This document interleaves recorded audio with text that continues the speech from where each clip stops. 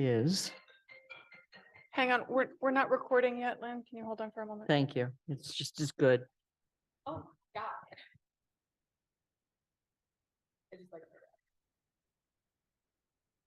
Recording we're in recording. progress. Okay. Good evening. It's December 5th, 2022. This is a regular meeting of the Town Council, but unusual in that after the call to order, we will go immediately into executive session.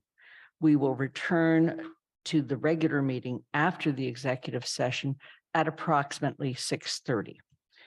And for counselors, you will be getting a new link to join the executive session after I complete. Somebody needs to work on their sound. After I complete the roll call. On November 7th, 2022, an act was signed into law which extends the suspension of certain provisions of the open meeting law. This allows us to continue holding meetings remotely without a quorum of the council physically present at a meeting location while providing the public with adequate alternative access to the meeting. This meeting is accessible in real time by Zoom, by phone, when we're not in executive session in person, and on Amherst Media. Given that we have a quorum of the council present, I'm calling the December 5th, 2022 Town Council meeting to order at, hold on, 5:33. I will call upon each counselor and they will let me know that they can hear us and we can hear them. And then make sure you mute your mic after that. So we'll start with Shalini Baumel. Not present yet. Okay, Pat DeAngelis. Present.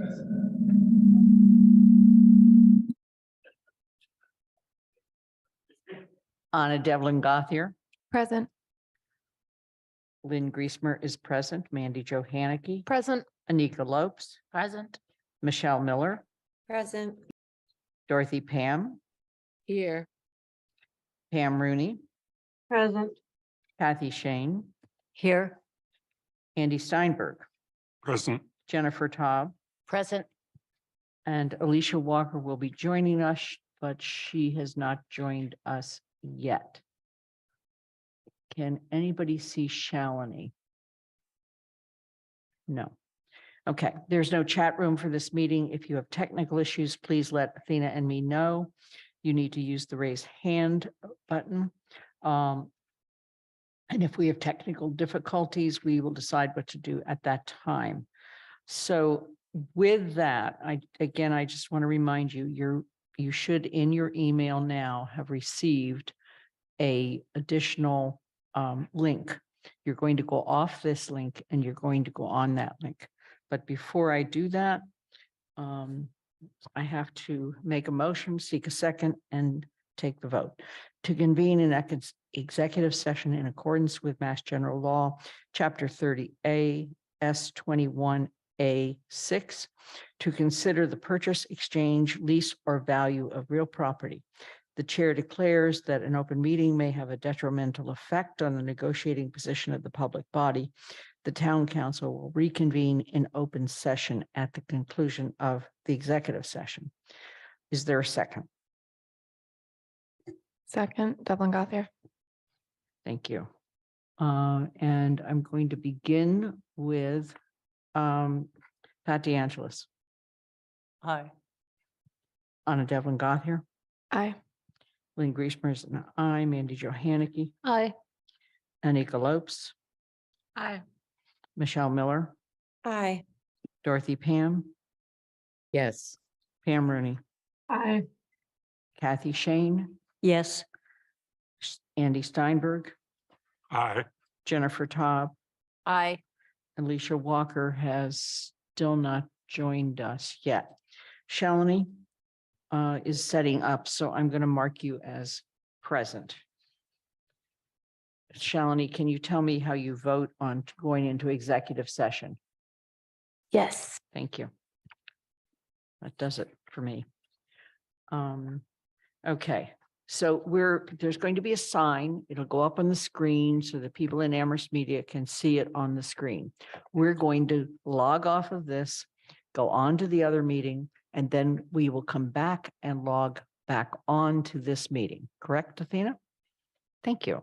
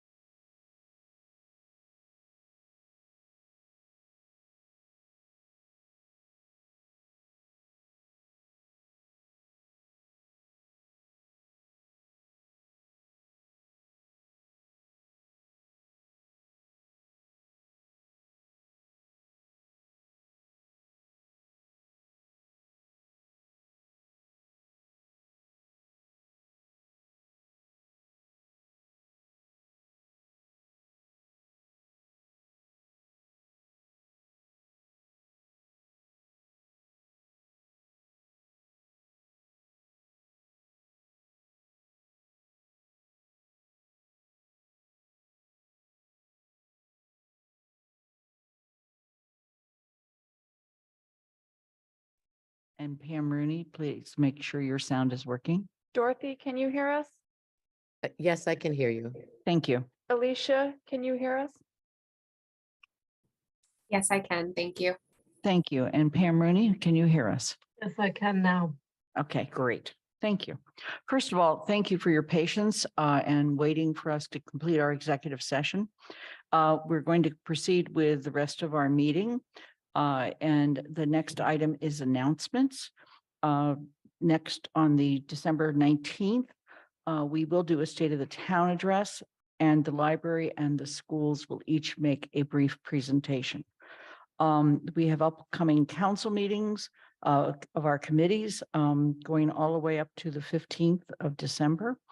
And let me just also mention, we have Human Rights Day this Saturday, December 10th at 4:30 p.m. on the North Common, and the first annual downtown Amherst Sip and Stroll and Makers Market at the Drake on Thursday, December 15th from 5 to 9. I also wish to congratulate the Community Safety Working Group upon receipt of the Jean Haggerty Award by Amherst Media, given in recognition for their dedication to advocacy, free speech, social justice, and service. Since their work, Counselor Leisha Walker was co-chair of that group. We'd also like to congratulate town councilor and president and co-founder of Ancestral Bridges, Anika Lopes, and Aileen Tierney, president of Kuhn Riddle Architects, for being recognized by Business West as 2 women of impact, and they will be honored this Thursday.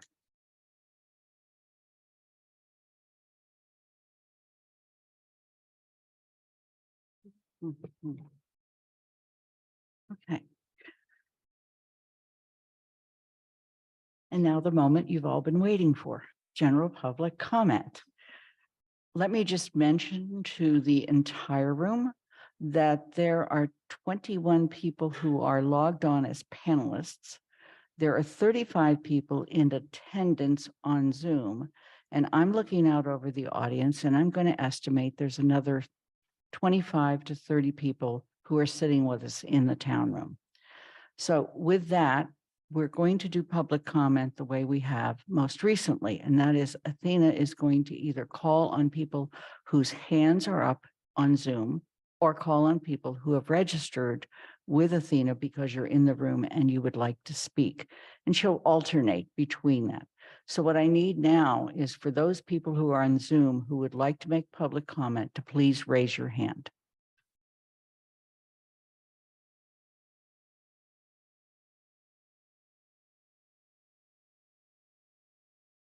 I might also mention this is the only public comment this evening. There will be no other specific public comment. So there may be comments about a variety of different issues, not just one. And right now I'm seeing 11 people in the Zoom, and Athena, how many do you have? You have 7 that are registered. Why don't you begin? Okay. Okay, the first person is Stephanie Hockman. Before we start, I'm sorry, Stephanie. There is a clock up here. We've tried to make it large enough so that people see it.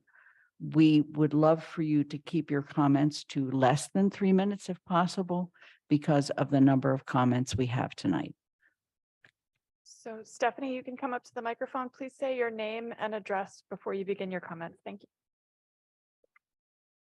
Sure. Hi, Stephanie Hockman, Pelham, Massachusetts resident, mother of 2 high school student athletes, 10th and 11th grade, and the treasurer for the Amherst Hurricane Athletic Boosters.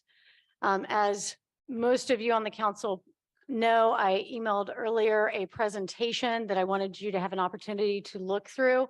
And as promised, I brought show and tell, and I will leave it up here if that's okay. Mhm. But I did want to quickly go through what we plan for as far as fundraising. The boosters have always focused on safety physically, mentally, and emotionally for our student athletes and members of our community.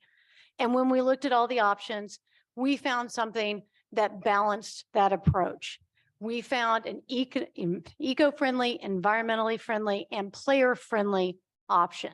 From top to bottom, this is an option that is friendly for our players and friendly for our environment. So maybe I'll just kind of start and go through it from the top to the bottom. Here's the bottom. It is a shock pad. It is made of recycled turf. 80% of it is recycled material. It's made with no water. Okay, this is what is on the base after they level it out and put some rocks down. Okay. It is cradle to cradle certified, made in the United States, excellent for performance, freeze and thaw resistant, and has superior drainage rating. On top of that, we're going to put sand. I'm not going to really go through that because we all walk on the beach every once in a while, but it's just sand. The next layer is called geofill. Please take the opportunity to unzip this. It is coconut fibers. They match together in a matrix that keeps the sand down and keeps the infill from flying up. It's all natural. It's sourced from India or Sri Lanka. Again, coconut fibers, all natural, no crumb rubber. Everything that we are seeing in the sites that you've been cited, all are talking about crumb rubber. Crumb rubber. We will not be using that. And then lastly is the turf itself. The back is called Legion turf. Doesn't really matter other than it is a mix of mono microfill and a blended type turf that allows the grass to bloom over and keep the infill down. It also allows for a cooling effect. Between the geofill and this type of turf, it is the same temperature as normal grass. It keeps it 40% cooler than crumb rubber. Again, this is what we're talking about putting down. This is what we are raising for as boosters. This is what we're talking to donors about. It is not crumb rubber. And we have balanced the eco-friendly, player-friendly option to what are possible problems with the other type of turf. Please vote yes to reallocate the free cash. Thank you. Thank you for your comments and your demonstration. We ask that you not publicly demonstrate. Thank you. Just, it's kind of our council rules. Athena? Next is Diana Carpinone. Please say your name and address before you begin. Hi, my name's Diana Carpinone. I'm actually in Dover, New Hampshire. I'm the president of Non-Toxic Communities, a national nonprofit that focuses on eliminating pollution from landscaping practices. We've been in touch with members of your community. I'm here to encourage you to choose the option of grass fields for Amherst. The New England community that I live in has learned through firsthand experience with synthetic fields that you must question and verify every single claim made by engineering consultants and manufacturers who have a vested interest in selling a lucrative product. Beware of anyone telling you that just a little more plastic, PFAS, or other pollutant is okay to add to your community in perpetuity, especially when there is an alternative available. The city of Portsmouth, New Hampshire was once promised a certified PFAS-free synthetic field. What we were promised was not delivered. Portsmouth residents were assured on public record by the engineering consultants, Weston and Sampson, and manufacturers, Field Turf, that the field we would be getting installed would be PFAS-free. The council narrowly voted 5-4 to install a new synthetic field based in part on this promise that was included in the bid criteria, but without requiring comprehensive testing. This was a mistake. Eventually, the city council, despite objections from the engineering consultants, unanimously voted to have more comprehensive testing performed on new samples of the field components. We also received an admission from the manufacturer that they use a PFAS polymer to produce the plastic carpet. The city's test results came back with numerous known and unknown PFAS present in all parts of the field. So now we have a synthetic turf field with leachable PFAS compounds sitting on top of a regional stormwater treatment system that flows directly into our watershed. As you may imagine, this is very worrisome for a community that cannot afford another drop of PFAS in our environment or in the bodies of our residents. We now face looming questions of contamination and liability. The nonprofit I co-founded is a member of the Harvard Planetary Health Alliance, Planetary health is defined as a concept that encourages evidence-based policies to promote human health and prosperity while preserving the environment that allows us to thrive. Human health and ecosystem health are inextricably linked. We value athletics programs and their important benefit to the community, while also recognizing the need to act now to preserve a livable planet for future generations. The choices we make in our landscapes can be part of the solution to move us toward that goal, or they can contribute to the factors causing our current climate and biodiversity crisis. If we don't quickly avert the course we're on, we can expect more severe local and global repercussions that we've already begun to see. In the case of athletic fields, it's easy to avoid the use of plastic and other contaminants because a proven safe and durable alternative is already available to us. Unlike artificial turf, natural grass fields are green space, and as such, an extension of our ecosystem. We need you to wrap up, please. Oh, I'm just about finished. They do not contain microplastics, release potent greenhouse gases, bioaccumulative PFAS compounds, nor do they need toxic chemicals to be safe and playable. With proper installation, organic management, and a policy for best practices and maintenance, grass has numerous benefits to players in the planet. I urge you to vote for natural grass. Thank you. We're going back to the audience. Next is Caitlin Woods. Please say your name and your address before you begin your thank you. Hi, my name is Caitlin Woods. I'm a resident of Shutesbury, Mass. I live at 79 Lakeview Road. And I'm also a parent of a student who goes to school in Amherst and plays cross country. I'm also a science teacher. So I should probably also start by prefacing this by saying, well, I hear what the previous person was just saying, and that's what they may have done. And I'm sorry that that happened. You had a bad experience with that in New Hampshire. I know that Amherst has done their research, and I really appreciate all the effort that's gone into that. I think that there is a multitude of reasons why I think that this absolutely should be put through. For one, it's a safety concern. And I think that goes without saying, safety is a big concern of mine, not just for me, but for everyone who uses it, including not only obviously the students, because we don't want to see injuries happening, but even for parents, families that attend these things. The track and field that we have right now, quite frankly, needs to be addressed. It's not safe. And that's not even just in terms of like compliance with ADA and so on. But I worry about, for instance, my son, who's got a very bright future ahead. He's an honor student. He's just started doing cross country and loves it. And it's quite frankly, it's also a little bit embarrassing when you go to other schools, knowing what Amherst's town reputation is. And you look at our track and field, and you look at some of these other schools that they compete at, it's embarrassing to say the least. Because I know that we have higher standards than that. And more importantly, we have the capability to address this as it should be, environmentally and otherwise. So my vote is not just for my son, but for all the children that use that field and the families that go there. And quite frankly, it reflects on the town. It would also be a source of revenue. I mean, like I said, I could literally go on past my time and tell you all the plethora of reasons that have already been said. But I wanted to give my voice as a parent and a science teacher. So trust me when I say environmentally, that is a huge, I've done environmental research before I taught. So I look into that thoroughly as well. But mostly I'm also speaking of all of the reasons why it should be a yes. And that's why I came tonight. And quite frankly, I could have just gone home. I teach, long day. And quite frankly, to be on a personal note, it's not exactly an easy thing to come here right now, considering my physical issues. But I did that because that is how important this is to me. And it should be to everyone involved, that it's a definite yes vote. Thank you for joining us this evening. Thank you. Good night. Good luck. Next is Jennifer Shao. Can't wait to hear the results. Hopefully.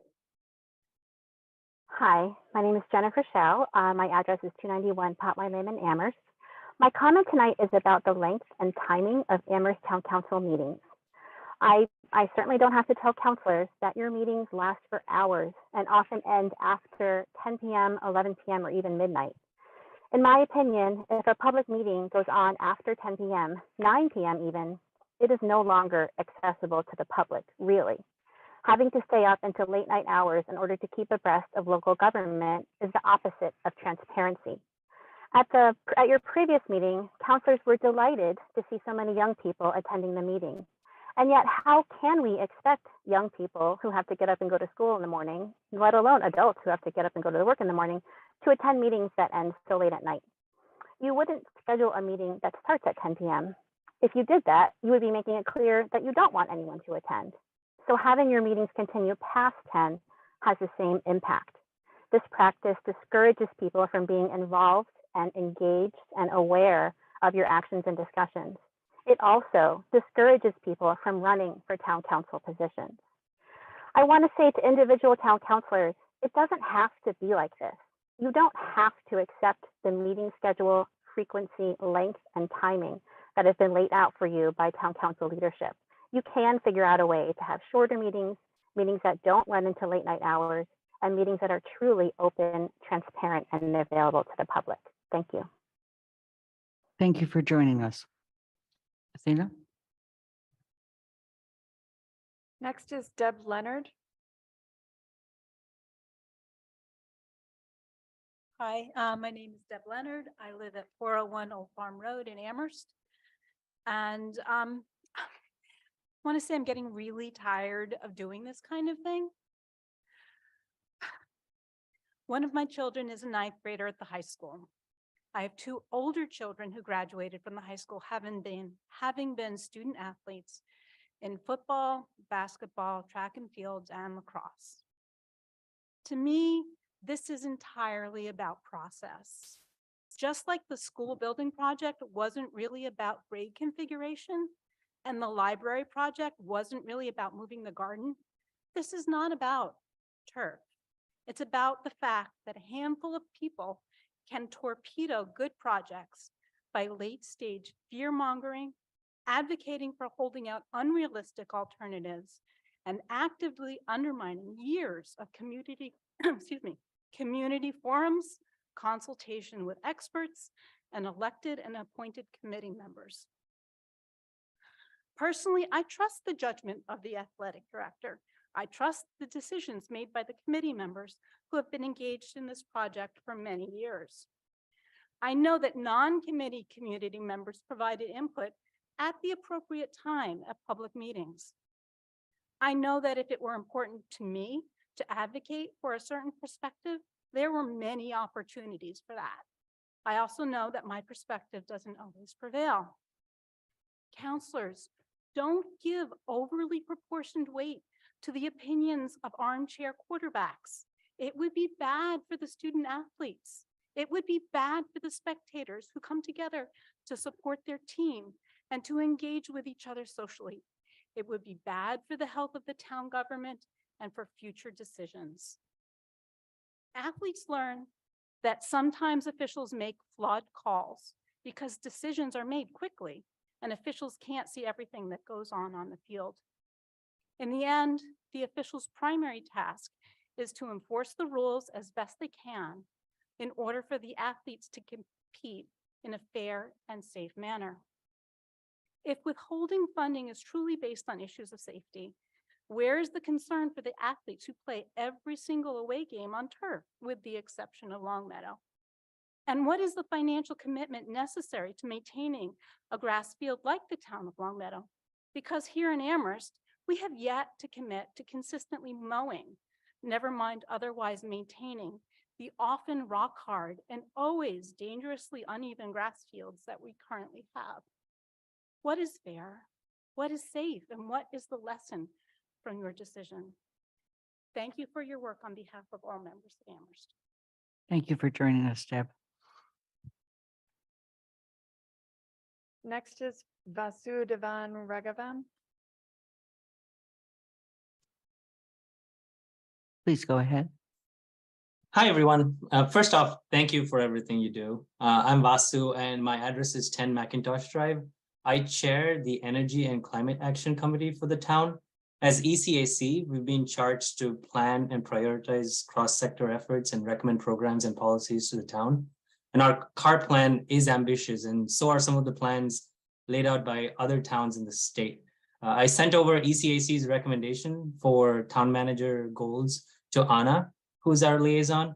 There are challenging yet achievable goals, and it is meant to be that way, considering that we need a persistent level of coordination between the town, ECAC, and the community to meet our 2025 goals and beyond. And ECAC can and will step up to support these goals, but I hope you can make them a priority for 2023. We have a very supportive community, and I'm glad to see the engagement and the audience that we have today. And without concrete goals, we will not have a direction. So thank you for your time. Thank you for joining us. Next is Pam Reitkirk.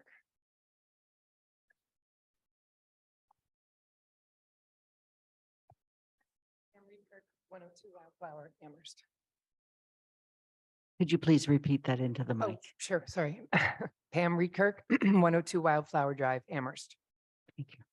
So I'll be brief. I just want to simply lend my voice in support of the track and field, turf field project.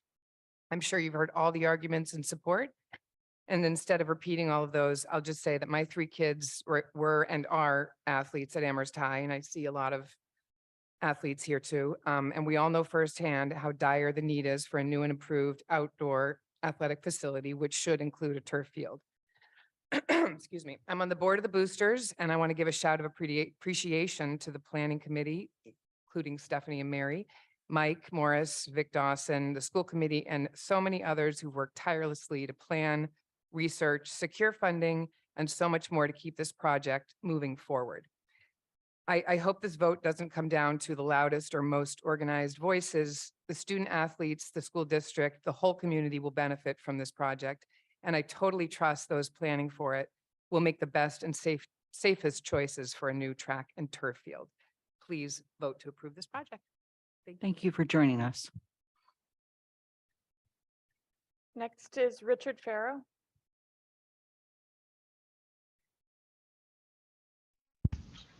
Good evening, everybody. My name is Rich Farron. I'm here to speak about the field situation, which has been at the center of town and regional school district politics of late. I've lived in this community my entire life and have played and coached sports on our fields for the better part of 40 years. I'm currently a science teacher at the middle school. I coach hockey and lacrosse for our schools, and I served as the athletic director for the region from 2011 to 2019. I'm not here to try and convince anyone one way or another about the decision they should make concerning artificial versus natural playing surfaces. There are benefits and drawbacks to both. I'm here to try and convince people to work together to do the best we can for our local students, athletes, and the greater community who utilize our recreational facilities. The reality is there are no good solutions for the situation we currently face with our recreation and athletic facilities in Amherst and on regional school district property. We've neglected our fields for 30 years. We'll increase the amount of time they are used substantially. I sat on the Amherst Recreation Working Group who completed the study and resulting report from Weston and Sampson, which included a comprehensive 3-stage plan for renovating our facilities at ARHS, ARMS, and the community field complex. I walked the track in the spring of 2012 with a consultant who told me our track was not able to be resurfaced and was not safe for competition.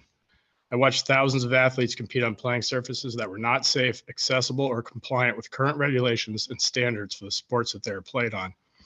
I helped disabled students and family members to navigate a way to watch their friends and family compete. What has happened as a result of these experiences? Absolutely nothing. We now have 2 sides who are arguing about whether one of our fields should be made out of artificial or natural grass. People are so passionate about their stance on this that they'll demean each other, make completely inaccurate statements about one thing or another, and generally act like some of the kids we're supposedly doing this for. I've heard over and over again about how we're the only town with artificial turf. This is not true. There are many.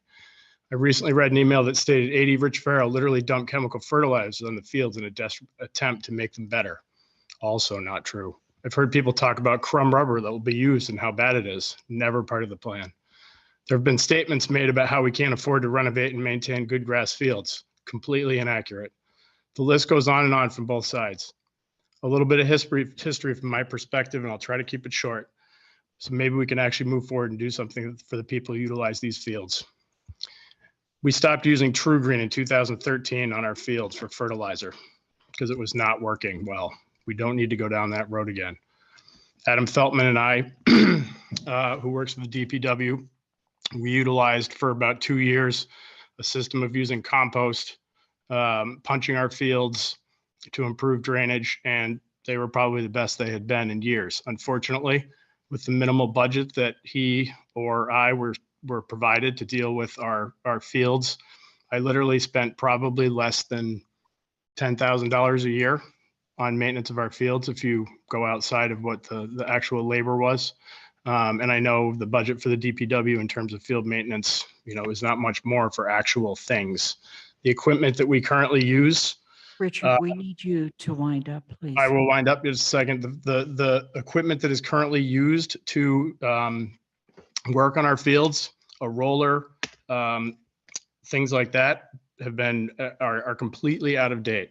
So I would totally support a safe artificial turf field that minimizes potential for harm and people who use it in the environment where it exists. It would help our situation, but not solve it. We need to support funding for our recreation facilities a level far beyond what we've done for several decades. We owe this to our kids and the families to support them. I implore you to action and fund this work to not just include the field we're debating about, but all of our fields and facilities into the future. Thank you. Thank you for joining us. Tina? Next is Neil Cuniff.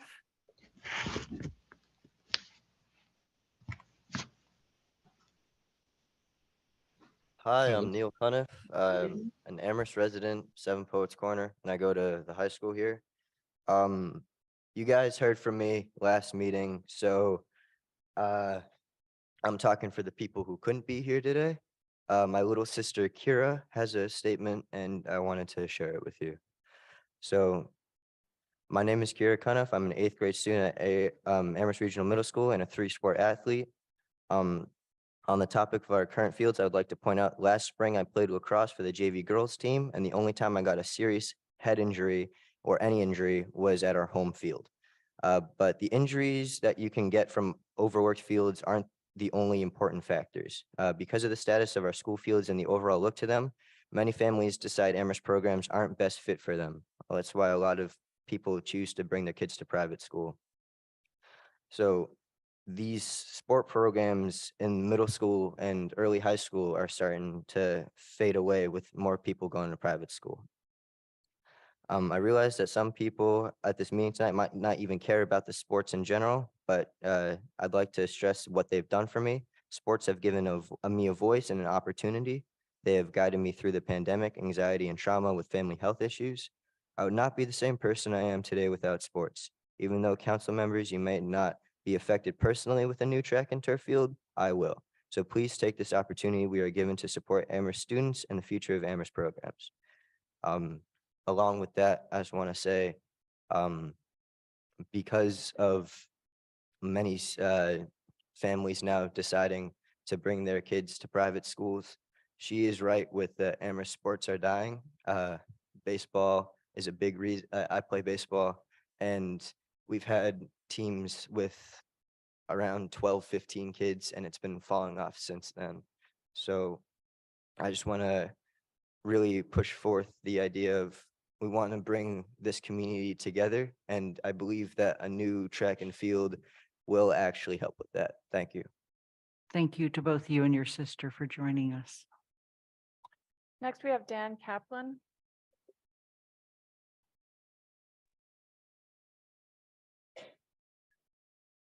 Hello, my name is Dan Kaplan. I live at 88 Stagecoach Road down in South Amherst. I've been a resident of Amherst since 1994 and had 2 kids who went through Amherst High School as multi-season athletes. I am now the head of the Girls Ultimate Frisbee program at the high school. For all the years that I've been involved in parenting, boostering, and coaching Amherst track, cross country, and ultimate, there has been issues with playability of the fields at the high school. There have been tournaments canceled due to poorly drained fields, home games changed to away games due to field conditions, and many difficult moments of conflict between the teams and coaches that want to use the fields and the hardworking staff who are trying to make these fields do what they just can't do. Last season, in the course of a 14-week season, we were granted the opportunity to play exactly one game on the main field inside the track.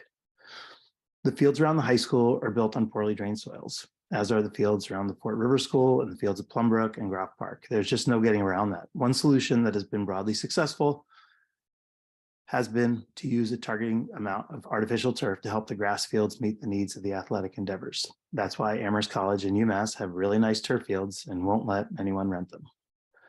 This one turf field would be an incredible boon to the athletic program at the high school, for our sport, and so many other sports that use all the fields, and for the town recreation department in general. This field will be able to be used in all weather conditions, relieving pressure on all the other fields to be able to make them more usable when they are needed. In addition, a new turf field in the inside of the track could be an additional source of revenue for the town. In addition to being a coach, I'm also an organizer for Valley Ultimate, a nonprofit based in Northampton, and ran a league this past fall at Fort River School with 100 players. It was the only field in town that had lights and was available to rent. The field was very wet, and after a minor rain event was basically unplayable. I estimate we could fill 3 nights of league play with 300 people participating each week, renting the fields by the hour. I hope the council realizes the benefits to the hundreds of athletes every year who will benefit from the wise allocation of these available town resources. At a time of contraction, both for sports and youth socialization in general, youth engagement in sports represent an investment that pays dividends long into the future. Thank you very much. Thank you for joining us. Next is Mike Isabel.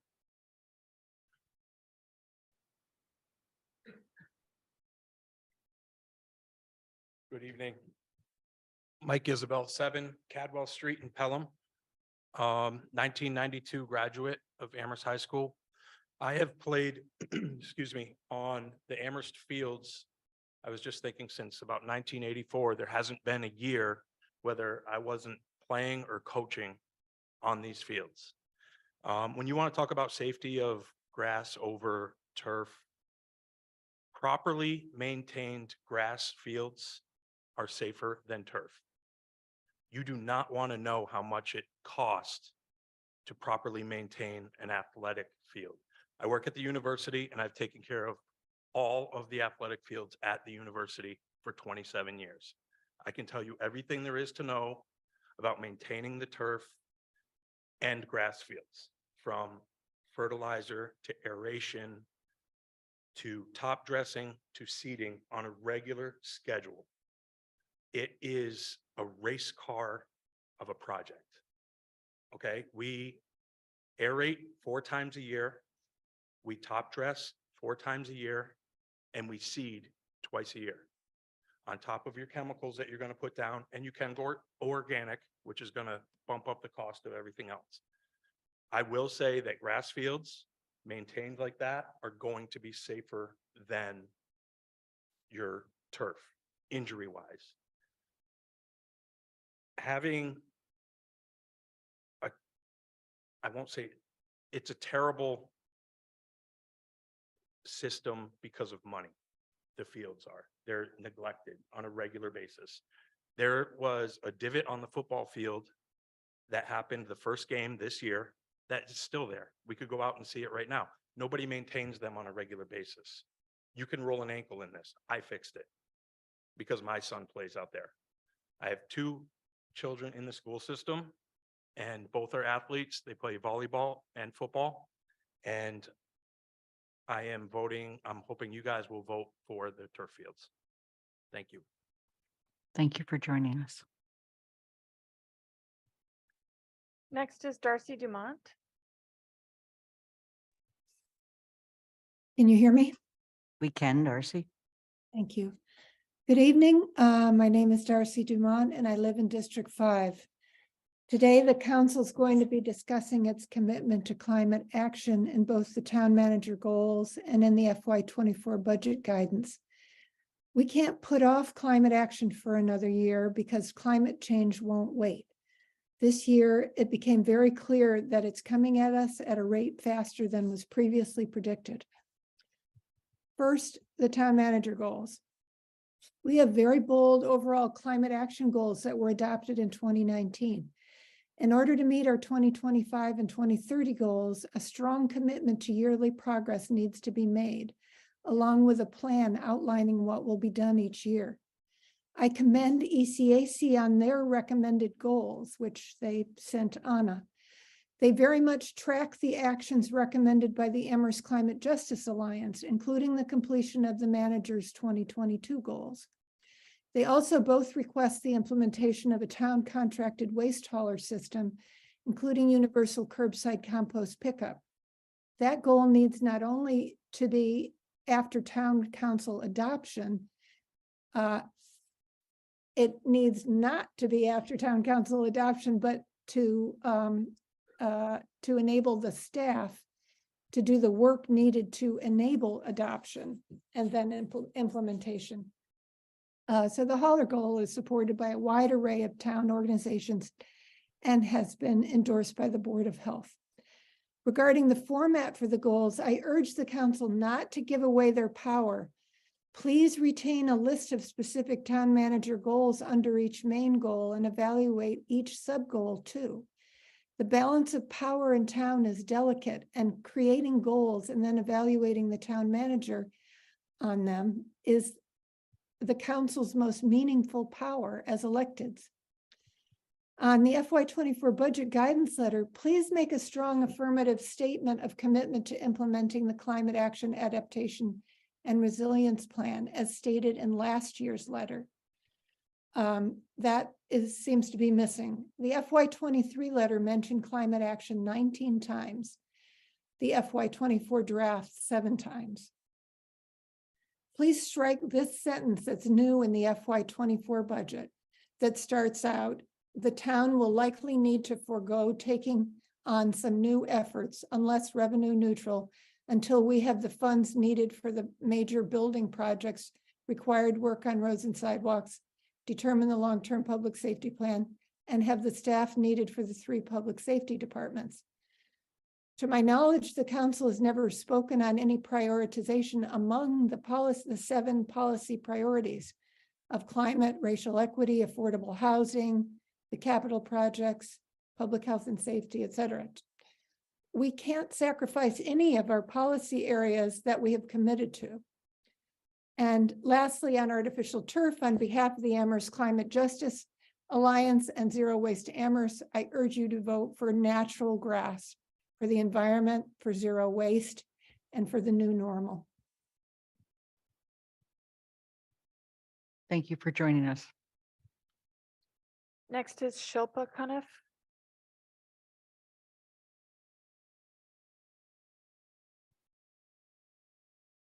Good evening. My name is Shilpa Kanif. I'm at 7 Poets Corner. I'm a parent of 4 children that went through the Amherst public system, and you heard from my son Neil, and through him, my daughter. I urge you guys today to please listen to what they're saying. These students, specifically 4 of my children, have all played on that field. All 4 of them have gotten hurt on that field. One would be the youngest, who's in 8th grade, who got hurt the most last year. It is really important that the students who go to the school are safe. It's important to me as a parent. It's important to their coaches. It's important to their teammates that everyone is safe. They want to see pride. They want to be able to be proud of what they can accomplish. Our programs are phenomenal programs. Our children are wonderful children. They bond, they become a family. Yes, I understand these chemicals are scary, but I ask you, do you have them in your homes? Do you use Teflon pans? Do you have pizza boxes? The computers that we're using currently, they all contain those same chemicals. It doesn't make a difference. Yes, we can go lower. We've presented an alternative, and I appreciate the boosters doing all the hard work they have done. But I urge you to think about this. And the students that are behind me currently will probably not see this field, but they are here for the future of our town, for the future students that will be hopefully using that field. I urge you to vote yes this evening. Thank you for joining us. Mary Clays is next. Hi, excuse me. Hi, I'm Mary Clays. I'm a resident of District 5. The last couple of public meetings, I focused on equity and justice, but apparently I've learned something new about PFAS in the town of Amherst. We're tunnel vision on just that one aspect. I can't say much more than what many people have said here today. You're listening to a lot of longtime residents, some who have been here over 30 years, some who are alumni, some who are in field maintenance themselves. And I think a lot of the message is we understand some of the complexities and difficulties with PFAS. We've done research. There's been committees. I particularly appreciate Deb Leonard talking about process and thinking about evaluating all the information. So my point today is going to be, please look at your sources, ask who and what the mission, motive, and agenda is. You have a lot of people here who are advocating for the good of this community, not the community of Portsmouth, New Hampshire, not the community of Martha's Vineyard or Nantucket. You have a lot of people who have done a lot of work, invested a lot of money, time, effort, because we care about our community. We care about the safety of our kids. But one thing I want to really, really highlight is our school administrators. They have an extremely tough job. They have unfunded mandates. They're trying to keep these kids educated, safe, and their hearts are in it. And you're not listening to them. I apologize, but please listen to the people who are doing the best they can to help our public education students be safe. And athletics is a really important part of curriculum for all of them, all of the student athletes. You've heard from them specifically. So please listen and evaluate the sources. And I want to give credit to Rich Farrow. I think he came out and also highlighted that. Just please look at everything. You have to balance everything. There's pros and cons to everything. So please don't compare Amherst to other communities. Please don't just listen to one factor. There's been a lot of hard work and effort put into this. We understand if we had all the resources available in our town, we would all choose the Long Meadow or the Marblehead or the Wilbraham grass fields, but those come with cons as well. So I just want you to really support the option 3, the reorientation of the track, the 8-lane track and synthetic turf field. Thank you for all your time. Thanks for joining us, Mary. Next is Mariah Lucian. Hi, my name is Mariah Luchin. I live at 137 Wendell Road in Shutesbury. I'm a sophomore at Amherst Regional High School. I'm a member of the varsity soccer team and co-captain for the track team.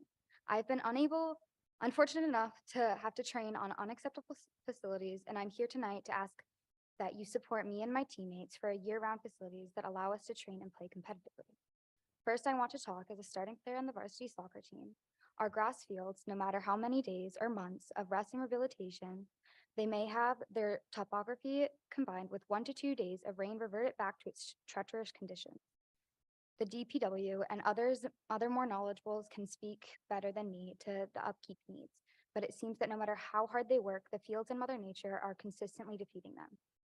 We need opportunities to play and practice that all our friends and family can provide we need opportunity to play and practice that our fields can provide the playing surface we deserve. That's why we need more the artificial turf field.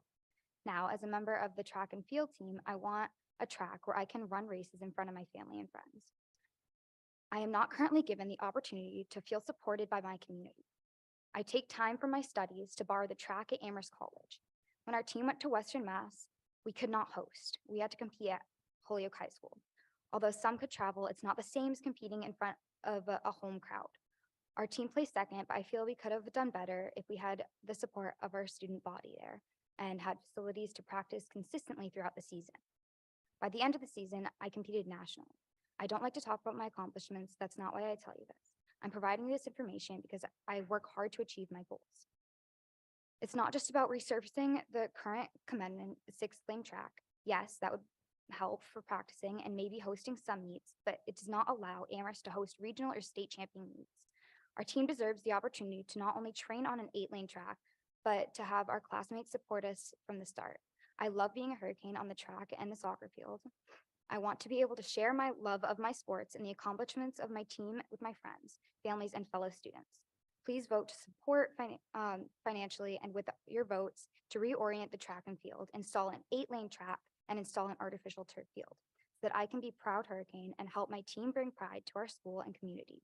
I know this may have seemed repetitive, and I'm sure you are aware of the conditions, but I'm speaking tonight in hopes it's more meaningful to you all coming from an athlete who has to deal with this field and track firsthand. Thank you. Amrita Rudder.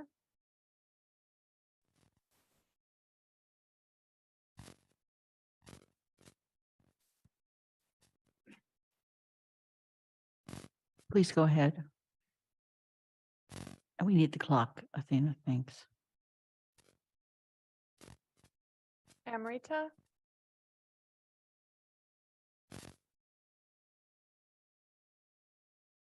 Amrita, you are unmuted, so I think you can go ahead.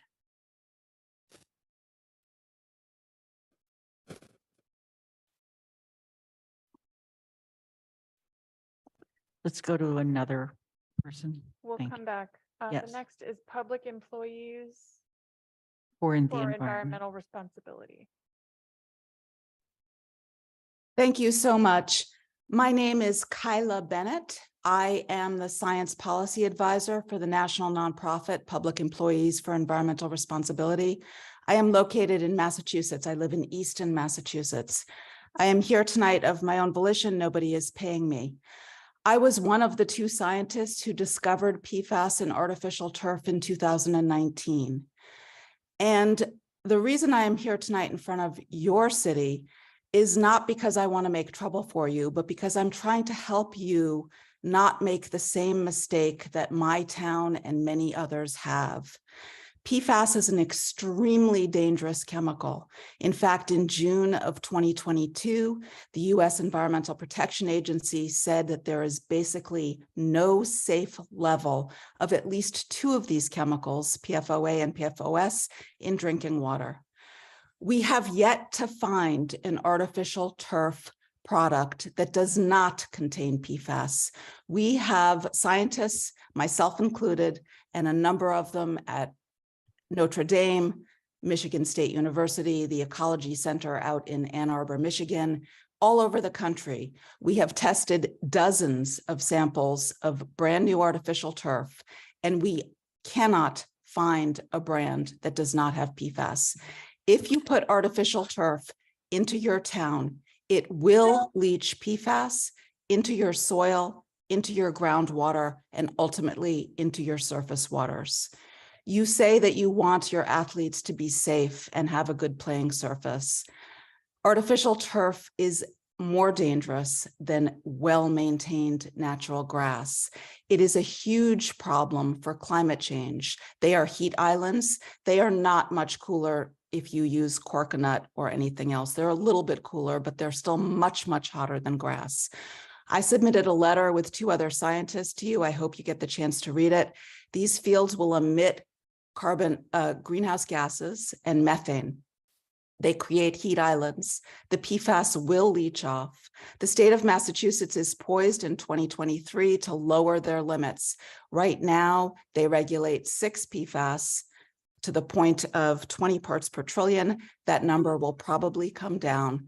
And what will happen is that eventually, all of these towns that have artificial turf installations will have contaminated soils and waters, and they will have to rip them out. You are setting yourself up for a huge liability in the future. I know because there are many, many towns now looking at this very problem when their water and their soil has become contaminated.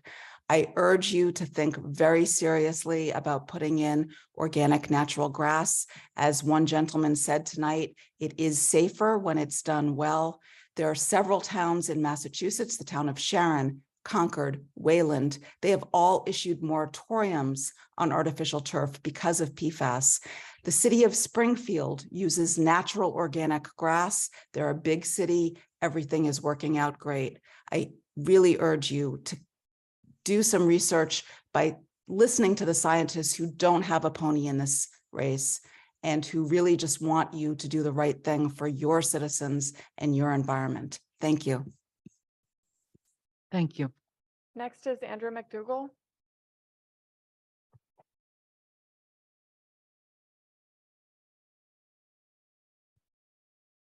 Hello, Andrew McDougall, 75 Memorial Drive in Amherst. I spoke last time as well. I'll keep my comments brief. I think the only thing that has not been brought up today, which I think is really an important point and something that may be lost on the folks who are calling in from out of town, is that we have a utilization problem, that our fields are at 150% utilization. Replacing living grass with living grass leaves us at 150% utilization. We've heard about safety risks from the PFAS. There are safety risks from playing on living grass as well. We've heard of turned ankles and so forth. If we really care about safety, and we're not willing to move forward with PFAS or artificial turf fields, we really need to start thinking about canceling sports programs. If you want to keep kids' safety paramount, that's the only way you can keep the fields at 100% or less utilization. I'm in favor of moving towards artificial turf, and I hope you are too. Thanks. Thank you for joining us. Next is Maura Keen. Hi, can you hear me? It's Art Keene, not Maura. Hi, Art. Thanks, Art. Hi. My name is Art Keene. I live in District 5 and I coached girls cross country at the high school for 17 years. I'd like to share two brief paragraphs from a report from the Children's Environmental Health Center at Mount Sinai Hospital in New York, written at the request of Maplewood Township in New Jersey and widely reported, including in the Boston Globe and the Guardian. Here's the quote. We, the Children's Environmental Health Center of the Icahn School of Medicine at Mount Sinai, strongly discourage the installation of artificial turf fields in Maplewood Township due to the uncertainties surrounding the safety of these products. As pediatricians, epidemiologists, and laboratory scientists, recipients of numerous research grants from the National Institute of Health, and host to one of 10 nationally funded pediatric environmental health specialty units, we receive frequent inquiries from concerned parents and physicians regarding the wide-scale use of artificial turf surfaces on school grounds and in park properties. This led us to conduct a review of the risks and benefits of artificial playing surfaces, during which we found significant gaps in the evidence supporting the safety of artificial turf products. Children and young adults are uniquely vulnerable to harmful exposure from artificial turf surfaces. This is due to a number of factors, including their unique physiology and behaviors, rapidly developing organ systems, and immature detoxification mechanisms. Vulnerability persists through the teen years as the reproductive and nervous systems continue to develop beyond the first 2 decades of life. Children and young athletes breathe faster than adults at rest, putting them at greater risk for inhalation of chemicals that off-gas from turf fields. What we see, and end of quote, what we see around the country is towns contracting with scientific institutions to evaluate these risks, which, as new data emerge, appear more alarming with each passing month. As of last year, 23 Massachusetts towns have asked for assistance in this matter from UMass Lowell's Toxic Use Reduction Institute. In Amherst, we would do well to follow their examples. The fact that you all are holding this vote tonight, prior to receiving the report from your own Board of Health, which will come out on Thursday, is not at all a good look. Thank you. Next is Madeline Huckman.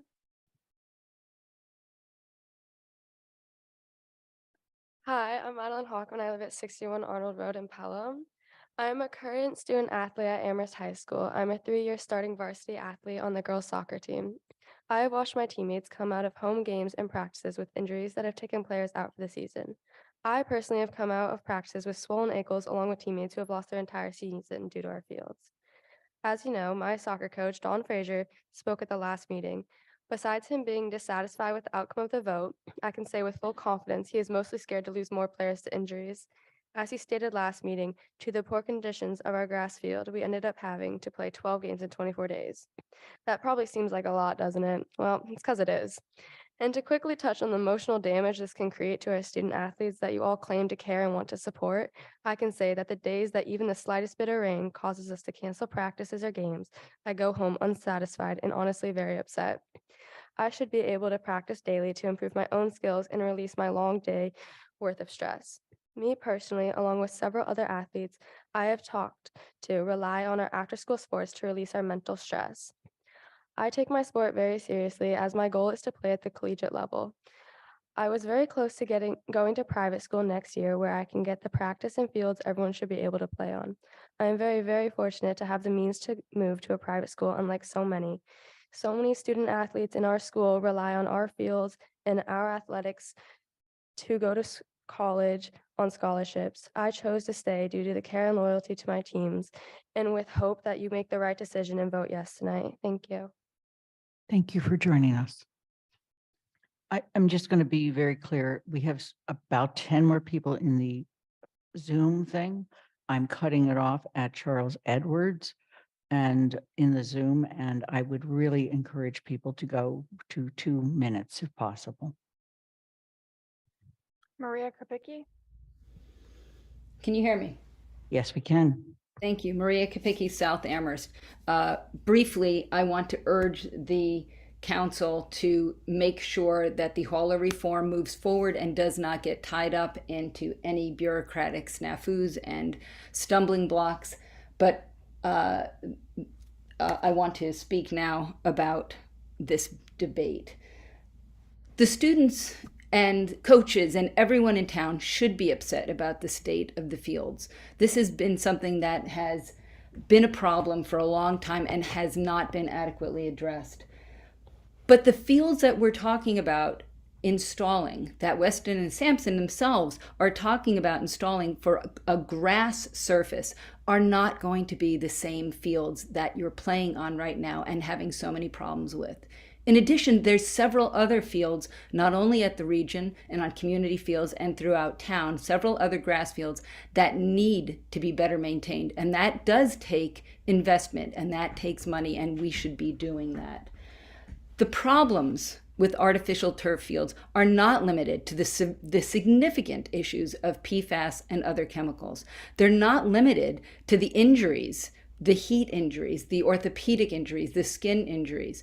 We also have to deal with the fact that these products are not recyclable. These carpets are going to then be replaced every 10 years at significant cost, to the tune of the lifetime cost of artificial turf fields, very much exceeding the cost of grass fields. And then you're going to give these non-recyclable products to some other town for it to be their problem.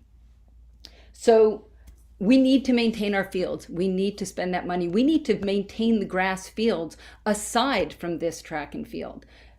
All the kids cannot play all the sports on one field.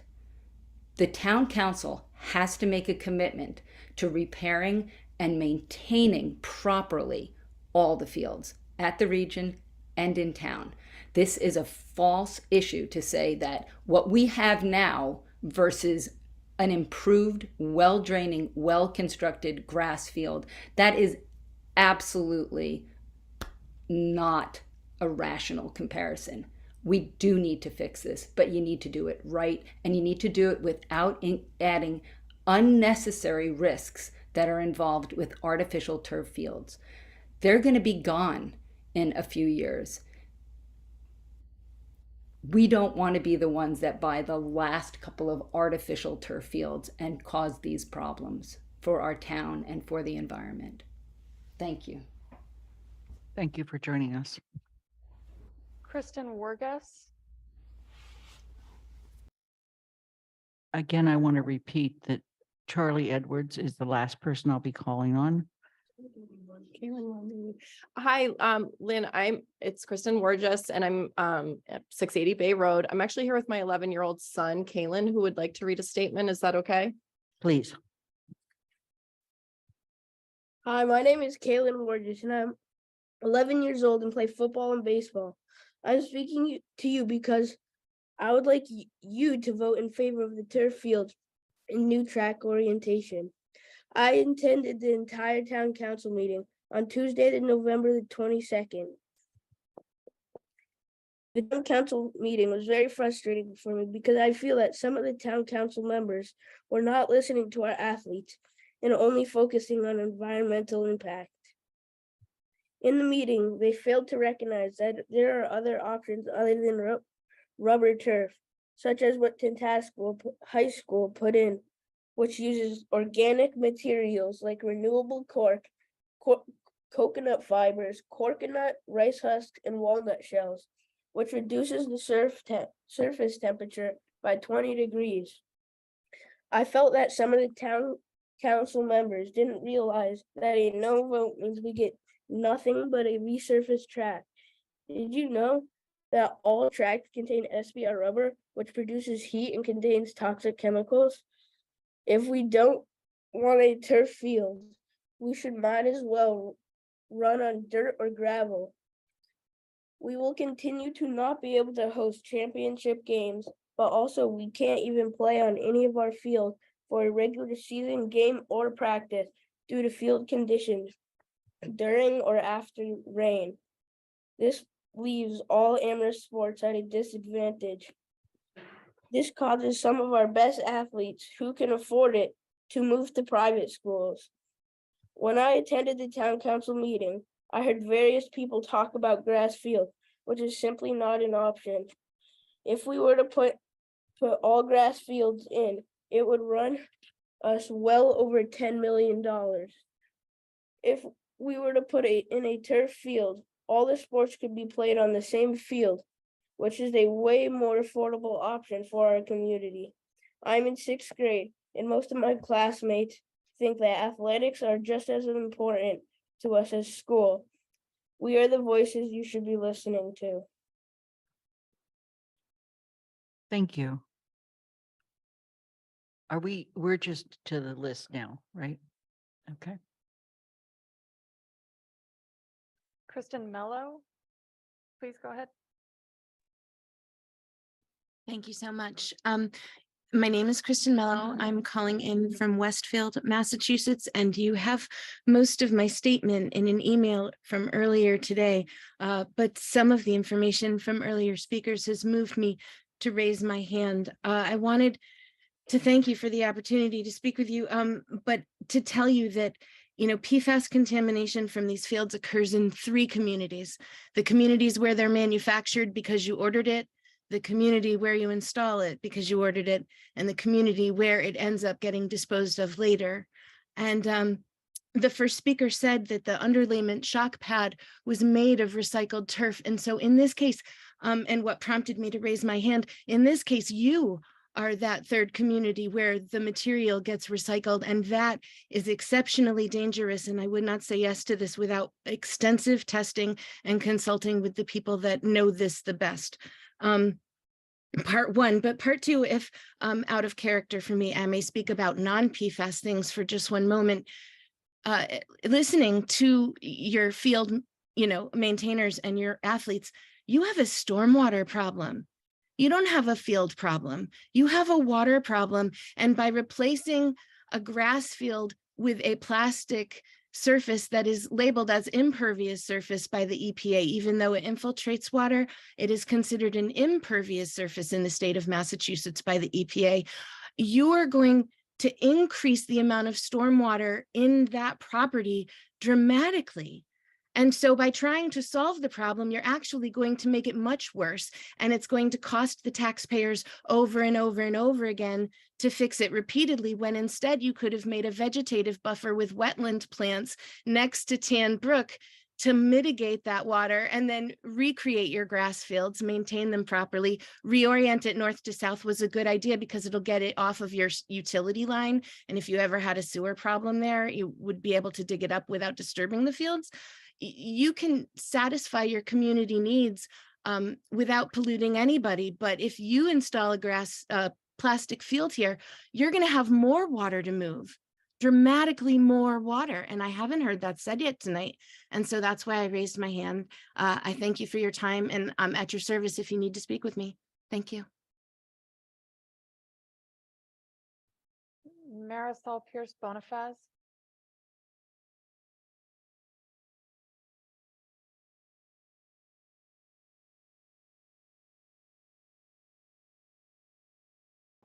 Hello, my name is Marisol Pierce Bonifaz, and I am a Sunrise Amherst co-hub lead. I'd also like to point out in regards to accessibility that Amrita has not been able to speak due to technological difficulties. Oh gosh. We need you to speak into your microphone, and actually you muted. Now you're unmuted again. Can you hear me? Yes, we can. I'm gonna speak from a different device and raise my hand on my mother's phone as my computer is spotty.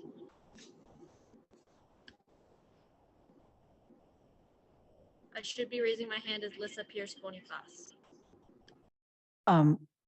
I see that, and so we're supposed to bring in Lisa Pierce Bonifaz. She's speaking from her mother's phone instead.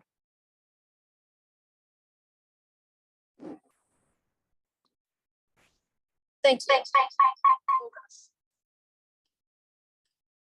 All right. My name is Marisol Pierce Bonifaz. I'm a Sunrise Amherst co-hub lead. I would also like to point out in regards to accessibility of public comment that Amrita Rudder, my co-hub lead that was having technological difficulties, may not be able to speak due to the limited time. And I would urge you to have further accessibility. Personally, while I've been listening to this meeting, I've been also having to do my history homework to juggle both things of schoolwork and listening to town council meetings at the same time.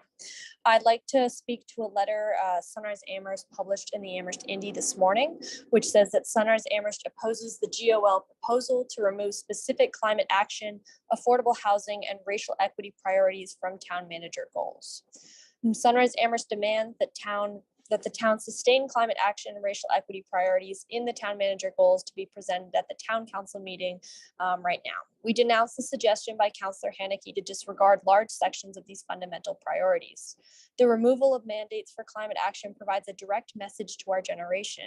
We will not fight for this planet and our future. Climate change will be irreversible by 2030. That is 8 years to fight for our generation, for future generations, our children and our grandchildren. In a time of unprecedented global warming, destruction of livelihoods and habitats, mass pollution, and overall climate emergency, we must take action locally, statewide, and federally. Actions locally matter. Hauler reform is a critical local action we can take here and now. Priorities and town manager action matters. In light of the July 5th incident this summer, the establishment of CRESS, and the overall necessity of racial equity measures, we must put racial equity in action at the forefront of town manager goals. By deprioritizing racial equity, we send our community a clear message that this does not matter to us. Lastly, the cost of housing nationwide went up by over 14%. Amherst, an already hot real estate market, is even more prone to these price increases as out-of-state firms buy up affordable home internship opportunities. Moving affordable housing, home internship, and sheltering goals actively makes our town less welcoming to diverse families who will send their kids to school here, contribute to our tax base, and oftentimes make a career within the municipal workforce. Councilors, please vote your conscience to uphold climate action, affordable housing, and racial equity measures in the town manager goals. Uphold them for our generation, uphold them for future generations, and most importantly, uphold them for this community. Thank you for your time. Thank you. Zeke Douglas Rosenthal. Hello, I'm Zeke Douglas Rosenthal. I live at 133 North Eddy Street. I attend Amherst Regional High School, and I've lived in Amherst for 16 years, which is as long as I can remember. I'd like to speak about the town manager goals and the upcoming year budget goals.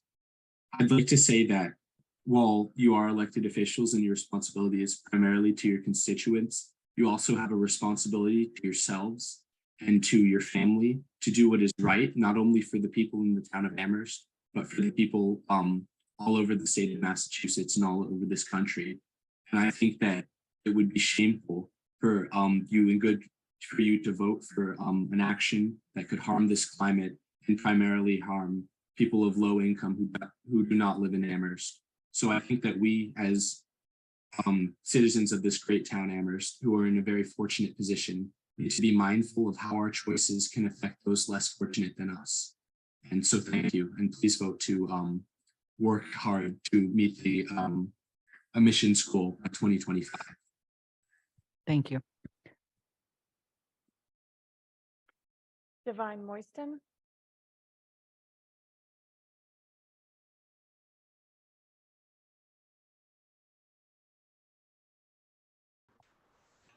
Hello, my name is Divine Moisten. I'm a sophomore at Amherst Regional High School and also had two brothers and a parent that graduated from Amherst.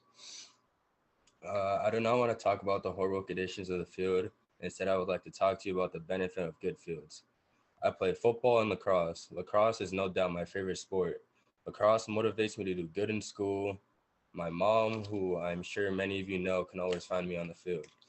I'm usually one of the only or few of colored players that play on the field. She looks for my dark legs because there are not a lot of kids of color on the field. This gives me and others advantage for athletic scholarships for college, which helps create an opportunity for so many other students who might not be able to go to college without athletic scholarships. I hope that you change your votes and vote yes tonight. If you're not, please commit to fixing the turf or putting down turf. Please commit to fixing our fields. Thank you. Thank you, Devin.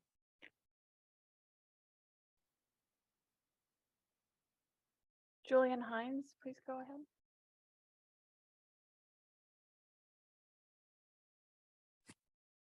Good evening. My name is Julian Hines. I am a resident of District 5.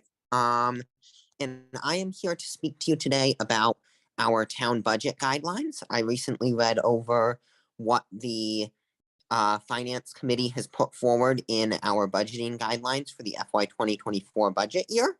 And although vague, it concerned me that it appeared we were trying to put a pause on new initiatives in our budget instead of moving forward with a lot of these new initiatives. And current things like keeping our fire department well staffed as well as continuing our CREST program are very important to me.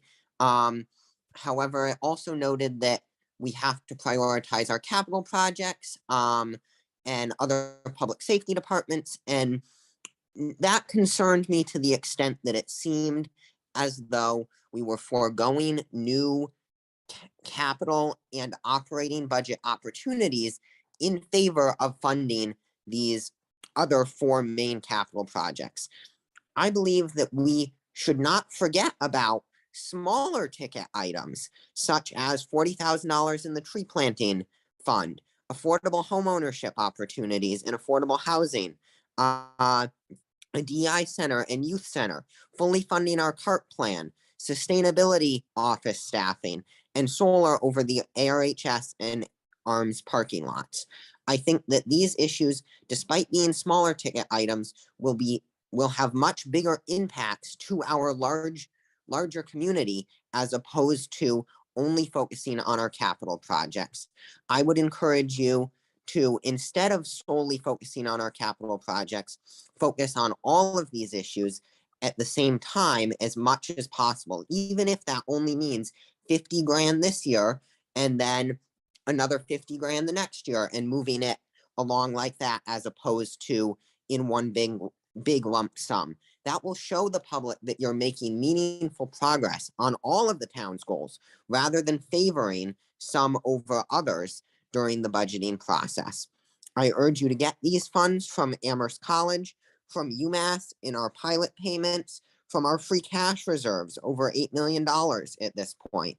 So I would urge you to look elsewhere and at least expand our opportunities and possibilities to fund not everything at once, but at least show our residents that you are working towards funding all of the goals rather than putting some before others. Seeing that I'm about out of time, I will cede the floor and appreciate you all staying for the night.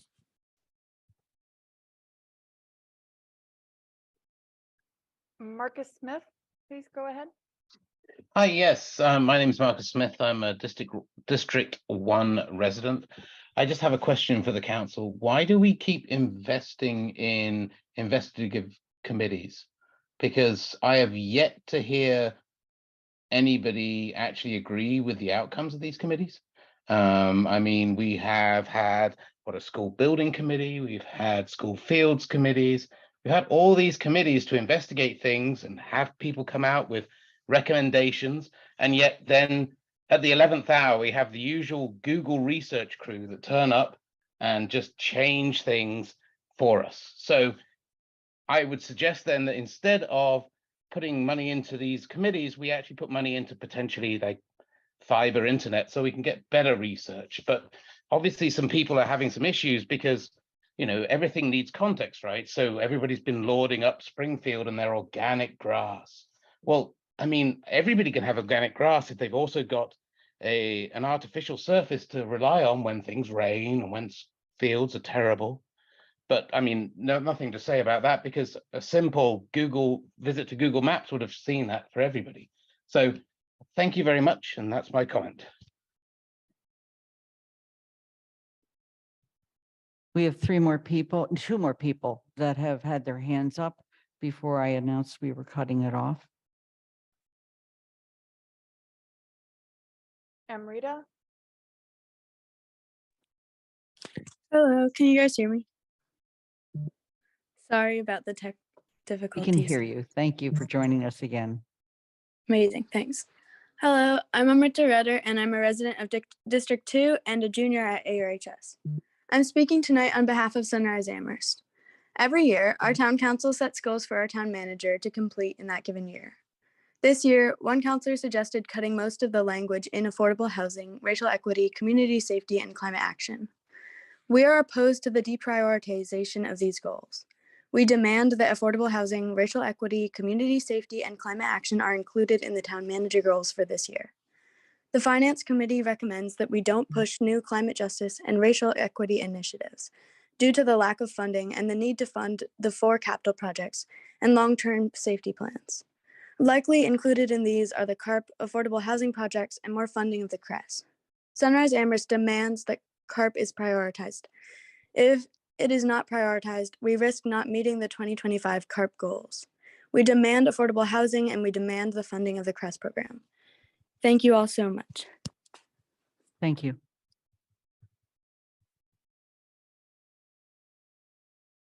Charlie Edwards? Hi, can you hear me? We can. Thank you. Hi, my name is Charlie Edwards. I'm a resident of Montague, but I have lived in Amherst for 4 years in the past. For the past 6 years, I've been the boys lacrosse head coach.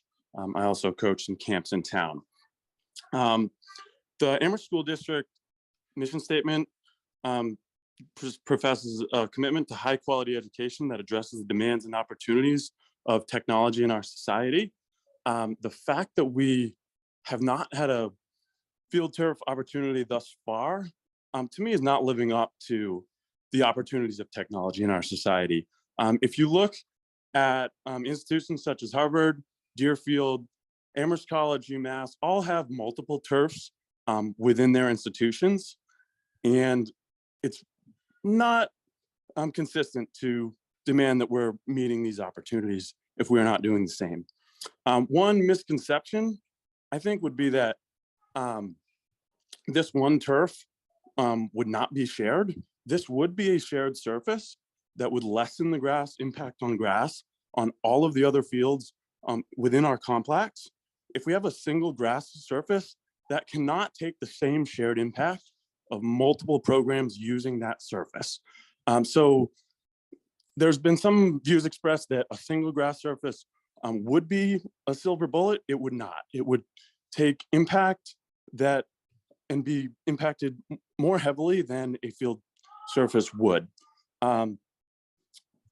There are 10 turfs already in town. So I understand there's been some kind of intense language regarding safety to drinking water. If these concerns are to the degree that they're expressed, I think a resolution might be considering removing the 10 turfs that are in, a portion at least of the 10 turfs that are in town, if these are that severe. I frankly don't share those views, but that might be a consideration. I also heard expressed that Springfield, Longmeadow, and Wilbraham do not have turf. All 3 communities do. I have played on turf within those communities, and I have not heard any moves to remove them in the near future.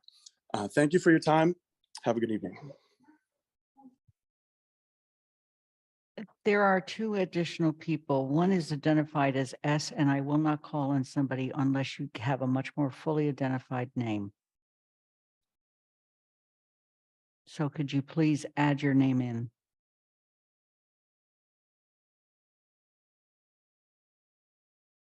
Shalini? Maybe we can explain to them how to do that. What if they don't know how to do that? How to change the name? Athena, can you explain to them how to change their name, please? Let's just ask them to state their name when they begin their comment. All right. Other people have other names in the comment list. Please state your name. Can you hear me? We can. My name's Sam McLeod. For whatever reason, I'm unable to change it right now. I tried to, and it's stuck where it is. I just had a brief comment. I spoke last week. I am a member of the Community Preservation Act Committee Chair, but I'm not speaking as that. Speaking as a parent with 2 kids, one who's currently in the high school, active in sports. My comment and the reason I chose to spoke was listening to all the high school kids calling in. My comment from last week is on record, but I was moved to communicate to the counselors that they listen to the kids. Not all are in favor, but I don't know.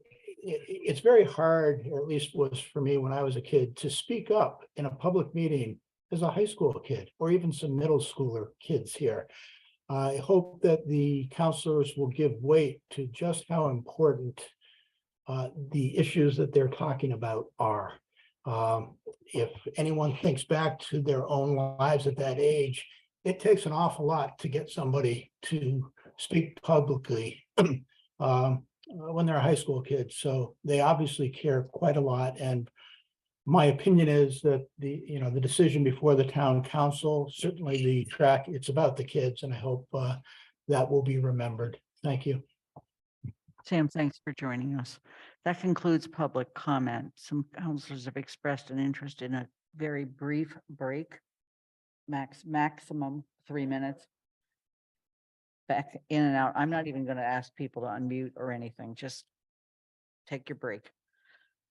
We will be moving on to the consent agenda. We'll show that item up on the screen. And then after that, we will be moving directly to action items and the reconsideration of the November 21st, 2022 Town Council vote will come up at that time.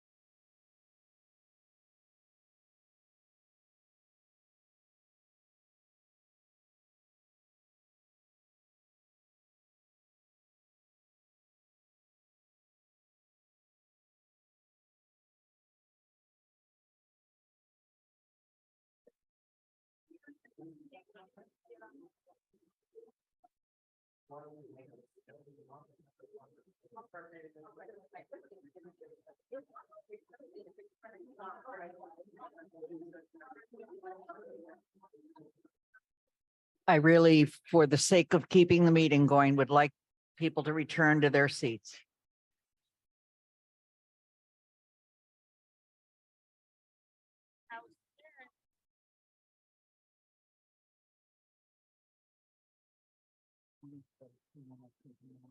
Get away with it.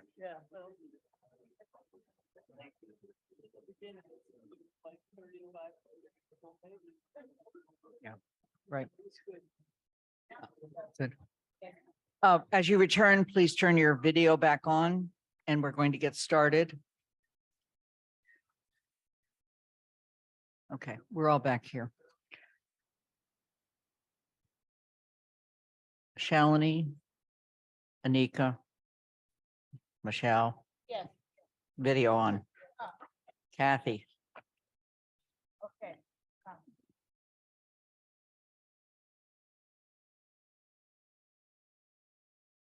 All right, the following items were selected because they were considered to be routine and it was reasonable to expect they would pass with no controversy. To remove an item, please say so after I make the original motion, but before it's seconded. The request to move an item does not require a second.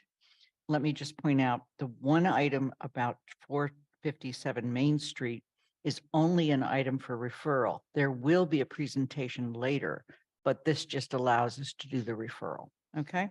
The motion is the following: to move the following items in the printed motions thereunder and approve those items as a single unit. 8D, referral to Finance Committee, proposed purchase of real property, 457 Main Street. 8I, authorization for Town Council President and Finance Committee Chair to speak on behalf of the Town Council at the December 17th, 2022 Four Towns meeting. Is any questions or comments? Seeing none, is there a second? Second. Wait, did you do the last one? I'm sorry? Yeah, you missed one.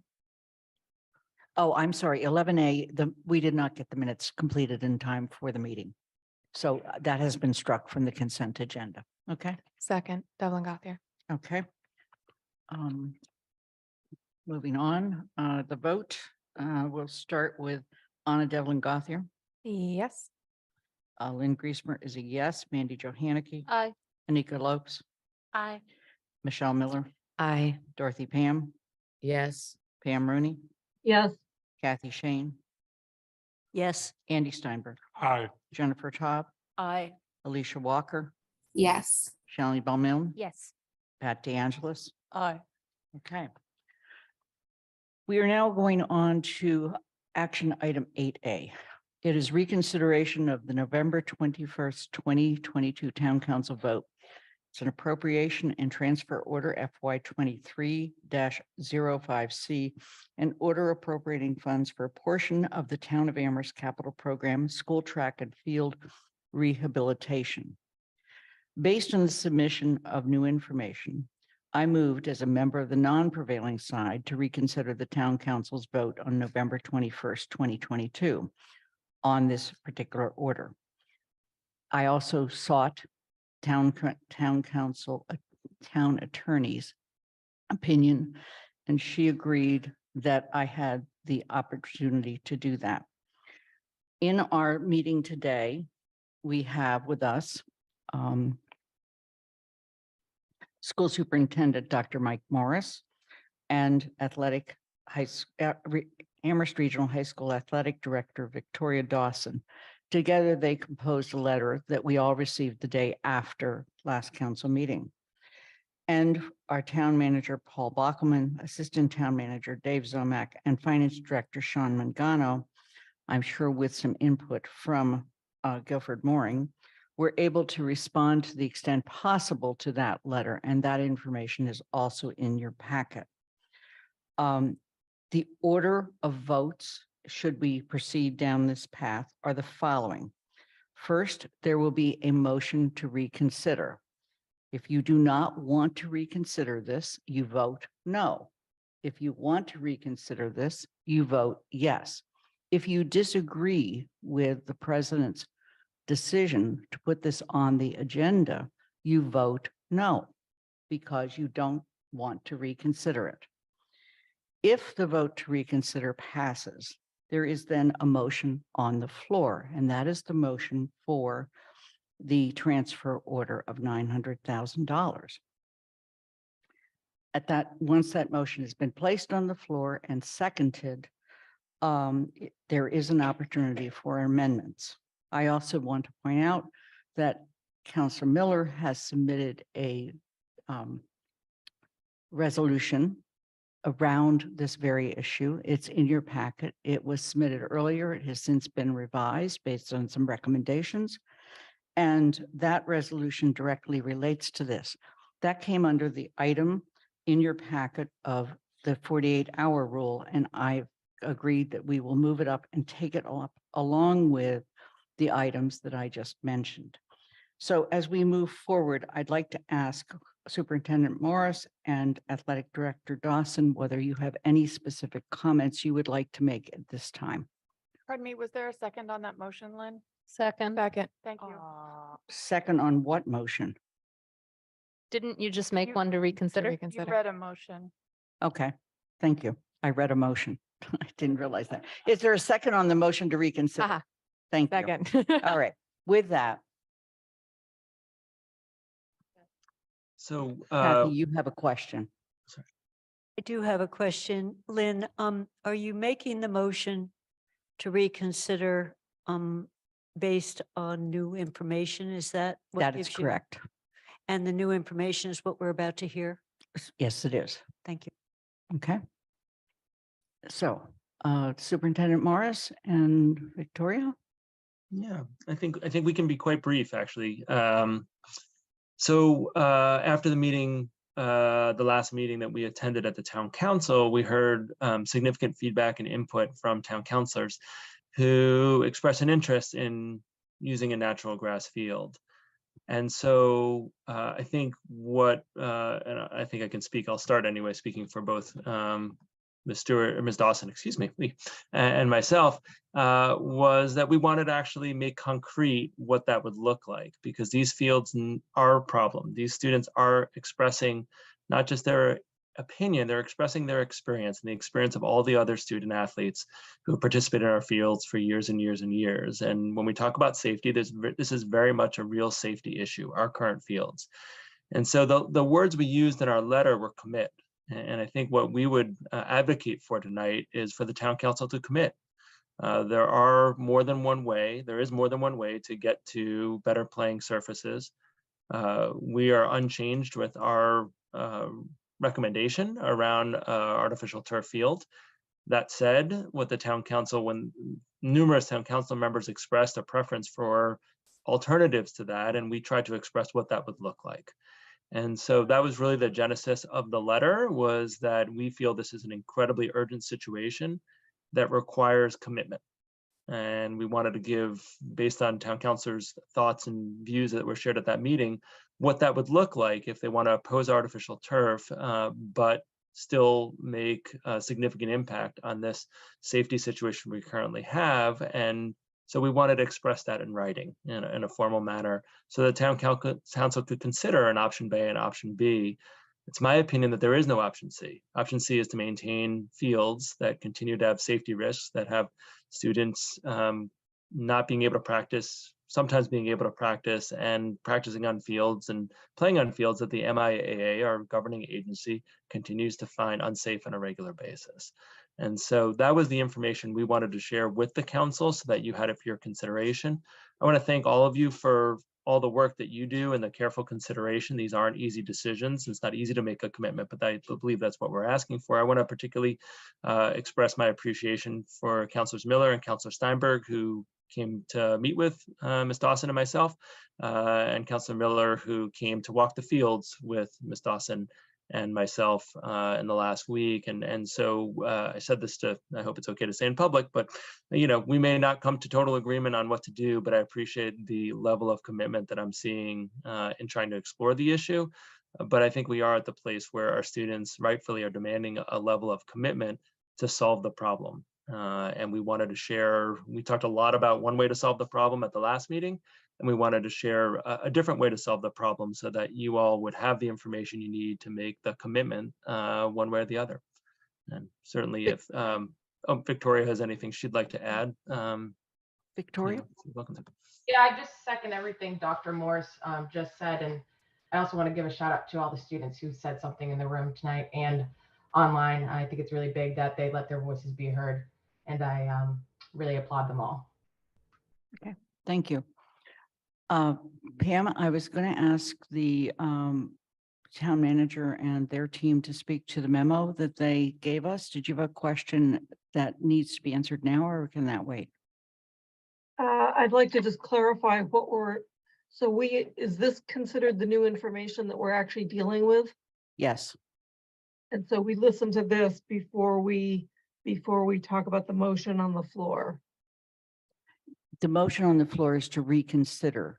The motion to reconsider has to pass before we can even come to the original motion. Does that make sense, Pam? Not really. I'm sorry? Not really.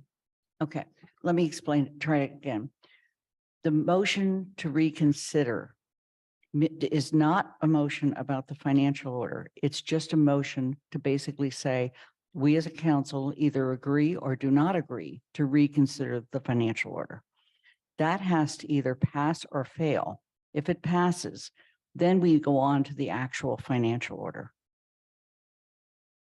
And so right now, all we're doing is gathering information about the new information that was provided, first by the letter and then by the response in the memo from Town Manager Bockelman, Sean Mangano, and Dave Zomack.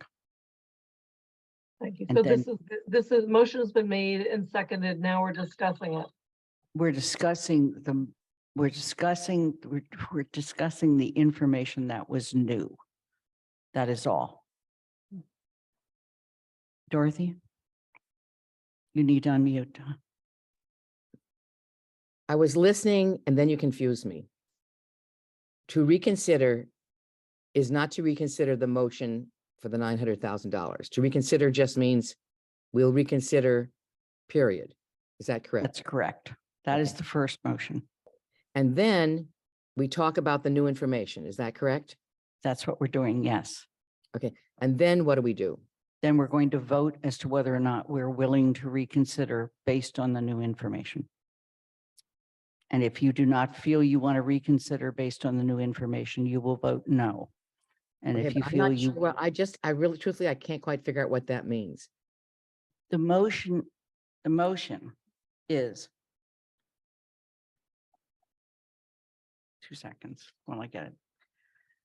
So I just don't want to get into a trap where I'm voting for the artificial turf. I want you to completely understand. So based on the submission of new information, I move as a member of the non-prevailing side to reconsider the town council's vote of November 21, 2022 on the appropriation and transfer order FY 23-05C and order appropriating funds for a portion of the town of Amherst capital program, school, track, and field rehabilitation. So it's a motion right now. This is the part where we say, do you in fact feel we have new information? And after we get done sharing that new information, we will vote on this motion. If this motion fails, we're done with the conversation. If this motion passes, then we go on to actually look at the motion that was on the floor 2 weeks ago. When, I'm feeling really stupid, but when do we get a chance to vote on grass fields? That would be the discussion that would take place during the motion on the transfer order.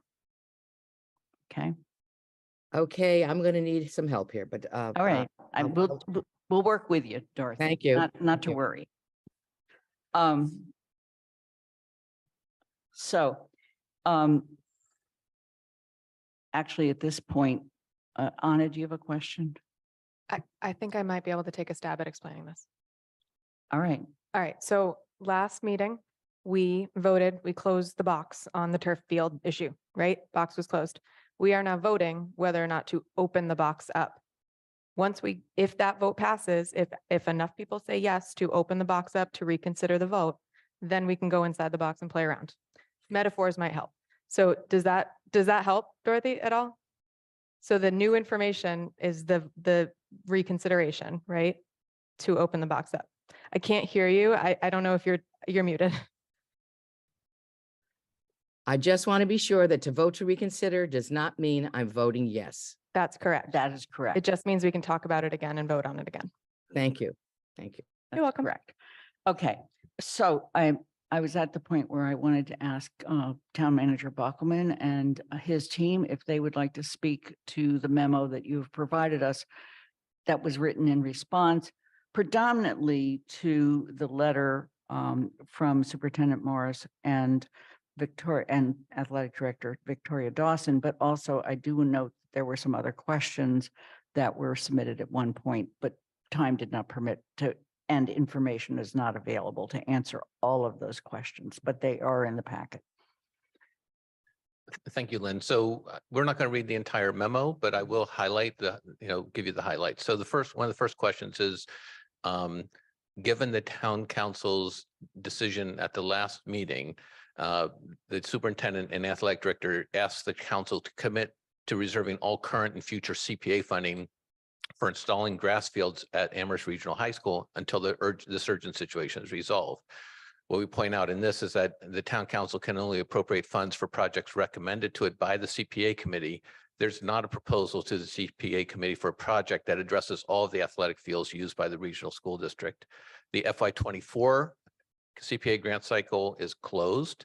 The town has about $2.4 million in CPA funds. It has received requests for $8.3 million. It's going to be very hard for the CPA committee to allocate funds without this on the table. And we get into a little more detail about how the CPA funds work and where the money is allocated. The second request was to commit immediately funding the design and development of high quality grass fields and to explore whether additional fields are needed to prevent continuation of the current overuse issues. And based on the 2019 field study from Weston & Sampson, which was the town's consultant, the estimated cost to replace all high school and middle school fields is between $10 and $12 million. This amount combines the cost for the different phases that cover all of the fields and assumes the reoriented track with a natural grass field interior. And this is a number that's been verified with Weston & Sampson recently. So we just did that last week, I believe. The construction of a brand new playing field would cost about $1 to $2 million, depending on the current state of the terrain. The town does not have the capacity within its projected capital funding to add a project of this magnitude. The third was commit to replacing the requisite number of fields by 2026 so that all sports teams for all genders will have a safe, high quality playing surface that is usable at all times during both the fall and spring seasons. We don't have enough information to really evaluate this commitment that the superintendent and athletic director are asking the town to make. I think the next step on this would be for the regional school district to hire engineers to look into this. The next one was to commit to limiting community use of those fields so they can be maintained over time according to industry standards. Again, we look to a study to look at this. Amherst Recreation uses the fields. The town DPW maintains the fields and the community beyond Amherst Rec uses the fields as well. So that would be a significant policy decision if we are going to be closing fields to maintain their condition for usability for high school athletes. And then commit to funding the additional resources needed to maintain high quality grass fields by immediately increasing the number of DPW staff members who maintain the fields so they can be adequately cared for before, during, and after construction, and increase the budget specifically for irrigation and other materials needed for field maintenance. And I think we heard some testimony tonight about the cost of maintaining high quality grass fields in the $30,000 to $35,000 range is what our consultant has estimated. There are 9 fields surrounding the high school and middle school, and some are larger than others. This is an expense that would have to be included into the regional school district's budget. And lastly, it was commit to funding the high school athletics program to rent field space elsewhere during the construction of the grass fields when there will not be enough field space for current sports. We don't have enough information or options for this to really evaluate that for you. And I'd look for Sean, the finance director, Sean Mangano, or Dave Zomack, assistant town manager, if you want to add anything to that. I think you covered it. Okay. So the motion that is on the floor is the motion to determine whether or not we're going to reconsider the vote from 2 weeks ago. That's the motion that's on the floor. It's been made and seconded. Getting into the decision about grass versus turf, et cetera, is not part of this motion. All this motion is to determine whether or not we're going to have any further discussion. Are there any questions from counselors? Let me just be very clear. If you do not want to reconsider the vote from 2 weeks ago, you vote no. If you are open to reconsidering the discussion and the vote from 2 weeks ago, you vote yes. Okay. Anna Devlin Gothier. Aye. Lynn Griesmer is an aye. Mandy Jo Haneke. Aye. Anika Lopes. Aye. Michelle Miller. Aye. Dorothy Pam. No. Pam Rooney. No. Kathy Shane. Abstain. Andy Steinberg. Aye. Jennifer Taub. Aye. Alicia Walker. No. Shalini Bowman. Yes. Pat DeAngelis. Aye. The vote is 9 in favor, 3 opposed, and 1 abstention, no absence. So with that, we move to the actual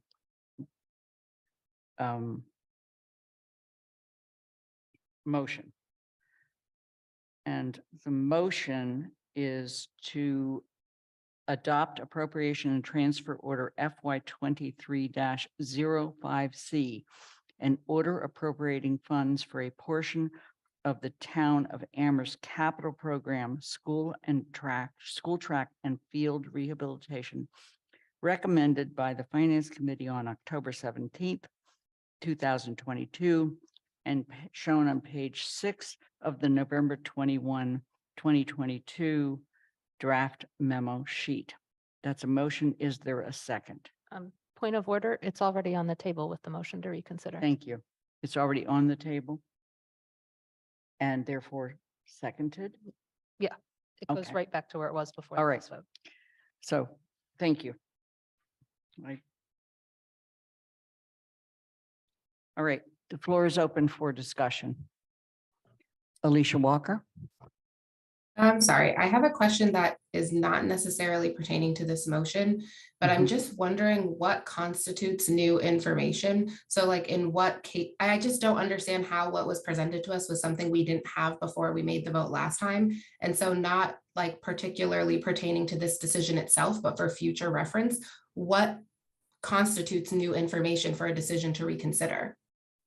In this case, it was the receipt of the letter from the superintendent of schools and the subsequent memo that gave the cost estimates. but not the actual content in those things, but just the fact that those documents themselves were newly formed. The content as well as the actual documents. Yes, all of it constitutes new information. Even though the content and the numbers and all of those things we had prior to those documents being sent to us. We did not have a number prior, and we did not have the ask about the CPA funds. And we have received a lot more information about the costs of those. But an ask about CPA funds is not necessarily new information. It's a question to be answered on in terms of like process as to how CPA funding works and is allocated. I'm not sure if that's new information rather than just sharing information that's already existing, because it's like a process question.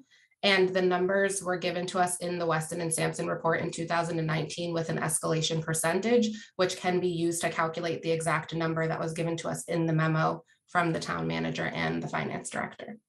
So Alicia, you Yeah. voted no, which means you didn't agree to reconsider. However, your colleagues voted 9 in favor of reconsideration. Yes.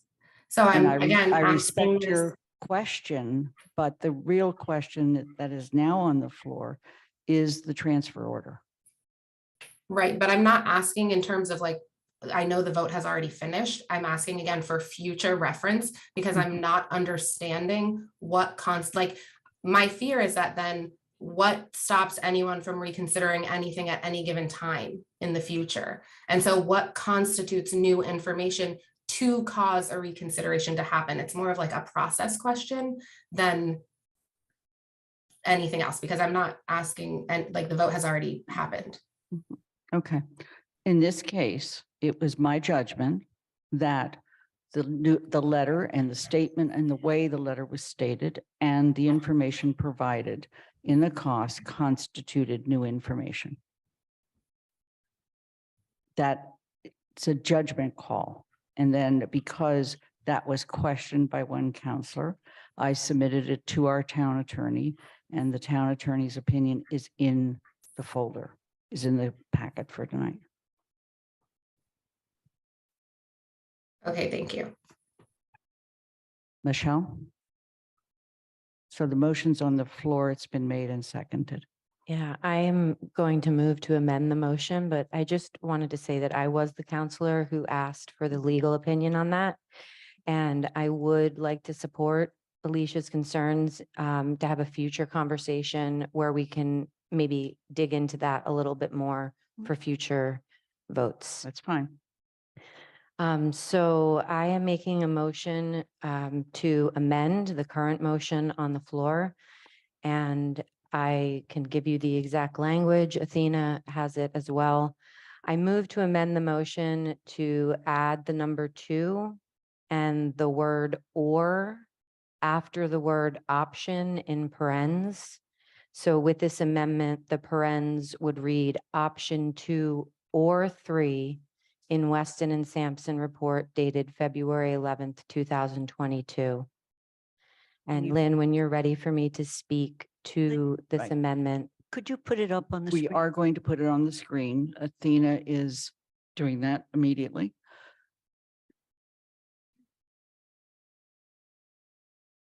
So up on top, you'll see in parens, the word option, and what has been added is 2 or 3 in Weston and Sampson report. Okay, the motion's been made. Is there a second? Shane seconds. Okay, so we now move to debating the motion to amend.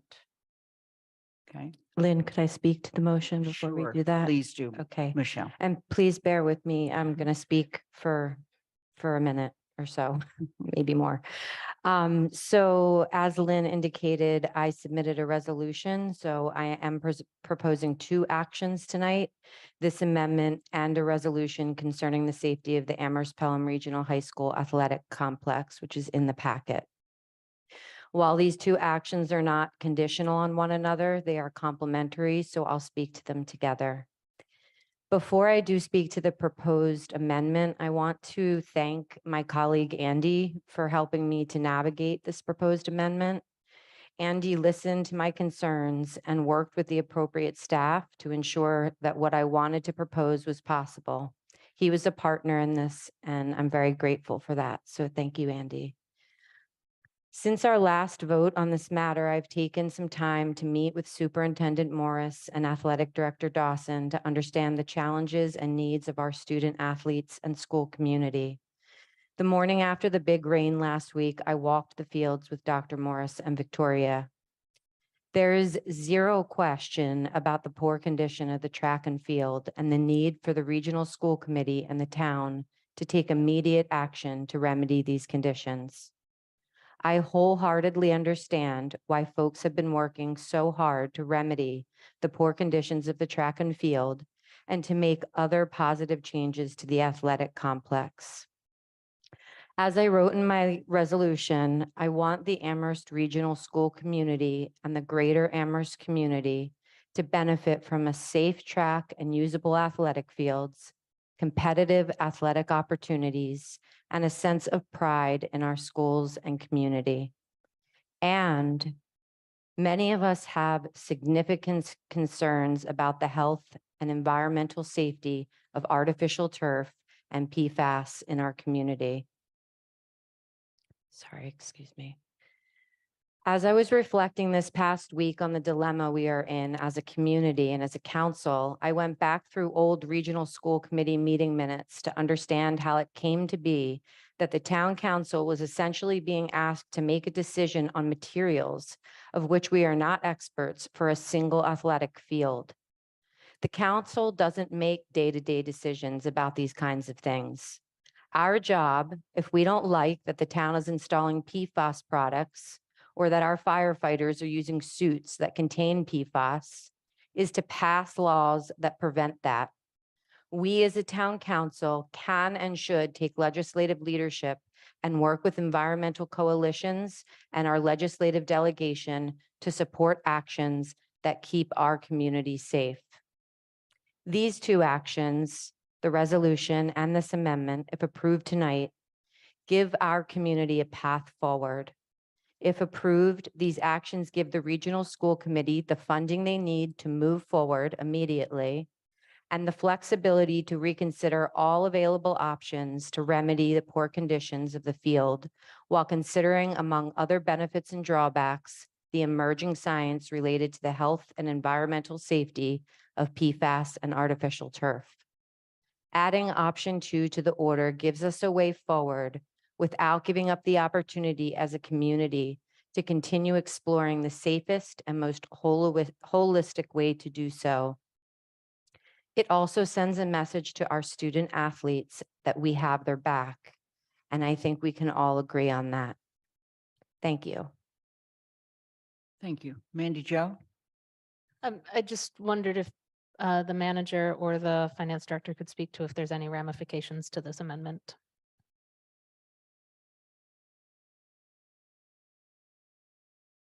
We have looked at the, go ahead, Sean. I can't see you, so I didn't know if you were going to speak. We're okay with the amendment. If the grass option was going to be pursued, it would have implications for the original debt authorization and the CPA authorization, but this is sort of a standalone, separate free cash appropriation. So this can be amended however you see fit, or with this, not however you see fit, but with this proposal. It does have to be spent on track and field. Right. It can't just be $900,000. Can't change the purpose completely. Yeah, Right. can't do that. Are there other questions from the council? Jennifer? Are we in discussion? I'll wait till. We are in discussion about the amendment to the motion. Okay. Well, yeah, I had actually prepared something, which I will change a little now that we have the motion, but so should I just? Please go ahead. Okay. I did want to say, for everyone who's here and was here at the last meeting, that this is the most difficult decision and vote I've had to make since joining the council. And while I fully support and recognize the need for an enlarged and reoriented track and new interior field, the original motion that was before us, I felt provided the narrowest of options. It was an artificial turf field or no field at all. And I was, open to rediscussing the motion because I don't think anyone left feeling like a winner after the last meeting. So while I applaud and appreciate the work of the Regional School Committee, this is my personal opinion, installing a synthetic turf field in 2022 does feel very much like going against the tide as cities and towns across the country are adopting policies to halt the installation of environmentally hazardous synthetic fields as professional athletes vote opposition to artificial turf that places unnecessary strains and is on joints and muscles and is likely to cause injuries. And as we better understand the high maintenance and replacement costs of synthetic turf, as well as the environmental burden we bear when non-biodegradable fields reach the end of their life cycle. For these and many other public health and climate action concerns, I could not, in good conscience, vote to appropriate funds that can only be used for artificial turf without the option to use those funds for a new grass field and track. The financial cost of option 3 exceeds option 2. According to Weston and Sampson's own figures, the initial cost of installing an artificial turf field can be 2 to 4 times that of natural turf, and the replacement cost can reach up to 75% of the initial investment. Looking at these numbers, I'm not convinced that the additional funds for artificial turf will be raised. And I would like to have the option that Amherst's $900,000 gift could be used for a new track and field using grass, both because it may well prove to be the only feasible option, as it is certainly the more environmentally responsible choice. My vote, in support of Councillor Miller's amendment would be made from the concern that the original option 3 only motion might pass. And I feel that that motion is too narrow and may ultimately be self-defeating if the funds aren't raised. Councillor Miller's motion allows the selection of a natural turf track and field to remain an option. I did want to state this, that at least half the correspondence the council has received has been in opposition to the installation of artificial turf. So it's not a few naysayers. The vote at the last meeting, which was split, reflects the split in the town. And that's also part of what makes this a difficult decision, a difficult vote and decision. I do hope the Regional School Committee will address these legitimate concerns of half the residents in our town by continuing to do its due diligence and consult with scientists and public health professionals. I urge the school committee to consult with the UMass School of Earth Sustainability and its grass turf management and science program, as well as other districts in the Commonwealth that have opted for grass over synthetic turf, and make the choice that best serves the long-term health and well-being of our community. Thank you. Jennifer, I totally value the emails we receive and the public comment, but it is not statistically a correct statement to say that it represents half the opinion of the town. Okay. Thank you. Thank you. I just want to be very statistically correct here. Okay. Thank you. And that is not in any way a statement that, I was so overwhelmed. I have not answered everybody's email. I am so sorry. I will answer them at some point. Kathy. Thank you. I just want to say a personal thank you to everyone who's in this room, who came last time. As some of you know, I wasn't in the room. I was on Zoom, and I was in because my daughter had surgery. So I was participating, but not completely. But I think none of us are doubting that there's an urgent need to act. My son and daughter graduated in 1998 and 2002, and we didn't hear these stories then. They both played on these fields. So we've had fields that have been in need for help and have been deteriorating. When I voted last time, it was, as Jennifer just said, we had only one field proposed to us. And when I looked at the Winston and Sampson report, it's $1 million more expensive to put that one field in the middle of the track than it would be to put an grass field. And that $1 million could buy us field 3, field 4, and the middle school fields based on Weston Sampson. So not necessarily the maintenance. I'm just saying that same report that seems to be our written document. So I think this amendment allows us a way to move forward. And I do want to point out for everyone in the room, Amherst is putting over $3 million on the table. If we count the 1.2 we did for the track, the community CPAC money, Community Preservation Act money, and this is really a gift. This is when on the, what line is this on? It's on the grants and other.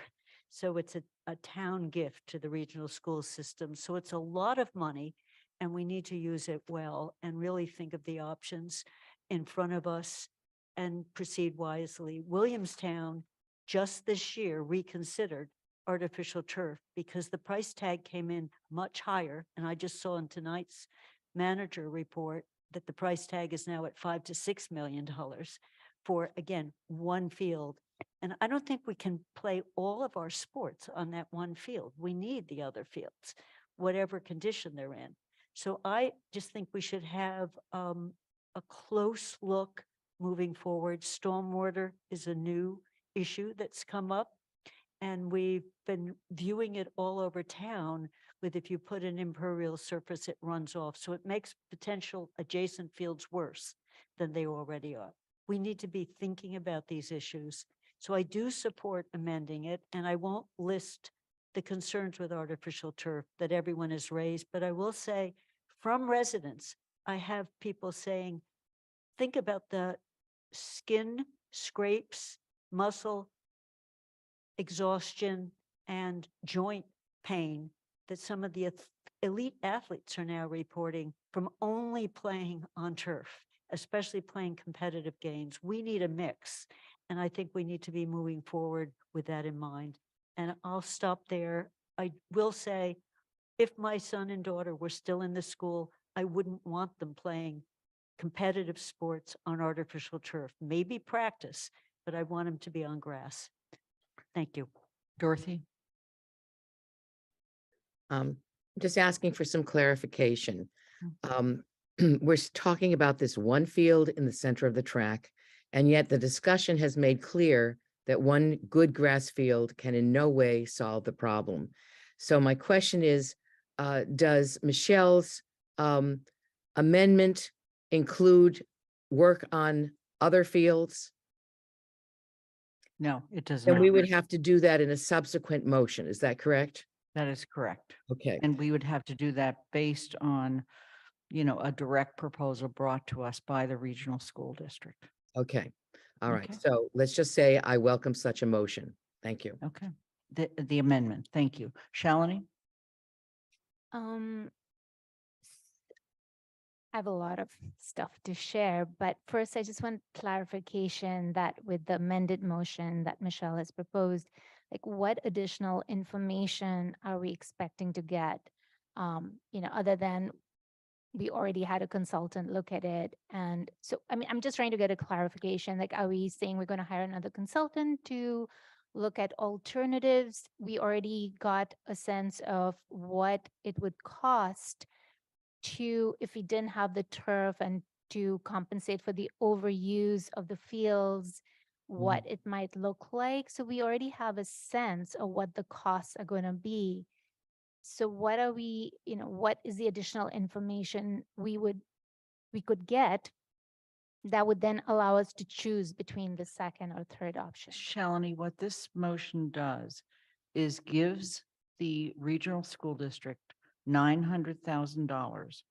And it says it can be spent either on option 2 or 3. And I might add that that's in a parentheses. Okay. So it basically goes back to the school district. It is now their decision. And it's, we've said we give you $900,000 and the other money we've given you. And here's a resolution about PFAS. But it goes back to the school district. This is the end of our discussion about it.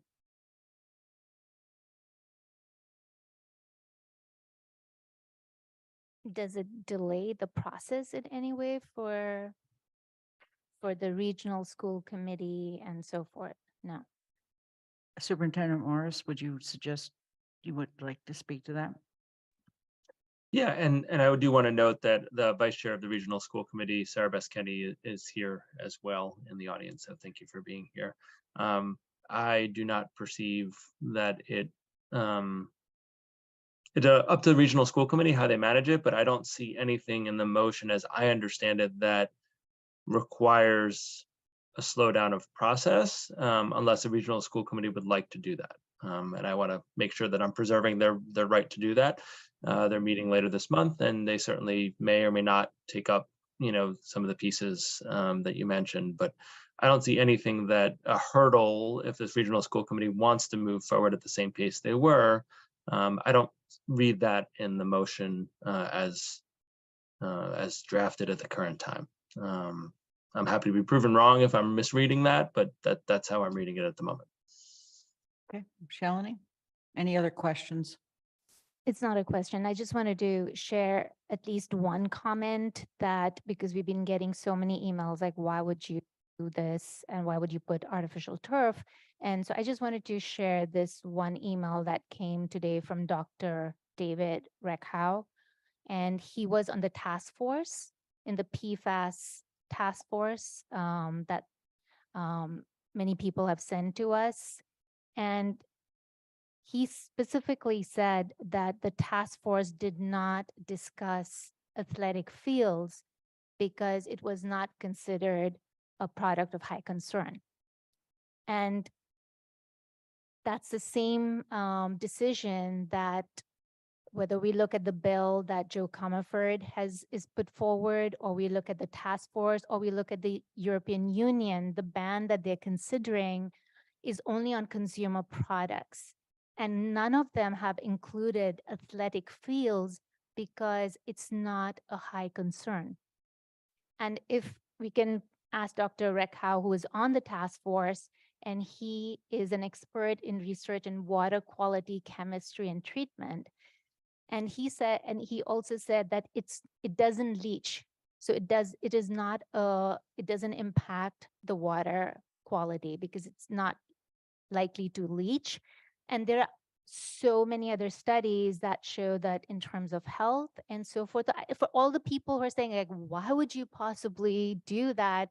I just want to clarify that there is in so much evidence right now at this point that environmentally or health-wise, the turf, artificial turf, especially given the newer materials, is not going to be harmful. That being said, there are ways that we can minimize, by what the Booster Club said, getting the best materials, and they can be best practices, which is what Netherlands and other countries are doing, that the people who are playing, the kids who are going to be playing on it, they can be a handout for what are the best practices, like wash your hands after using it, don't eat it, or, things like that. But basic, just basic stuff, so there can be ways to do this in a way that it is minimizing the risk. But all that I've heard from actual scientific research, not advocacy people, but actual research, has not shown that it is harmful to the environment or to the health. Okay, Shalini, right now, we're debating the amendment to the motion. Okay. Anything else, Shalini? Okay, Alicia? Yes, thank you, Lynn. So I am in agreement to Michelle's motion, but I just wanted to really quickly speak to some of the concerns that I have that were not already shared. So I do agree with like some of the concerns that were shared, but I won't restate those, but a couple of them that didn't come up. One is really personal in that I fear, because like I am not a scientist and I am am no specialist in this or what's happening, but there are concerns because of conflicting information. And I would feel this way about any given topic where there's not a definite, like, yes, this is the best option. And I know, especially for parents, that this is like really hard when we're talking about things that are for our kids. And so one of the concerns I have in terms of the information that I have been learning about the possibilities, because it seems like there are a lot of different possible outcomes to this situation, is that one of the possible outcomes is that it may be fine for now, but we may have to remove it later because the science is emerging. So nothing is definite, things are changing. And we see this all of the time throughout history, literally all of the time, things that we think are good for us and then we find out later are not. This is not a new thing that happens. And there are things that we're promoting, like, you know, for instance, smoking cigarettes that they used to tell you to do. And then once we found out that it's not good for you, we make changes. And so I think that's the importance of staying current with issues that are changing and science that's emerging and changing, because things do change. And so my concern is that my children are very young, and in 10 years, they will be in the high school. And what if in 10 years, we are told artificial turf is not okay, take it out. And now where are my kids going to play? And then what is going to happen? And what funding do we have then to fix that problem if we're not also thinking about the other fields and other things? Because right now we're talking about one field when we know there are 8 to 9 fields that need to be fixed. I was unsure because in the Weston and Sampson report, it said 8, but in the town manager memo, it said 9. So 8 to 9 fields that need to be fixed. And I think there needs to be like a further commitment to those things in case that is the case. And so I fear that we're not giving ourselves a backup here. I fear that I feel like we're not giving ourselves room for something bad to happen, which again is like just like a buffer zone. And so for that reason, I do support Michelle's motion. And the other thing was that we did get a lot of input from the community, voices on both sides, but we did get some feedback from other towns in the regional towns who would have to be supporting this project as well, who did not support the project. And so that's also concerning for me because, again, I think the one thing that there is no debate on is that something needs to happen and there needs to be repair to the athletic fields. And so I just worry that we move forward full-fledged with one option and then it fails like a couple of months down the road. And then that also is prolonging just as much as a no vote would prolong, perhaps, the process in actually getting something fixed and actually getting something playable for the students. So those concerns, and then again, because I assume, I don't know this to be fact, but I assume that it's the money that is the issue in terms of us fixing like just all 9 fields flat out. It's because it has a price tag. And so we're hearing about how it's possible that artificial turf might be a more cost-effective option and that there are options for low PFAS, but we haven't seen any numbers as to will that be an increased price tag if we then go for the low PFAS option, and what does that mean? So I just have all of these concerns, and for those reasons, I really support Michelle's motion because I also feel like it makes me feel better consciously about my decision. And I want to see change for the students. I want to see their athletics fields fixed, but I also want to make sure that I'm making a safe and right decision for the town and for my kids also. So I feel like it takes a bit of pressure off of me because it's not me myself saying, yes, pick the artificial turf as if I have all of the information. I know for sure that that's going to be a good thing. So I do support this amendment. Thank you. The amendment's been made and seconded. Jennifer, is there anything to add or can we move to the vote? Well, I just want to clarify in terms of if it was going to slow things up. I mean, the boosters haven't finished their fundraising and the other towns haven't appropriated the funds. But I feel that I have to state this since it was stated that an expert said that there was no issue with PFAS. There's experts on all sides. So as one of the people who offered public comment said, the Children's Environmental Healthcare Center of the Icahn School of Medicine at Mount Sinai strongly discouraged the installation of artificial turf.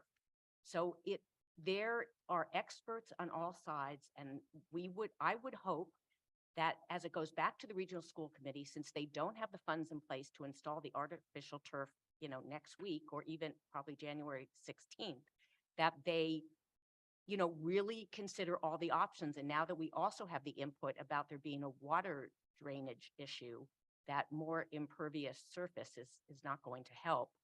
That that what this does is which motion didn't do 2 weeks ago, is it allows this money to be used for grass field if in fact the school committee were to revisit it and have more concerns about, get more information about artificial turf, or if the funds are not raised because they're not in place to install the artificial turf now, or perhaps soon.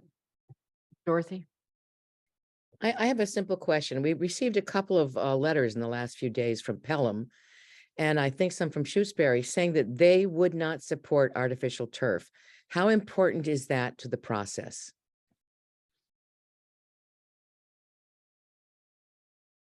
Superintendent Morris, do you Weren't we supposed to get some CPA money or something from them too?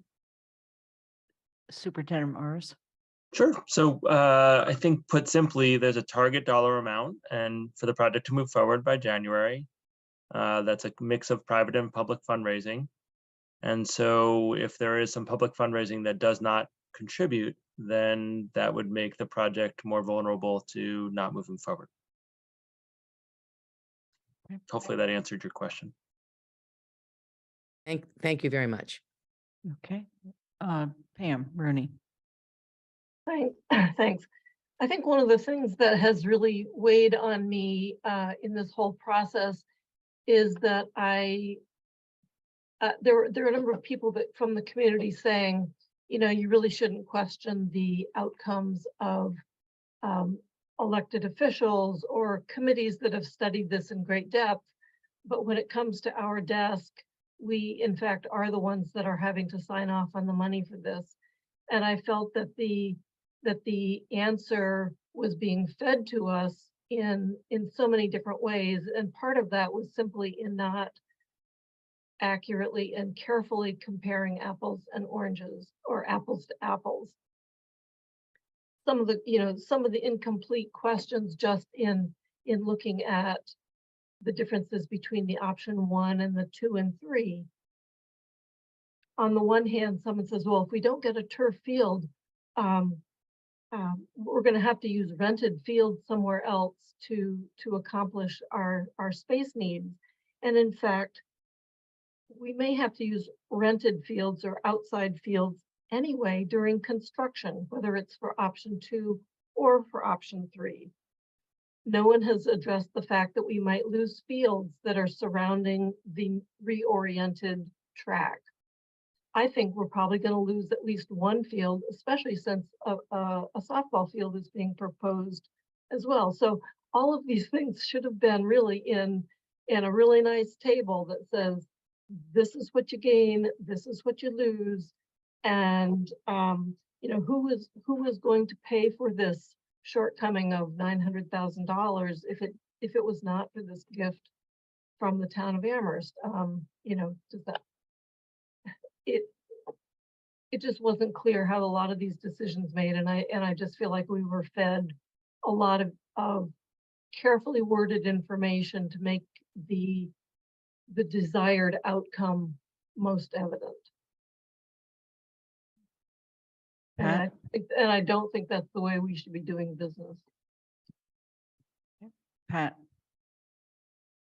Thank you. Well, I appreciate the comments that have been shared. I'd like to call the question.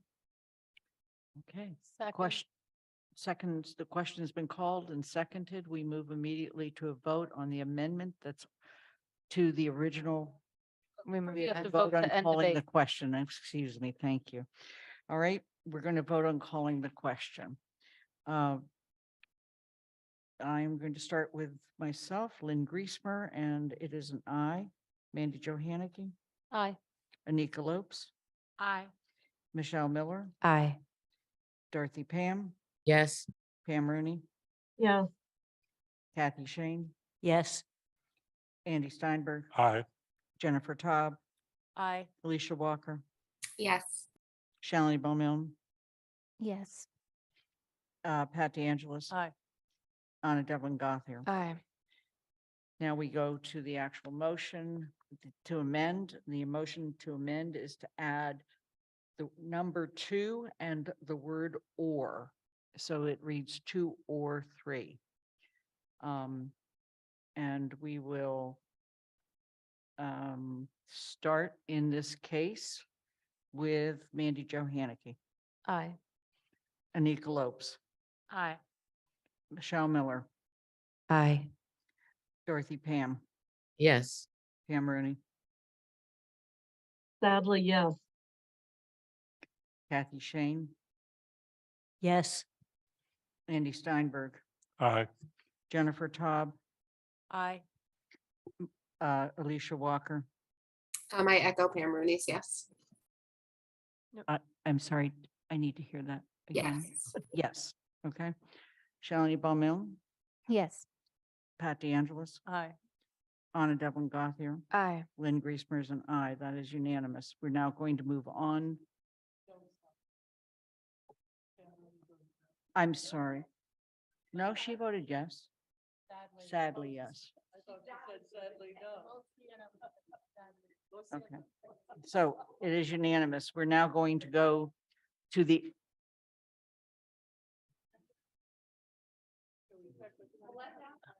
Pam, did you say sadly, yes?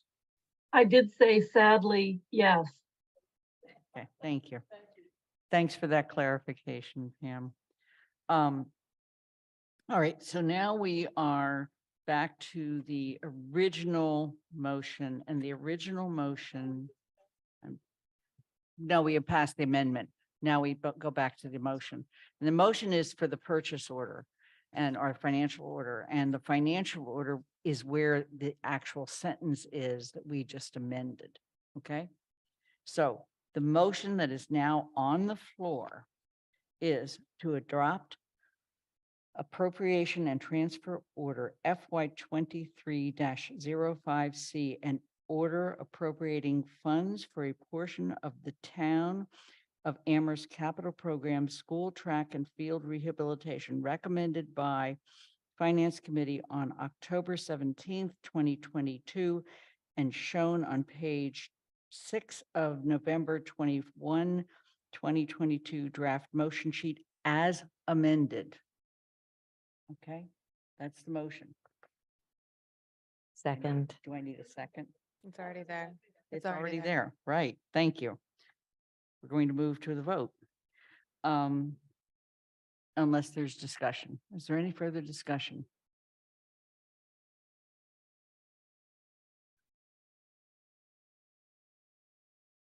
Okay.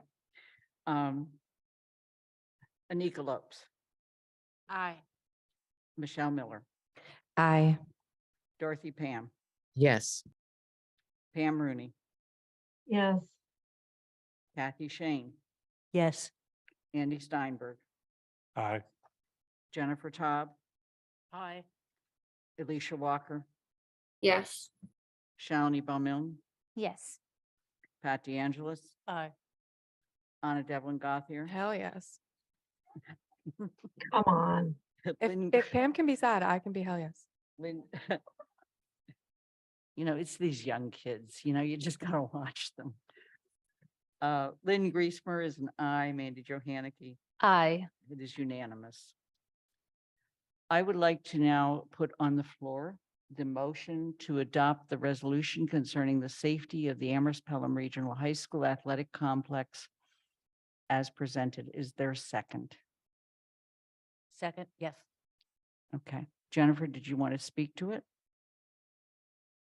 Actually, it's Michelle's resolution. Before she speaks, I just want to clarify, as presented means which version from today? As presented in the later version Okay. today.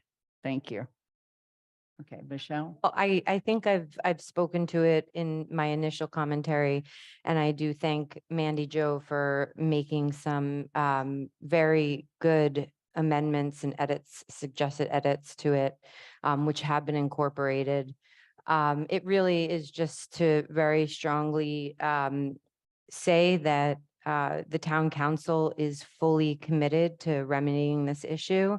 has the back of our student athletes and coaches, and also has significant concern about the health and safety of PFAS and artificial turf, and so encourages the regional school committee to give further consideration, and does some other things you can look at in the resolution, and happy to answer any questions. Thank you. Andy, comment? Yes, as Michelle said earlier in the evening, I worked with her on crafting the process, not the motion that's on the floor, which she drafted with others, but I think that it really does serve the purpose that she and I talked about at length. And basically, where I had been coming from on this is that the last vote in this whole discussion has been very agonizing. I think it's not just been agonizing for me, I think it's been agonizing for all of this, because it really was dealing with a lot of technical issues that are beyond us, and that it was really a decision that doesn't belong to the council. The council is making a decision on appropriating money. It is the regional school committee that has to make the decision and own the decision as to how to go forward. And it is a complex problem because, as has been noted in other people's comments earlier in the motion to amend, there are 8 to 9 other fields that need to be repaired, and either way. And the last thing that I want to say on the motion on the floor is that I hope that the regional school committee takes this resolution seriously and does all of the work that we have asked them to do, because while it is their decision, we're recognizing it's their decision, that as a council, we are resolving to say, these are important questions that have been raised by the community, and we really need them to take the time that's necessary and take the steps that are necessary in order to make the right decision with the right information, and not just assume that prior actions were correct. I don't think that's what we were intending, or in the prior motion that is just passed.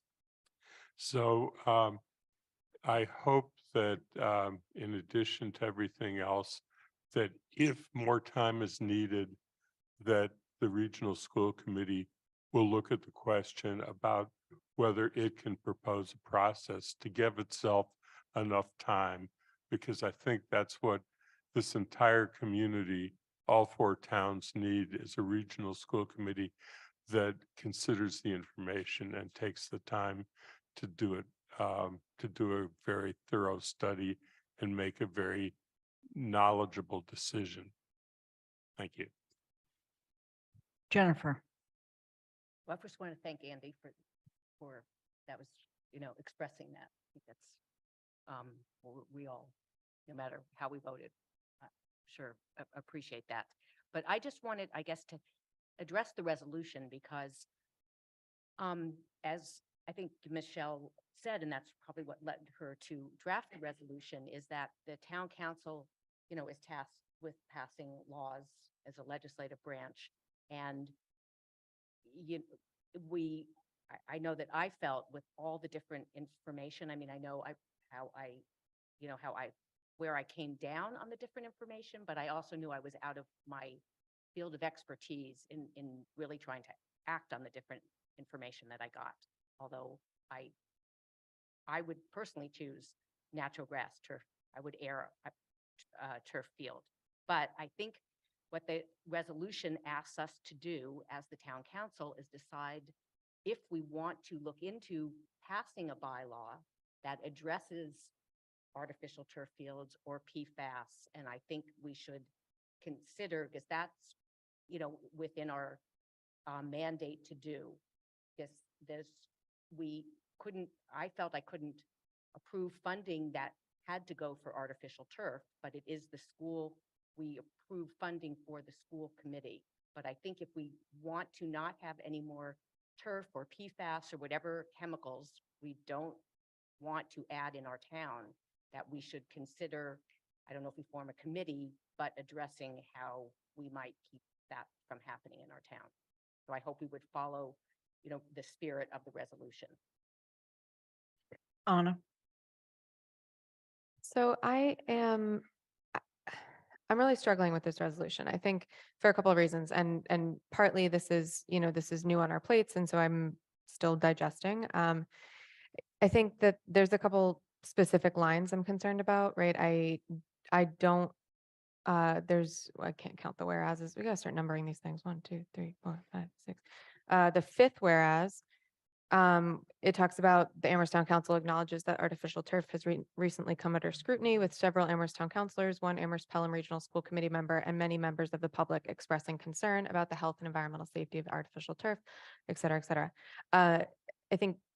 I know a few of you were on the most recent Amherst Pelham Regional School Committee meeting where they talked specifically about how public comments made by residents who also happen to be on the regional school committee were made as residents. And I think that there's a lot for me that feels precedent setting in this, and I'm concerned about it. And I apologize, you're getting half mulled thoughts here, but I don't believe we should categorize specific individuals beyond the council in a council resolution, especially when those members spoke as individuals at public comment and in public meetings, not as their role as a school committee member. And, I think a no vote on a school committee vote, which also didn't happen, would be a different thing to reference. It just feels a little off to me. So I would ask to strike that particular part of the line. And then, I think the other thing that I'm concerned about here is the precedent of, are we asking through non-binding resolution, which means we can't do anything about it, to have other committees reconsider their votes? And for me, that is worrisome. I think that it feels like a scope of weird perceived control, even though it's a non-binding resolution, that we think we should be asking these elected bodies or non-elected bodies to reconsider something they've already done. So I think I'm having trouble. I like the spirit of this, I do, and I think that I'm having trouble with some of the specifics of it. And then the other thing is the last thing, sorry. The Amherst Town Council encourages town staff and the Board of Health to work with other experts to understand the impact of PFAS in our community. I mean, that itself could be its own resolution and would be something that would be interesting to look into as well. Are you making a motion to actually change wording? I would like to. I believe it would need to be two separate motions. I have a feeling one will go down easier than the other. All right, let's hear the motions, please. It has to be a full-on motion, right? I can't pitch it as a friendly amendment. That's what I was gonna Yeah. ask you. Can I Yeah, if we can pitch? make this easier. Can I be friendly? It can be friendly, yeah. Okay. Michelle, I'd love to propose a friendly amendment to strike the words one Amherst Pelham Regional School Committee member from paragraph 5 or 6. 1, 2, 3, 4, 5. It's my ARPS education. I can count to 5, y'all. So I don't see a problem with that. The only just piece I want to say is I totally understand what you were saying about that committee member speaking in their personal capacity here at the town council, but they also spoke in a public meeting of their body in opposition. Yeah, it still does make me uncomfortable to reference specific committee members. I got you. Yeah. Yeah, and I'm totally. But I hear what you're comfortable saying. with that. Okay. I just wanted Okay. to clarify those. So that's one friendly amendment. Next one. The second one, I got to think about how to make it friendlier because I don't necessarily know that it needs to be a full strike. I just haven't had time to kind of think about what I would amend it to. So if you can kind of keep going and come back to me and I'll try to think about that. Okay. Thank you. Did you have any? Okay. Nope. Kathy? I'm going to skip over me for the moment. I am in support of this resolution, and I just wanted to make one comment. I mean, it goes into a focus, I think appropriately, on the choice we just faced tonight, but the issue of maintenance has come up, and particular concern with grass fields. I really want to make sure that the school committee and the region consider what they need to do to keep, if we go to artificial turf, it has a long list of what we need to do to protect it before we get a half-life of 5 years, not of 10 years. UMass has a fence around theirs with restricted access to use, only authorized use, because it can deteriorate. And if you don't maintain it well, so I do think this is an important focus on it, but we have also, we're relying on the school committee and the subgroups to think holistically about the whole issue, which I think is the spirit of this resolution. Thank you. Okay, are there any other changes to the resolution? It seems like there are 2 more hands up if you want to keep talking, and then I'll be ready. Kathy's hand was, okay, Shalini. Your hand is up too. Yeah, can I hear what you have to say first? Lynn? Lynn, you had your hand up before me. Please go ahead. It's not related to this. Oh, it's not really. I think for me, it's really important that we talk about PFAS generally, just the way other, what the bill is that, with respect to non-essential consumer products, how PFAS can impact health in our consumer goods like clothing, firefighting foam, and cosmetics, non-essential. So I think it's a good point that we should bring education into our town about PFAS generally. But in terms of athletic fields, I'm still not convinced. All the research I know, even though Jennifer said we heard experts on all sides, we heard experts generally speaking one way or the other, but in terms of specific studies related to athletic fields, I have not seen anyone. And all the people who've done actual research on the athletic fields, I mean, I'll quote another person who has Dr. John Stottmeyer, who is an environmental cancer risk factors researcher. And he said he's looked at all these sites, and his professional opinion is that they're not generally scientifically credible because they have not been vetted by independent scientific review. And that's been what my assessment also has been in looking at all these different sites is, anyway, all this to say that I am not ready to, and I want to evoke that whatever section we do, because this was just presented to us today, and I want to look at this resolution more carefully and see what might be the impact of this on the booster people who are trying to raise funds for the turf, artificial turf, and just what are the other implications. But I just want to say also, I'm fully supportive of creating education about PFAS in consumer, like using Teflon cooking ware or in our clothing, in eating meat at high barbecue temperature. I'm all in favor of that. But when it comes to athletic fields, I just want to be very careful that we consider the implications, because we know in the past, when we make decisions here, it has so many implications on so many people.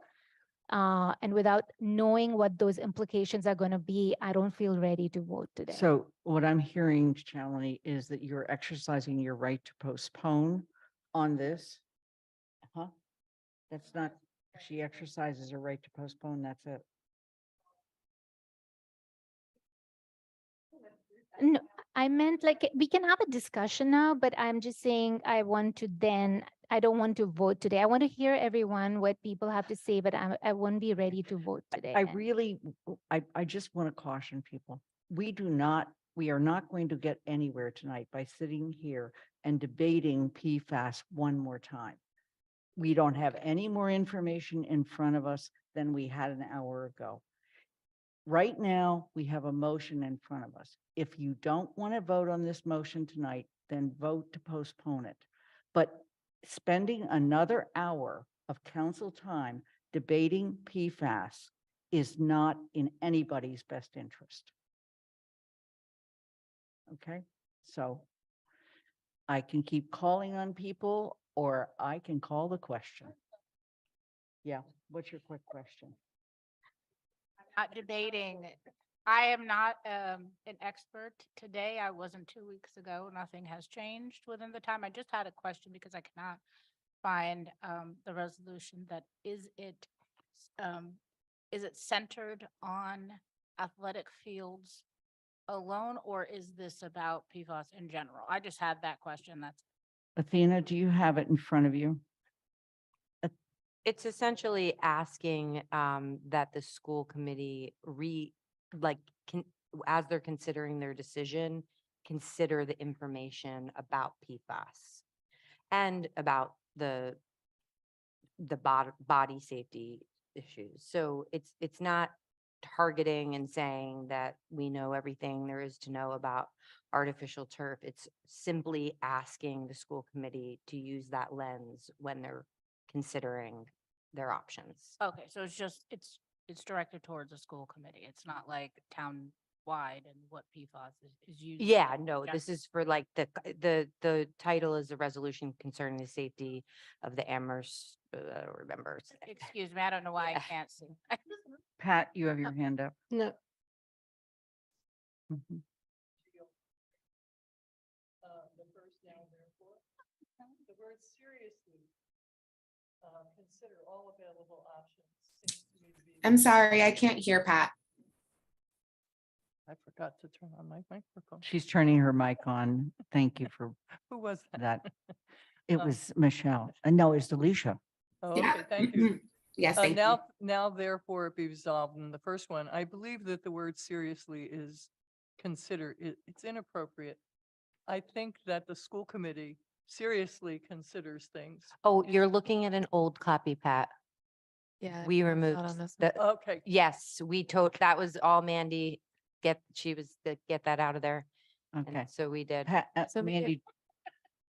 Okay, could we put the one that we're considering up on the screen, please? so I have an unfortunate process question that Yes, I'm hoping we can do by unanimous consent. yes. We have a please. rule that requires this go to GOL, that it says we shall not vote on any resolution until it has been considered. We can waive that rule, but we need Yes. to make that motion and be able to consider that motion before we move on this motion. All right. So So we're going to backtrack. we don't have to backtrack. We can do by unanimous consent, table this motion until we've considered the waiver, unanimous consent waive, and then unanimous consent untable. Okay, But I think it's technically three motions, Athena.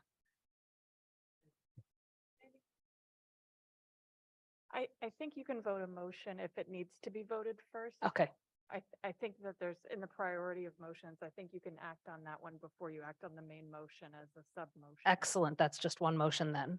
So can we do that quick?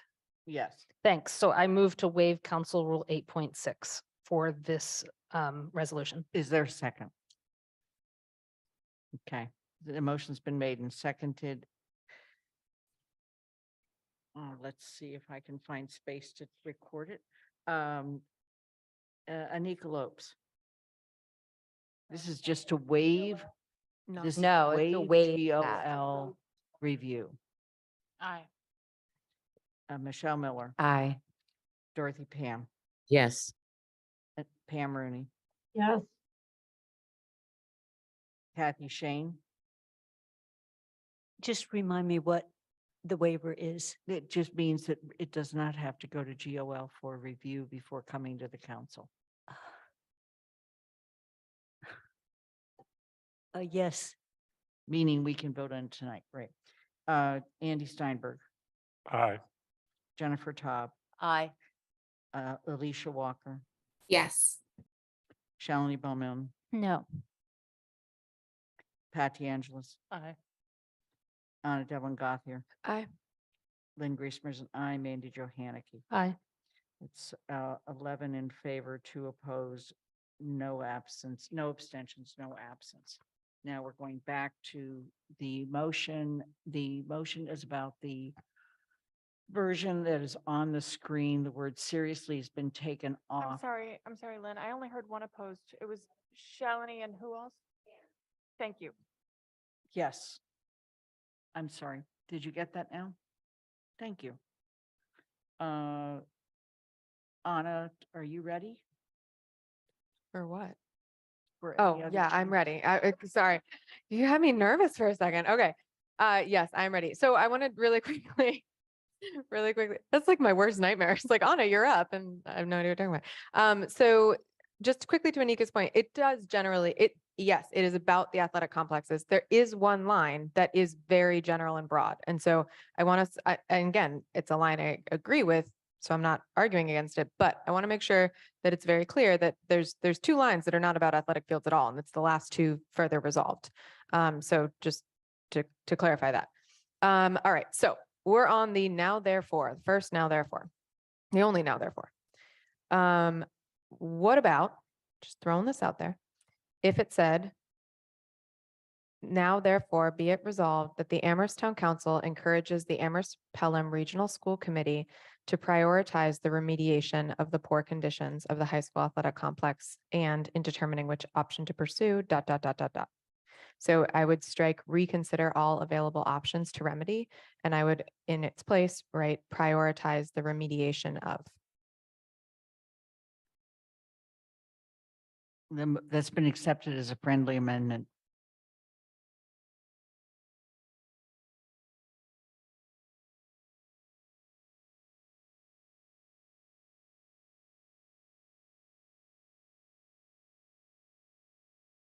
Are there any other comments or questions? Yes, Shalini. Yes, now I will evoke that thing. I'm sorry. Now I'd like to evoke the right to postpone. Okay. I just need more time to see what the impact of this is, and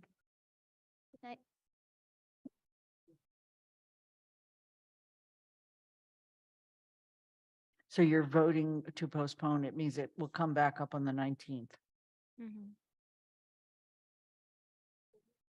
because there are always unintended right. consequences. We're and I debating want it. to understand what It the is your right consequences as a are. counselor, and Yeah. none of us have the right to question that. Would you like Thank to you. speak to it, except to say that you want more time? Yes, I just, because the decisions we make here have consequences on many people. In this particular case, it might have consequences on the students, it might on the booster club, I'm just saying, I mean, I don't know. Like so the consequences of putting out a statement about PFAS is just creating more fear and so forth related to the athletic fields. So I just want to get a sense from the coaches, from the booster club, whether it's something that, I don't know. If I knew what it was, I wouldn't ask for.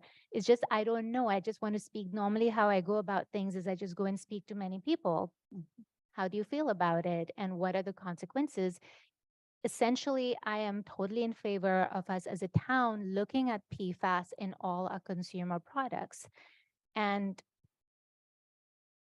I think we should definitely go ahead with all consumer products, but everything I have read with European Union, with Joe Comerford's bill and the Massachusetts interdisciplinary PFAS task force, none of them have included athletic fields in their list of concerns.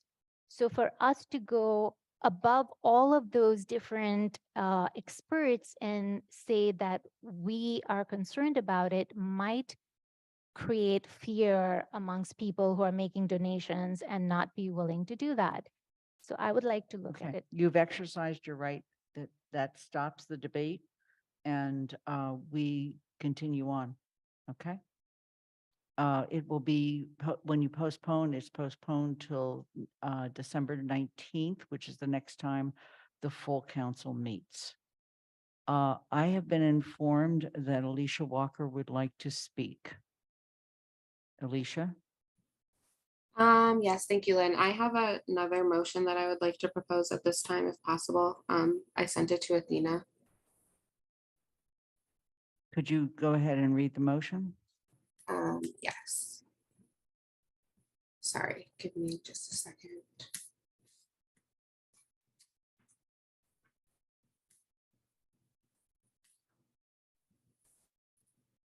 Okay. Yes. We know that one field is not enough to support our athletic demands. And in order to adequately address the overuse on the athletic fields and to look out for the health and safety of all students and student athletes, I move that the town issue a statement to the school committee and students indicating our commitment to addressing the entire athletic complex. And then 2, that we refer this motion immediately to the finance committee in order to determine a phased approach to ensure the repair and maintenance of all fields located at the middle and high school. B, identify or allocate the ability to apply funding within the FY24 budget to commence the repair of at least one of the athletic fields located at the high school. And C, to look into the funding required for the town to hire someone to oversee the ongoing maintenance of these and all town-owned fields. This person would hopefully coordinate with key stakeholders, including but not limited to DPW workers, the athletic director, and the rec department. And I would like this to be referred to the finance committee to look into these. That's part of the motion. Yes, so everything under 2 is what I'm asking to be referred to the finance committee. Okay, a motion's been made. Is there a second?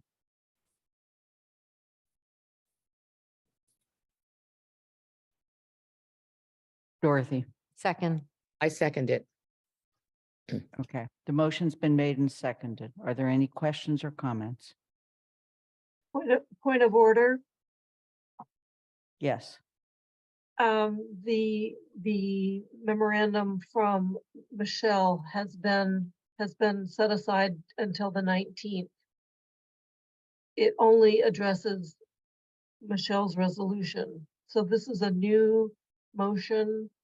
It gets addressed as a new motion. We start from scratch. It is a new motion.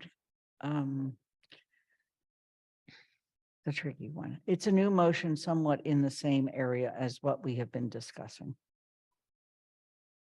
It is not a motion to reconsider. It is just a new motion. And it's been made and seconded. Is there any further discussion at this time?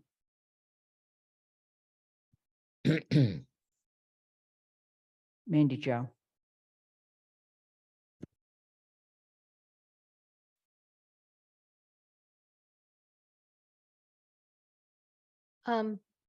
Number, who would write number 1 is the question. Because someone has to come up with the statement. And number 2, on number 2, is A, B, and C, if this motion passes tonight, a statement of the council that all of this happens? Meaning that we are adopting a policy that there will be a phased approach to ensure repair and maintenance of all fields, that we're adopting a policy that we are going to allocate funding within the FY24 budget to repair at least one athletic field. And does that mean one beyond what we just voted tonight? And that we are going to fund a new position to oversee ongoing maintenance. And that would be funded on the town side. Like, if we pass this motion, does that mean we are saying we are doing all of those things? Or are we sending it to the finance committee to look at what it would take to do them and then come back and decide whether we want to? Alicia, would you please speak to the motion? Yes, so everything under 2 was being referred to the finance committee. So basically, I'm looking for like if we wanted to make this happen, this is what it would look like, just so that we can have a real concrete idea. Because I think like one of the things that I got out of this whole topic of the track and field was that there is so much more that needs to be done even beyond just addressing this one field and one turf issue. And so I think we need to see the real possibilities of making this happen, especially considering our financial constraints. And so I think it's important to be ahead of things in order to get a clear picture as to what it would take so that we can then make the decision and have an informed decision as to, can we start to make these steps? How can we start to make these steps? When can we start to make these steps? And then that way, I mean, planning for the town, but also so that we can have real answers for our students and for our school committee members who are like, we have student athletes in front of us who are saying like, I know I won't be able to play on the improved fields, but I'm doing this for generations to come after me. And so can we give them a year or a date or a time when we will be able to make these things happen? Because I know that we did get comments in regards to all of the fields being unsafe. And having issues with water drainage. And so I think at least looking at what those implications would be in order to repair all of those things. Okay, I'm going to go in order of the other people, but Oh, Mandy, sorry, did Lynn. that answer your question? That did. Okay. Lynn, if I might just add one quick other sentence. I Yeah. just wanted to say also the reason why I am making this motion is because in the research that I was doing, one thing that I learned that I did not know before this is that even though the town does not own all of the fields in question, I think it's only one of them that we actually own, we are in charge for the maintenance of all of them. And so I thought this was an appropriate thing for us to be looking at. Dorothy. I support this motion because it's become clear in our discussions that even if the boosters got the one turf field in the center, that in no way solves the problem. That we need, and I'm totally support grass fields, and we know grass fields need to be restored. They need to rest. The reason people were turning towards the artificial turf was because they thought it wouldn't need to rest. So I think that this is a serious issue. And I support the athletes, and I do agree with them. And I think that athletes have always been important. Athletics have always been important, but I think that since COVID, we know they have an even greater role to play in the life of young people. So I would like to see a serious commitment to deal with the entire athletic complex to create the safe and grass fields that students need to play. That's it. Michelle? Hi, I'm sorry, my Siri is doing something weird. Okay. I just really want to thank Alicia for bringing this motion forward and just for Alicia's continued really like holistic thinking about all of these issues. And in talking with her earlier today, really just understanding we've been sort of focused on the track and field, and there is clearly much more to this than just the track and field. So I very much support referring this to the Finance Committee for further discussion. I wonder if number one in the motion would be maybe better as a separate motion, just because it might have some other details that need to be worked out. But I support both 1 and 2 and really thank Alicia for bringing these forward. Anna? Thank you. So my first question is whether I got stuck on that. I've gotten stuck on this before, and I'm still stuck on it. Haven't gotten unstuck. The idea of issuing a statement versus writing a resolution and things like that. So I would say that number 1 is covered in the resolution that we looked at earlier today that we will be discussing again on the 19th. And so I think things come forward at the same time, and that's fine. But I'm curious if that feels like it might be moot, given that given that a resolution is one of the ways the council can express its opinion, and that resolution is dedicated to the commitment to addressing the fields. I don't know. I'm curious, and it doesn't fit perfectly, but I get squirrely around the idea of issuing a statement versus writing it as a resolution. And then, the other thing that I'm thinking about in number 2, the Weston and Sampson report talked about the need for extra maintenance. They threw around a couple numbers. They said that, per grass field, it'd be $25K a year. That included labor and maintenance, the labor end per field, sorry. And that was $7,500 per grass field. That was in 2019. So, I think we know some of these numbers, and staffing is no joke. I can give folks a page reference if you're interested. So this is page 48 of the Weston and Sampson report. So I think one of the things I'm curious about is if we just added, and I wish we could see things beforehand so we could really think about them. But the idea of referring this motion immediately to the Finance Committee to determine the feasibility of, because I think that the determined funding required for the town feels much more, I think, getting to what Mandy was talking about, much more declarative that we are committing to this as a council. And what I'm hearing, Alicia, is that you'd like finance to explore this and what it would mean and what it would take. So I think feasibility feels like a little bit better to me to add that in. And then the other thing, is again, I don't think that our finance committee should be determining the phased approach to ensure the repair and maintenance of these fields. I don't think that that's the finance committee's job. I think that is the job of the fields director. We have somebody who does do point C, letter C, anyway.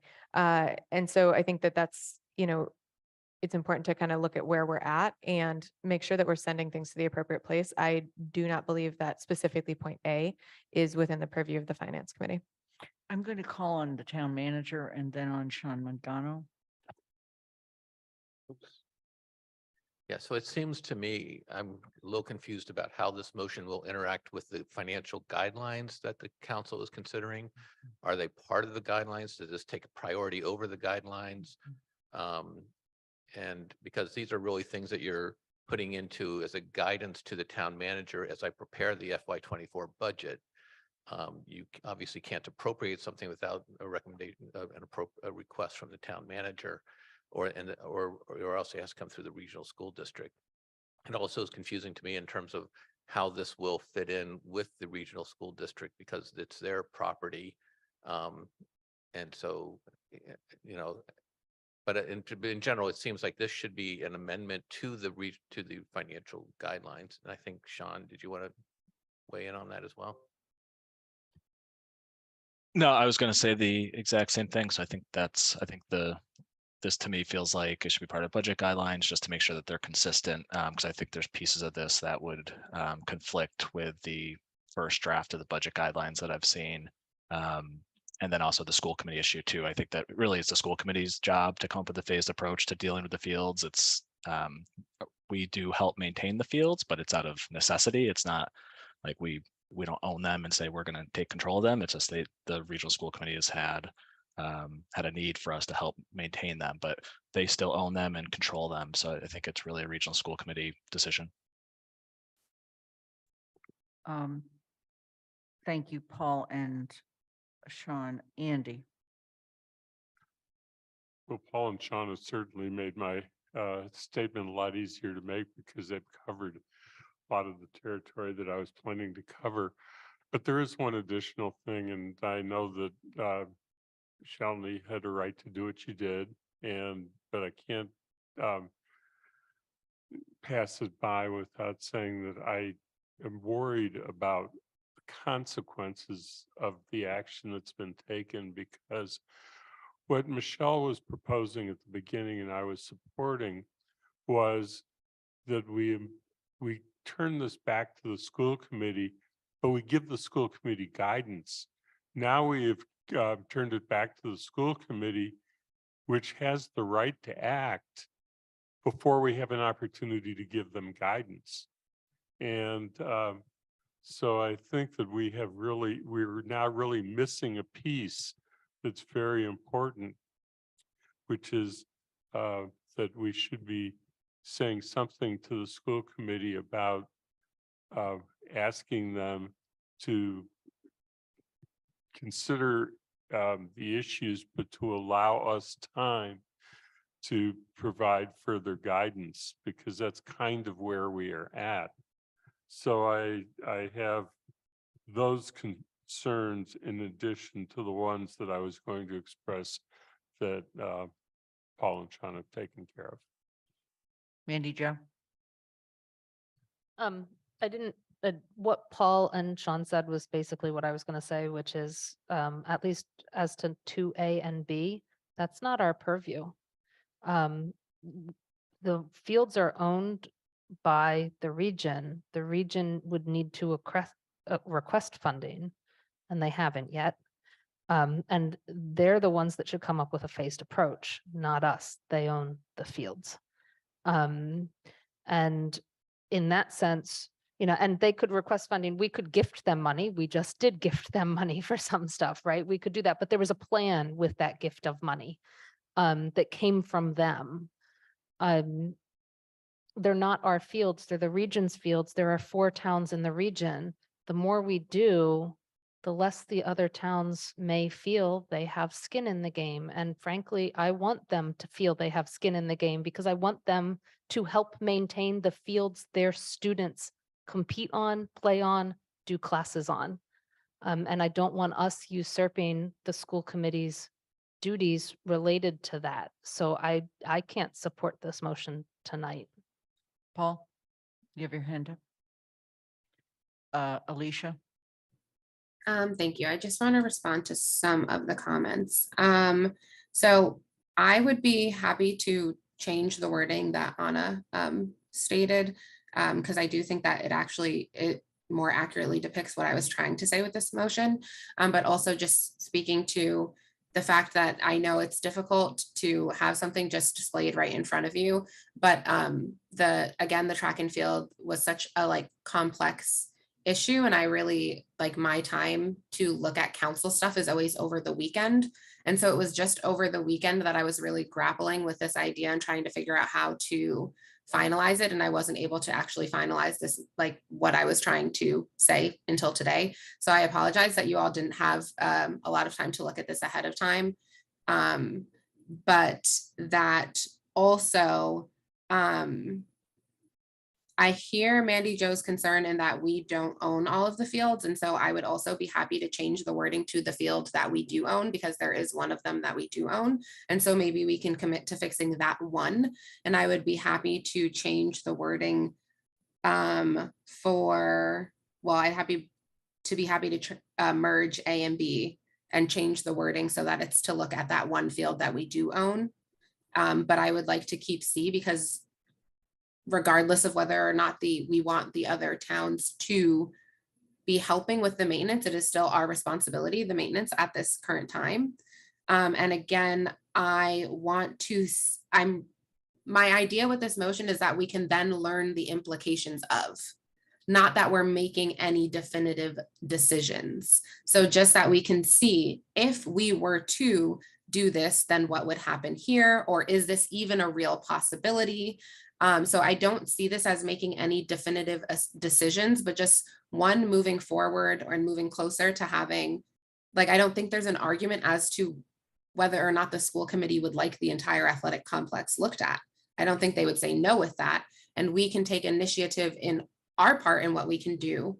And in terms of the statement, my idea with that wasn't exactly a resolution. I thought about it more in response to something that was really touching for me as someone that grew up in Amherst, was the fact that there were so many students at public comment last week and this week.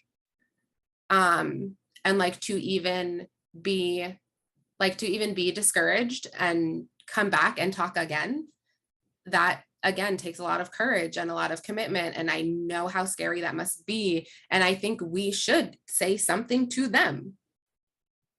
Because we want them to know, because I heard specifically some public comments saying that we didn't listen to them and we didn't hear them, and we're not hearing their real concerns. And to me, the real concern was the overuse of the fields. That was the number one reason why everyone wanted the turf. And so if we want to address the overuse, and we know that not all teams can play on the turf at all times, we need to start addressing the other fields. And so I'm just trying to figure out, as a council, what piece can we play in that? So I'm happy to take any amendments that would move that along, because again, this is something that I worked on very quickly, but I think the sentiment, if it embodies the sentiment that I'm getting at here, I think that's what I'm looking for, if that makes sense. Alicia, I'm going to make a suggestion, okay? And you can decide not to accept my suggestion. And that is, we remove this from the table and you and I work on this motion and we bring it back 2 weeks from now. so that it reflects what we can and can't do. It's the kind of thing that often has helped other counselors bring their motions forward. And I think I mean, I see the intent of what you're trying to do here. And I think it would be useful, rather than trying to amend it in this meeting, for you and I to work on it and then bring it back. I would prefer to hear what everyone else thinks about that, because I think timing is of the essence. And if there was a possibility for us to do anything with our FY24 budget, I think it would be wise for us to start looking at it as soon as possible, since we are working on the budget, which was the other reason I thought it might be important to at least gauge where everyone is with this now before we talk about the budget guidelines. And so if that's everyone's sentiment, but I think that I would be also okay with just making those 2 changes that were indicated and seeing if we can move along with this tonight. Dorothy? I have a problem in that often when we try to do something, we're told that we can't. But we had a letter from the superintendent and the director of athletics, and it asks us to make a commitment. And it looks to me like this motion or statement of Alicia's is trying to make that commitment. So didn't they ask us to do that? Didn't they send us a letter asking us to do it? So it seems to me that it's our job, our duty, our ability, and it's in our purview to say, yes, we will make that commitment. So that, this is really a question as to why it is not okay for us to make the statement in answer to the superintendent's letter.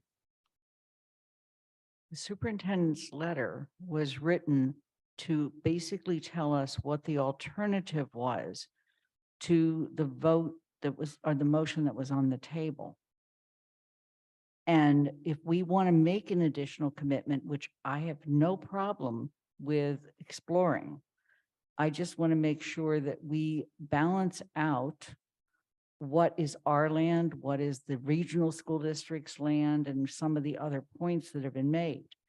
And between now and the 19th is when, even tonight, is when we get to talking about the financial guidance. And as some other people have suggested, some of this could belong in the financial guidance for this year. But I think we need to sort through what is our role and what is the regional school committee's role, what belongs in town manager goals, what belongs in finance guidance. And I'm just trying to come up with a much more orderly process for how we can move forward. Okay. Pat?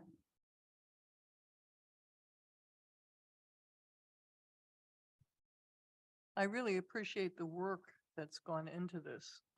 And the fields are a concern, not just whether we use turf or not, but the ongoing maintenance of the field. But the responsibility does lie with the regional school committee. And I'm hesitant to support this right now.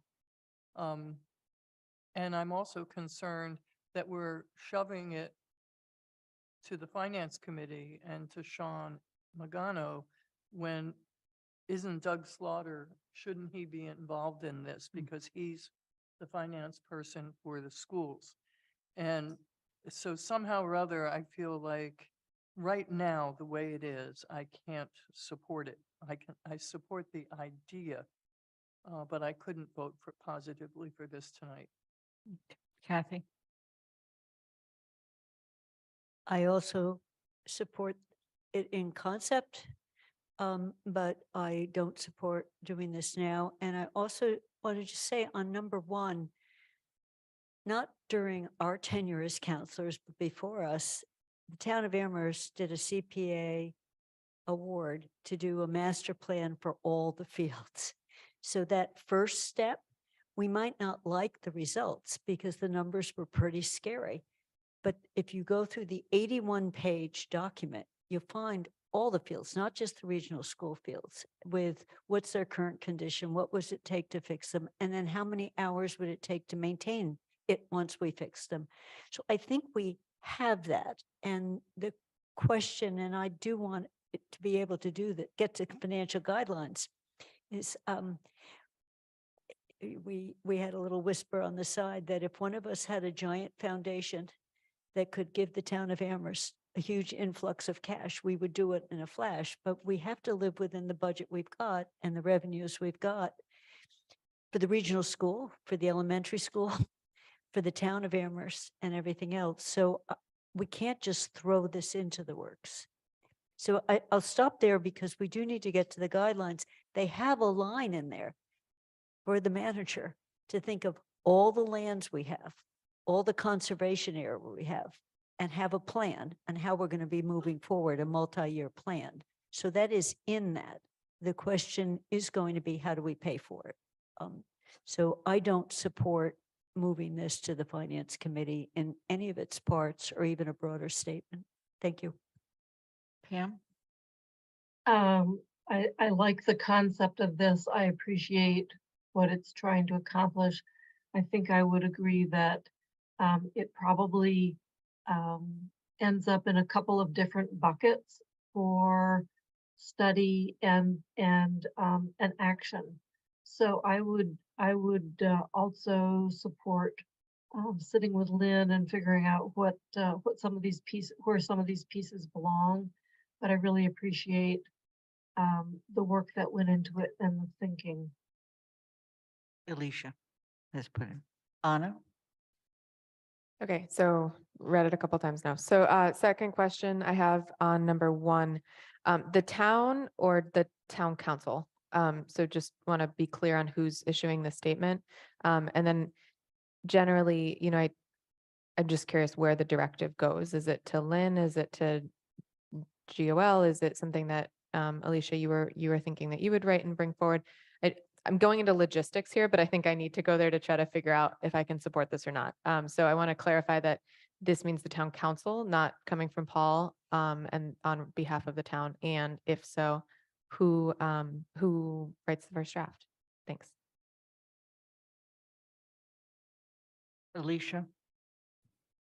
Yes, thank you, Anna. So yes, I did mean the town council. Again, I didn't have much time working on this and I didn't have a second set of eyes. So apologies, but yes, the town All good. council. And if it did pass, I'd be happy to write said statement or a draft of said statement. I just don't want to be writing the draft without the knowing that people want that to happen. Can I ask a follow-up? Yes. We would then vote on whatever was drafted, correct? Correct. Anika? Yes, so I also appreciate the intention and, just the intention to what the students expressed even, between today and the last meeting. Some of them left feeling very defeated and upset in the hallways, and they still came back to speak up. And I do appreciate that we would have some sort of a statement, but I do think with this, there's just even what's being raised here, just so many questions, what's in our purview and what's not, and where I really do appreciate being proactive and putting things out there. It's just even myself, I'm confused as to what would be the impact on some of this if we were to have to make a decision on it right now. Shalini?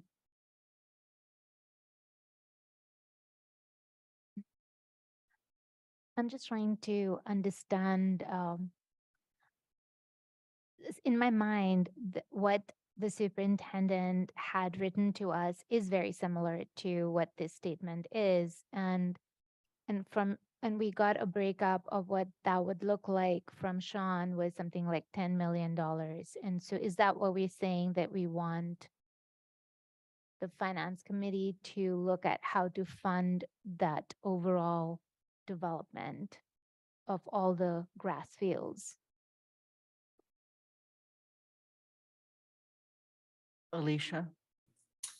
Yeah, so I guess I didn't make like a formal amendment before, but I did want to change the wording that Anna offered, and then also change that in response to Shalini's question to name just the field that we are owning. So originally I had proposed that we look at fixing all of the fields, but in response to Paul and Sean's concerns in that we aren't the owners and that there should be a different level of coordination in that we can at least look at what it would take for us to fix the field that we do own. And again, I see this as just looking for information, and that's why I'm sending it to the finance committee, not for the numbers, because again, I also did reference the report for this. And so I did see all of the numbers, but we didn't look at like the implications on our actual budget if we wanted to actually make things happen. And what realistically that would look like, kind of similar to how we plan out our capital needs. And we're saying, well, this absolutely can happen this year, or it absolutely cannot. I think I'm just looking for more of the answers to those questions. So Alicia, what I'm hearing is you would like perhaps in the financial guidelines that the town manager and his staff look at what it would cost to repair the field we do own. Is that a correct statement?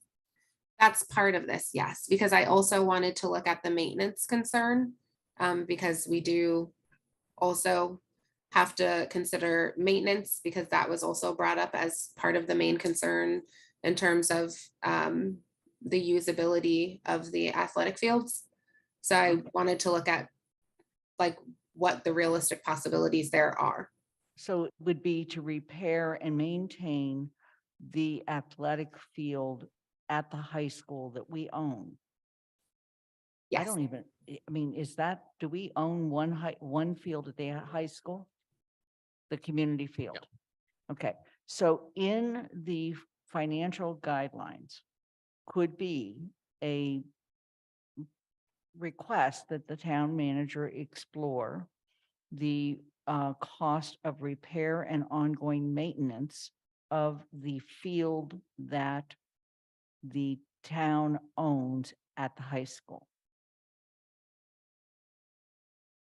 Does that accomplish part of what you want to accomplish?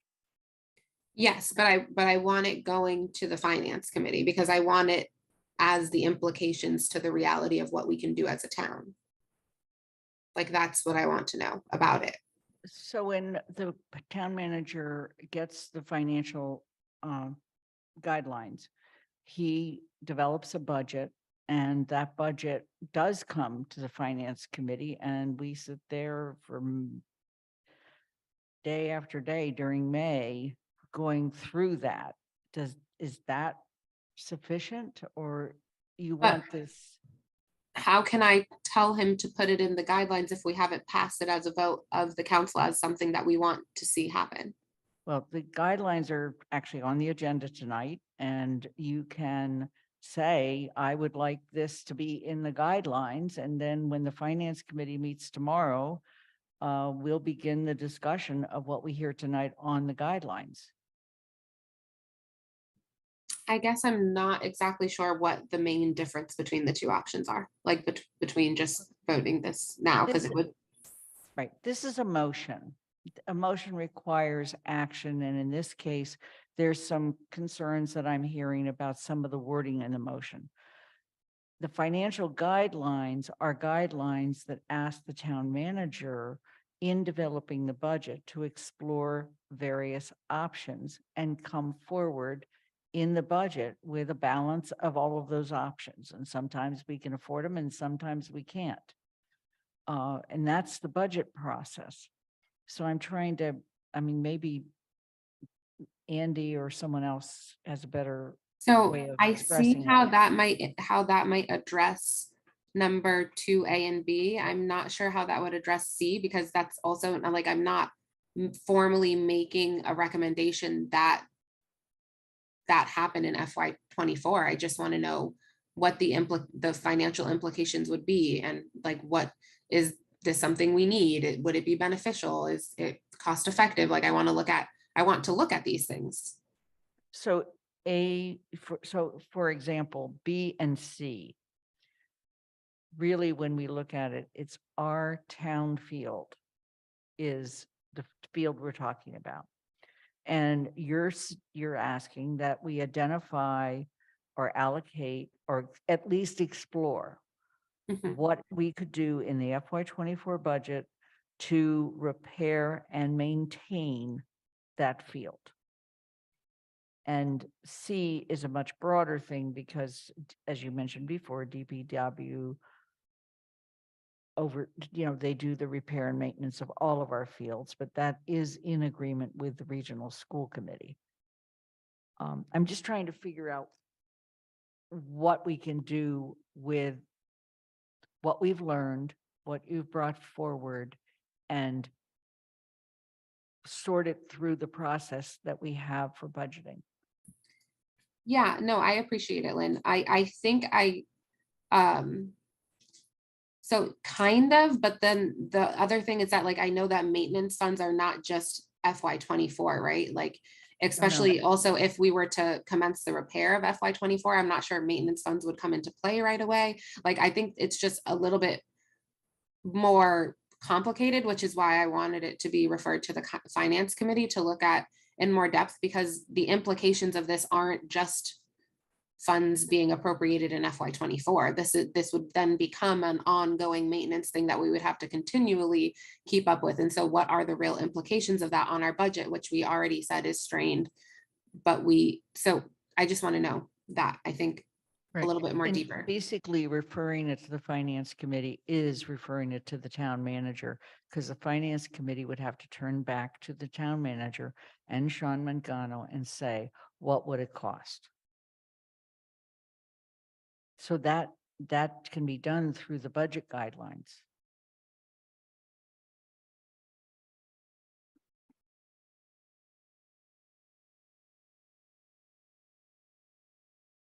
Andy, or maybe you have a better way of explaining what I'm trying to, or maybe I'm not even doing the right thing. So.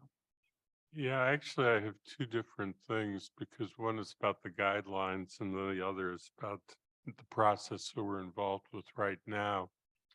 But I'm going to take it in that order. When we had, when you look at the guidelines, and some of this is what I intended to say later, so I'm just saving time later by saying a little bit of this now. Our financial situation isn't as wonderful as we would like it to be. And that, we look at our revenues first as to what we know we have available. And we know our revenues are not growing at the rate that our expenses for current services are growing. We have, and there are various reasons for that, including the inflation and the uncertainty about the general economic condition of the United States, and possibility that we keep hearing about that we could be going into a recession.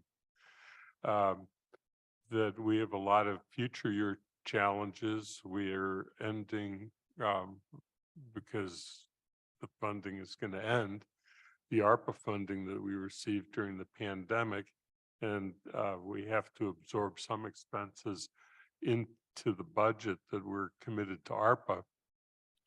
So, just maintaining existing services is a huge problem, and we have a lot of additional goals that we have. And what the Finance Committee did in the guidelines was to suggest that in past, we've always been very careful to try and coordinate what the goals are for possible uses of funds in the guidelines to coincide with the town manager goals. So instead of spelling them out, we just very explicitly referred to the town manager and council goals as to where we go forward. So I do have a question as to whether we are actually amending council goals by doing this also, because Otherwise, the whole way that we've structured it becomes, needs to be revisited, because it would then possibly be picking out making a number one council goal and sneaking it in through this back process, which I don't think is what we intend, because housing and social justice issues and environmental issues are also very important to this council, which is why we structured the guidelines the way that we did. Excuse me. So, I worry about those aspects of doing this, and I'm uncomfortable, therefore, with what's being offered. My suggestion, and this gets back to the point that I made earlier, is to give ourselves some time, and to do that by requesting the president write a letter to the regional school committee explaining what we did tonight, why we did what we did tonight, and indicate that we are still working on some of the principles that we would like the school committee to consider, that we would like them to plan a timeline for reconsideration of the choice between the two options that are we're referring back to them, but to not actually make any decisions until we've had time to provide further input. And that will give us some time then to work on resolutions before the next meeting to address the issues that are in sort of on the table in various forms offered by several different counselors. Andy, I'm confused by what you just said.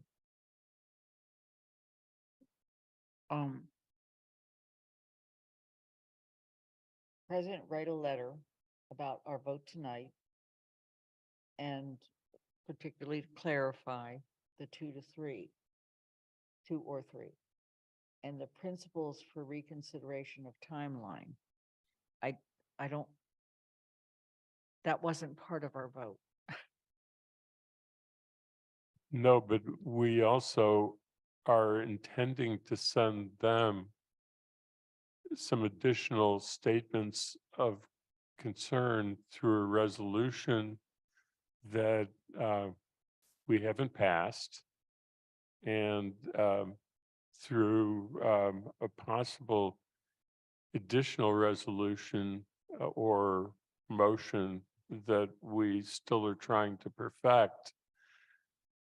So it's, they need to know that we would like to have the opportunity to do that.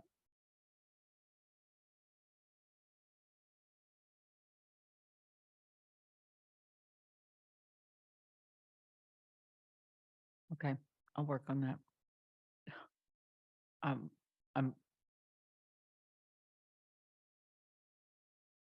okay. Mandy Jo? I call the question. Okay. Is there a second? This motion, the question's been called.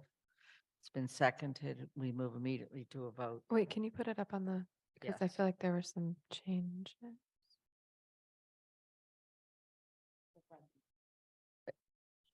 Yeah. Athena? You have to vote on the calling. the We question. gotta- Yeah, sorry. we Oh, vote sorry. on You're the- right. You're right. on the Sorry. question first. Okay. So let's see, Michelle Miller. Can we have discussion on calling the, no, that's next. Okay, no. Pam? No, I'm sorry, Dorothy Pam. I said no. Pam Rooney. Yes. Kathy Shane. Yes. Andy Steinberg. Yes. Jennifer Taub. Yes. Alicia Walker. No. Shalini Bowman, No. Pat DeAngelis, Anna Devlin Gothier, Sorry. Aye. Lynn Griesmer is an aye, Mandy Johanicky, Aye. Anika Lopes. Aye. Okay, so that is 9 in favor and 4 opposed. Athena, yes? So we move immediately to the question. Please put the motion up on the board.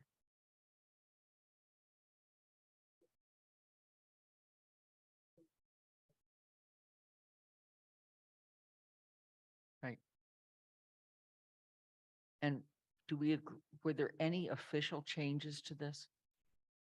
I didn't see that the edits were ever actually made, and I'm not sure, like, I did say that I wanted them, but it wasn't an official, like, there was no vote that happened, so I don't know if that's possible to make those changes that I had indicated. I think at this point, we didn't change any of the motion, so I think we have to leave the motion as it is. Now, I thought we limited it to the town-owned field. Okay, so that the town issue a statement to the school committee and students indicating our commitment to address the town field? Is that what we're saying? The community field at the high school. Okay. And the second would be, so can we make that change? But can we also change that one word that Anna recommended in terms of the Oh, I said feasibility to determine. to determine the feasibility Of, in number in two. number 2? Refer this motion immediately to the finance committee to determine the feasibility. Feasibility of.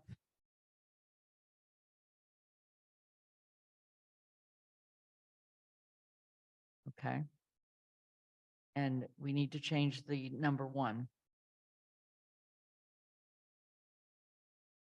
No, I think it was 2A and B. Okay. We also just, sorry to butt in. We said that the town council issue a statement, not the That the town. town council issue a statement.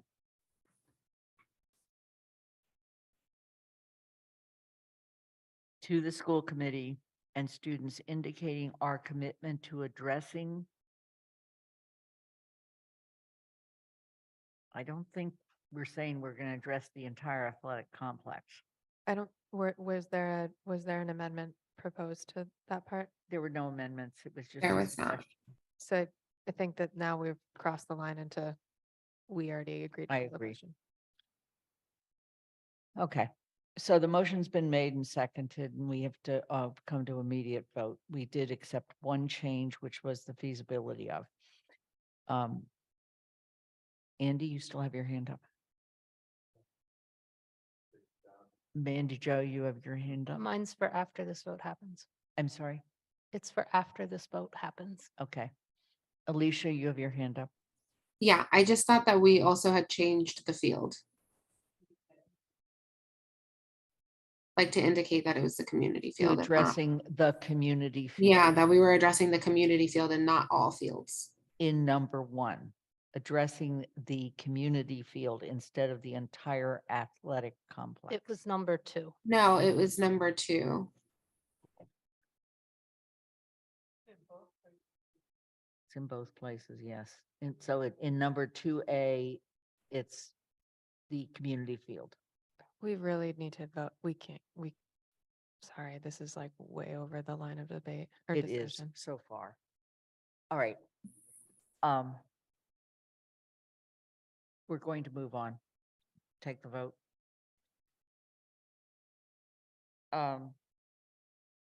Dorothy Pam, Yes. Pam Rooney, No, Pam, I didn't distinguish. Was that a yes or a no? Okay. Kathy Shane, no, Andy Steinberg, No, Jennifer Taub, Yes.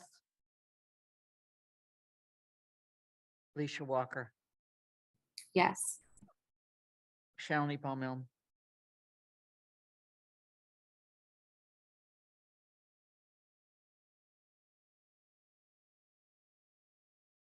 Abstain.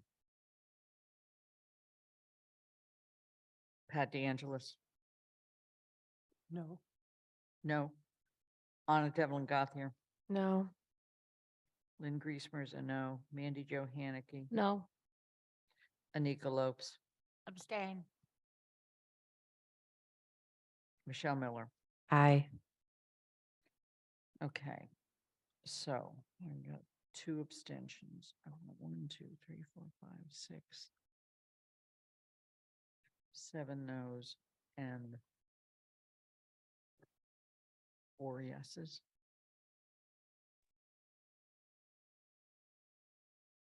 4 in favor, 7 opposed, and 2 abstentions.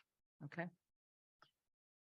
All right, Mandy Jo, you have your hand up. I move to postpone items 8B, 8C, and 8E to Monday, December 12th, 2022 at 6:30 PM. Is there a second? Second. Wait, can we, sorry. Okay, Can I will explain it once if there's a please second. go right ahead and explain it. So it's a move to postpone items 8B, which is it's the food and drink zoning bylaw amendments. 8C, which are the FEMA floodplain amendments, hold on. And 8E, which are the discharging firearms amendments. So it's all the zoning amendments that are on today's calendar, today's agenda. I'll explain. To next Monday, which would be adding a meeting in next Monday. And so I will explain, this does not delay the consideration and the second reading, which would happen still on the 19th. It just delays the first reading. So we would still be able to, since they are already on the bulletin board 2 weeks before the 19th, if we read them first on the 12th, we can still vote them on the 19th. And seeing that it is 10:30 already, and the things that would remain on this agenda are the manager goals, the financial guidelines, and the manager evaluation, along with a executive session. I felt these were the 3 that could most easily move to a new meeting that is created. Yeah, the stuff's already on there. I mean, we're going to them now, but Okay, the motion's been made and seconded Who to was- move these who to was the December 12th at 6:30. I'm sorry, I believe Jennifer was the second.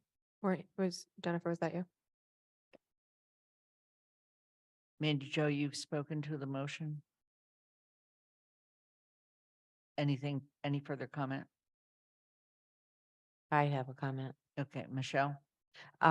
Mandy, would you consider making that a time limited meeting? So that we don't add additional things that maybe Lynn would try to add? No. I mean, I don't that's control the right. agenda, but this would be the absolute last that we could take up, at least the zoning bylaws. Right. Because of when they basically need voted on. So So how do we do? I would just be that? worried just those? about time limiting the total time of the meeting in case those Fair decisions enough, go fair enough. long. Right. But how do we topic limit? Yeah, thank you, Anna. A commitment from our. I'm going to be very President. straightforward. The way we limit is people think about when they need to speak and when they don't need to speak. That's the best way to limit. Huh? That's not, It's up to everybody on the council to help limit the meetings. I mean, But you won't Which add way, yeah. additional topics for the 12th. not my That's plan. okay. Yeah, exactly. Don't send me anything. Lynn, Yes. the Shalini invoked the right to postpone, and that would push that item to the next regular or special council That's, agenda. thank you. So that would also be. So included that at that meeting. the motion on that also now goes to that meeting. You can postpone it again next time, but you need 4 votes. You can't, there's nothing, I had a commitment next Monday, so. huh? I have a commitment next Monday, so I probably cannot attend the meeting or I need to the next meeting, so he'll probably would know then. I don't know. I don't know. All right, let's deal with. We can postpone it, or you can ask to reconsider or something. I'm sure we can figure it out, okay, since you won't be here on the 12th. Okay, right now the motion is to postpone B, 8B, 8C, and 8E till December 12th at 6:30 PM. Motion's been made and seconded. Is there any further question or comment? Michelle? Pam Rooney. This is not on this topic. I wanted to go back to Alicia's intended motion, and I would ask that you continue to work with her to formulate where those concerns and opportunities exist so that those things aren't lost in the process. Thank you. I'm more than glad to do that anytime with any counselor. Kathy? I'm totally in support of this. My question actually goes to what Michelle asked. In terms of other items, are we going to try to plow through the big ones on our agenda tonight? So if so, I might need more coffee or something or food. And I'm just, is there any one of the big ones that could, if we add a meeting, could we move one of them? And it's a question. So I'm not against the 3 you've done, Mandy. I'm just looking at, we've got. So got- I would say the other option is to postpone all but the 3 I asked for. I didn't know which way would be better, but the 3 that I didn't ask for kind of go with at least one thing in the executive session. So I felt like it's either the group would remain on this agenda gets postponed, or the group that I just moved gets postponed. Yep. We could, I think with but probably. finance is tomorrow. Yeah, finance is tomorrow, and if we don't keep moving on the town manager goals as well. We need to, we're supposed to finish them by the end of December.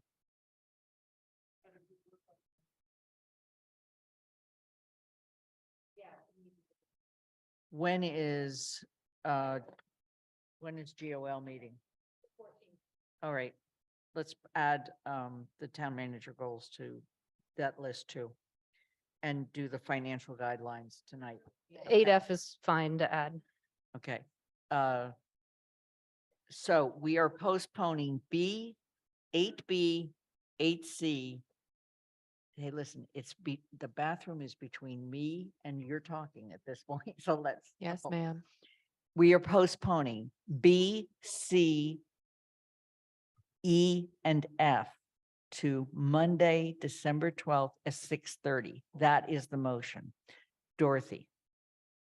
I just want to comment that after the last, or certainly a recent killer town council meeting, I had successfully fought off getting sick and I failed. And I've got to say, I'm folding fast, and I know there's some other people who are coming down with this. I think we have to have a little more concern about the health of our town council members and of our devoted followers who insist on watching us to the bitter, bitter end. I think these meetings are too long. So that's my statement. I couldn't agree more. Having had a cold for the last 2 weeks that I can't shake either. So the motion's been made and seconded. Is there any further comment? Then we're going to move that, we're going to vote on the postponement, and I'll begin with Pam Rooney. Yeah. Aye. It includes the town manager goals. Aye. Yes.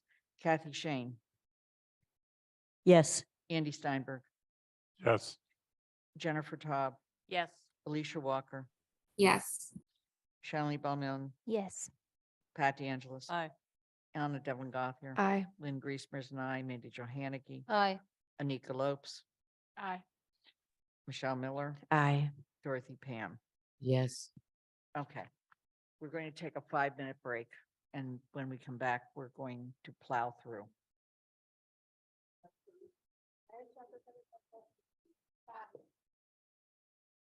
I'd like to say thank you to the town staff that have hung in here waiting for you, for your Yeah, opportunity. for to- real. I'm sorry. Thank you for acknowledging that. I'm so sorry.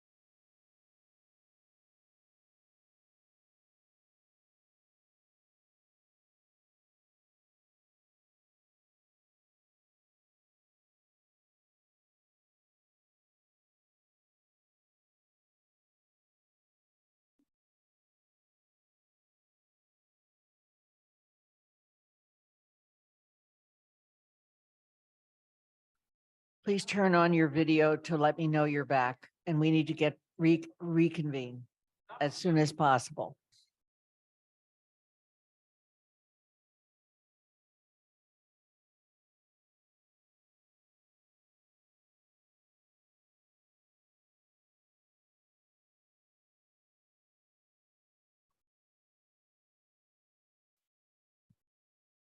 So, Rob, you know that we delayed all of the zoning amendments. Okay, I just want to make sure that you knew that. I'm going to call on Town Manager Paul Bachman and Dave Zomack to share with us a proposed purchase of real property for 457 Main Street. This was voted earlier as a referral to the Finance Committee. And this is to give us a little more information about this. Dorothy, you have your hand up, but I think you probably want to take it down. Thank you. Okay. Thank you, Lynn. And so I want to note that Rob is here because he was integral to this whole process from start to finish. And that's really credit to Dave and Rob for making this a reality. As you know, for many years, this has been having a permanent location for the town's shelter run by Craig's Doors has been a goal for the town. The town council made it an explicit goal last year. We had a unique opportunity in front of us with ARPA funds that were able to be dedicated to this type of purpose. And so we took that advantage of that in November of 21, we designated, set aside $1 million for this purpose. And I'll leave it to Dave and Rob to talk about this particular site, but it was through some creative thinking and a unique opportunity with the VFW going out of business and closing their building, and recognizing the potential for this site under our current zoning that opened up this opportunity. And then Dave, you and Rob handled this, so I just turn it to you for handling it. Sure. Thanks very much, Paul. Really appreciate it. And we recognize the lateness of the hour, so we'll try to be brief and save some time for your questions. But as Paul said, we're very excited to bring this opportunity to you, to the council, and to the community. I want to reference the memo that was included in your packet, as well as this PowerPoint, and of course the draft motion. And again, this in all likelihood, of course, will be reviewed by the Finance Committee. I did want to acknowledge Rob. Rob did really significant work on this and took the lead on a lot of these steps. And he and I work well together. I think we enjoy working together, and we enjoy bringing projects to you in the community that improve the quality of life for people who live here and people who work here. And this is one example of a way we can do that. I also want to acknowledge the leadership of the VFW Post 754. They have been tremendous throughout this process. They've been open, they've been engaged, and they've been supportive throughout this effort. So we really acknowledge the leadership of the VFW. Could I have the next slide, please, Athena? So as Paul said, we have been presented with this challenge. We know that for many years we've collaborated with Craig's Doors. They've been our local service provider and done a great job, but they've been doing that as it's required them to move from church to church to church. And again, over the last 10 to 15 years, they've done a terrific job. There's a clear demonstrated need in our community for a location, a permanent location for a shelter.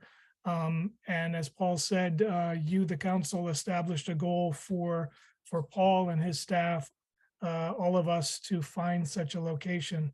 What we think we found in the VFW site is a location that offers us the possibility to co-locate different uses. And Rob and I will talk a little bit about that in a minute, but our hope is that we have found a site for sheltering, supportive housing, and perhaps other uses as well.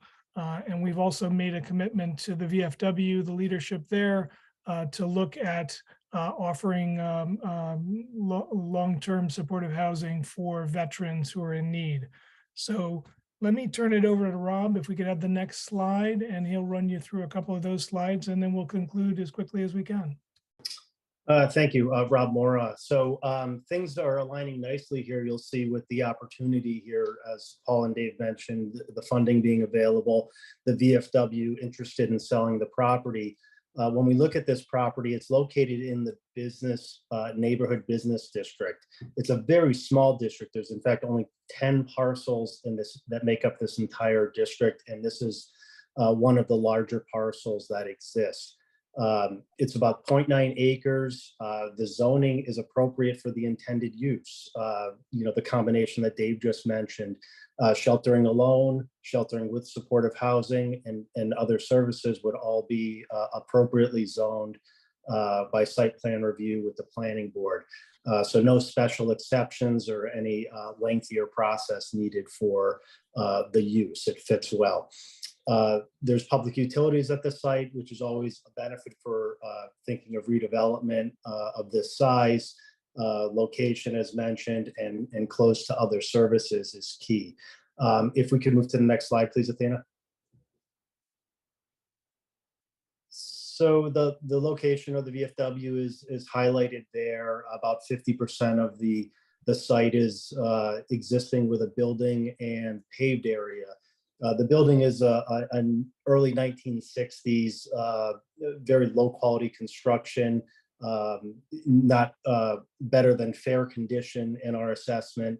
And, we think it's probably going to be removed to make way for a new development of a different concept. It's a single story with a finished basement, about 2,800 square footprint. So relatively small building and easy to remove. Just generally in the area to the north, the two properties, those are recently and currently being redeveloped for a total of, for mixed use buildings with a total of 51 units. And in this district, in the neighborhood business district, aside from the Amherst media property, the two parcels just to the left of Gray Street there, other than those two parcels, everything else has either been redeveloped, being redeveloped, or in good condition and occupied for mostly non-residential uses in those buildings. If we can move on to the next slide, please. And this slide just illustrates just the nice features of the property. With the bus stop directly across the street, sidewalks, good connectivity to downtown, and other areas. Rob, if I could jump in, just to add that, we're at this pivotal point. As one of Rob's slides indicated, we do have a closing date scheduled for January. We think we've moved this process along at a really important and impressive rate of speed here. Again, I wanted to thank the VFW, the leadership there, but this is going to be a long process. This is just really the very first step in a long process that is going to take a couple of years. We need to do extensive planning for this site. We need to bring in partners both at the local, regional, and state levels, and we need to look for additional funding. This is not something that in discussions with Paul and Rob and others that we can do solely on the local level. We're going to need help from Boston, and we've already done some outreach to DHCD and some local partners as well. So this is step one, and stay tuned as we explore some of these options for both sheltering and supportive housing and perhaps other services on the site. So I think unless Rob has anything else to add, we could conclude and take questions. Okay. Floor is open for questions. Let me just start by saying thank you. Congratulations. We're taking an opportunity. And it's just the beginning, and being involved in other social services in this town. However, I have high hopes that this will result in something that Amherst can be exceedingly proud of. So thank you so much. Dorothy. Oh, the plans sound fabulous. My question is just about the railroad. Is there any way to protect the site from the residents from the railroad? Rob, Yeah, I think absolutely. I mean, I think that, good site design will position the building, with windows away from the railroad side. I think you can see it was done across the street well, and, still offers a nice redevelopment of the site with 51 residential units. So I think that that'll be all part of the designer's work. Thank you. Any other questions or comments? Obviously, a lot of planning needs to go for the site, but there's nothing like having a site to start with and Yeah. to be able to turn to the state and say, come on, work with us. So, Kathy. Yeah, I just have a quick question. I know we'll get to see it in finance, but we're buying the building on the piece of land for 775,000 and then knocking the building down. Is that correct? that is correct. We won't necessarily knock down the building right away. But No, I understand that, but Really? it's, so my point was the building itself is not useful. The location is useful. Yep. that is absolutely And correct. then- And we then did have an the appraisal building, that, the yeah. building of the building, we have to find the money for. That's the next. Okay, thank you. Pat. Brand new. I don't have a question. I just want to add to the thank you that Lynn gave.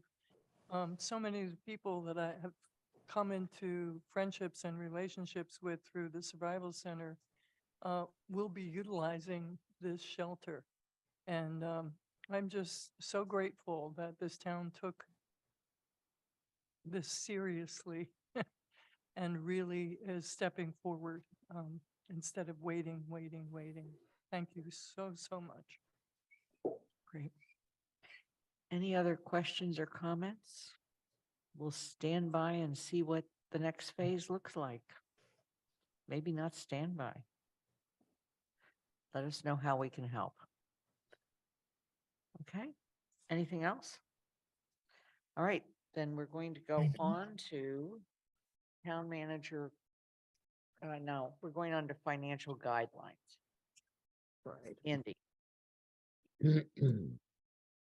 Well, I think I gave the introduction actually a few minutes ago and said I would use that time to save some time now. So I'm not going to go through the whole thing again about we need hard choices, that there are no substitutes. A couple of comments that I did have is that while we made reference to the town manager goals and the policy goals of the council as proposed is being something that we're recommending that the manager consider. We did make specific reference to the CARP, the whole climate action plan, and so that all that we do needs to be within the eyes of that. The other thing that we heard a lot about was the proposed bylaw that TSO is now considering regarding revisions to the trash hauling system. And we said that it's something that we need to consider very carefully, that we really have very little funds for new initiatives, but we added the words, included the words, except when revenue neutral, because the whole plan for that particular bylaw is that we would use the enterprise fund to collect essentially the money that would have been paid by homeowners who are using home pickup directly to USA Hauling would become payments to the enterprise fund, and so that think with one possible wrinkle, is revenue neutral. And that possible wrinkle is if we want to add additional staff on the town level to oversee the system, and we have no other way to pay for it, we have to decide whether we can add that into the fees that we're charging for the enterprise fund. But it is consistent with what it allows us to go forward. But I think that the important thing to remember as we start the discussion is that we did recommend referring this. Not enough Michelle wants to say anything since she's chair of GOL and a member of the finance committee about this, but we did feel that it was unnecessary for the finance committee to duplicate the work that GOL has been doing on goals, both council and town manager, and therefore really just decided to make it simpler than we had in the past by doing that. Jennifer. Yeah, I was concerned that on page 6, where it says, we also recognize that making progress on multiple fronts that require investments, including climate action, housing, and social justice, will require multi-year, multi-revenue, et cetera. And I was just concerned that those 3 items were called out as that, as that activities under those items may have to be put on a back Not burner. yet, no. Mhm. I think any other Mm. under I think that what our recognition was is that those were major goals that have significant financial Right. consequences to them, and they ended up being called out not because of specific goals. I mean, I think that we all respect those goals, but if you're going to get into the question of how you go about making hard choices, you have to make hard choices where there are hard decisions to make. And I think that's the point we were trying to make. Okay.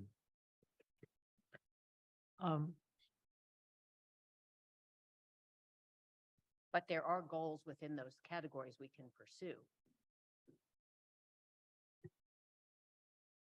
Yes. I mean, I'm a member of the finance committee. I mean, like, for example, we just saw 2 minutes ago a housing goal that we've been in pursuit of for a while. And, we pursue these things as the opportunities arise. I guess I'm thinking of like something like community choice aggregation. We would continue because it's revenue neutral. Okay. Yeah. Are there other questions? Anna? Oh, it's a comment, so I can wait. Unless now is the time for comments. It is. Oh, you said questions. All right. Oh. So that's not on you. Just wanted to not go out of turn. It's such an interesting document, and I could read it every day, but I think there's a lot of this is a broad overview, and at the same time there are some things that get a lot of specificity. And so one of the things that I know that we've heard a lot about from our community about folks feeling a little bit like we've lost some of the specificity around climate action and racial justice in our goals, and a bit in our budget too. And there are a couple areas that I feel I personally would like to see more specificity around climate specifically. So that's just because that's kind of where my brain has been for a while. And because sitting in on ECAC, it's clear that funding needs to come through if we're going to meet these goals. So while the general idea of keeping a climate lens and, all things in service of climate action is wonderful. Right. That's a really, thanks, Dorothy. That's a really broad phrase. So there are areas that I'd like to see some specificity, including and I'm happy to send you my marked up version if that's helpful. And I apologize, I am in the same boat as Alicia. I have Sundays to do my council things. So I don't often get things back to folks early, but on page 7 at the bottom, talking about roads and sidewalks are a clear need across town and a high priority for residents. This should be considered a 5th major capital project.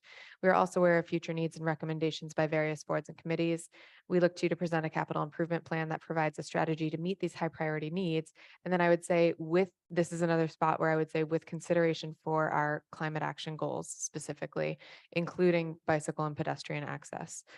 So, there are certain places that I feel would benefit from more specificity. Specifically, I was looking at this from that climate lens. And I'm happy to send those along if that's beneficial. It would be yes.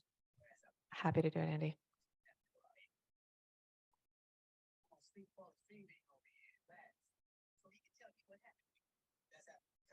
Could I just also comment, when you send them on, the extent, I mean, you can write short, but is this to be achieved in the next year?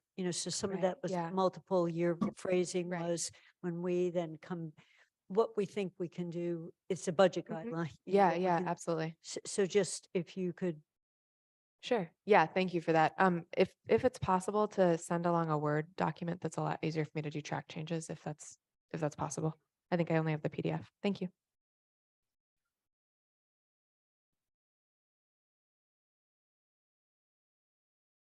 I'm sorry. Thank you. Mandy Joe. Thanks.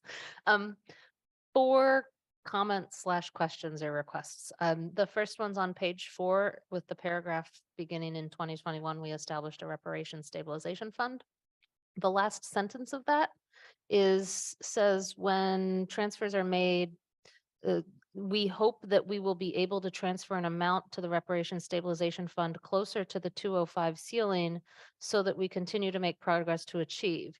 The sentence before that said, according to projections, the projected is about 150. And so I'm curious whether that last sentence is proposing a change in policy that's a change from the council vote from last spring that said we would try to transfer an amount equal to the cannabis tax revenue. And this sentence seems to indicate that we're going above and beyond that equal. So is this financial guideline proposing a change in policy? My second comment is on page 7, the last paragraph before section 5, that's talking about changes in revenue or deficits. I'd like to see the finance committee added to who gets kept informed if there are changes to revenues or deficits. Right now, it talks about just BCG to be convened, but I think our finance committee should be kept informed too Yeah, when yeah, things like that yeah, no. happen. On page 8, the first paragraph, the one that's continued, the last sentence refers to the need to review the surplus real property disposition policy. And so I think if we're going to put that into this guidance, we should also include a motion that goes along with this to refer that policy to the finance committee for review, instead of just talking about it in here of, oh, it needs reviewed. Well, let's actually refer it for review.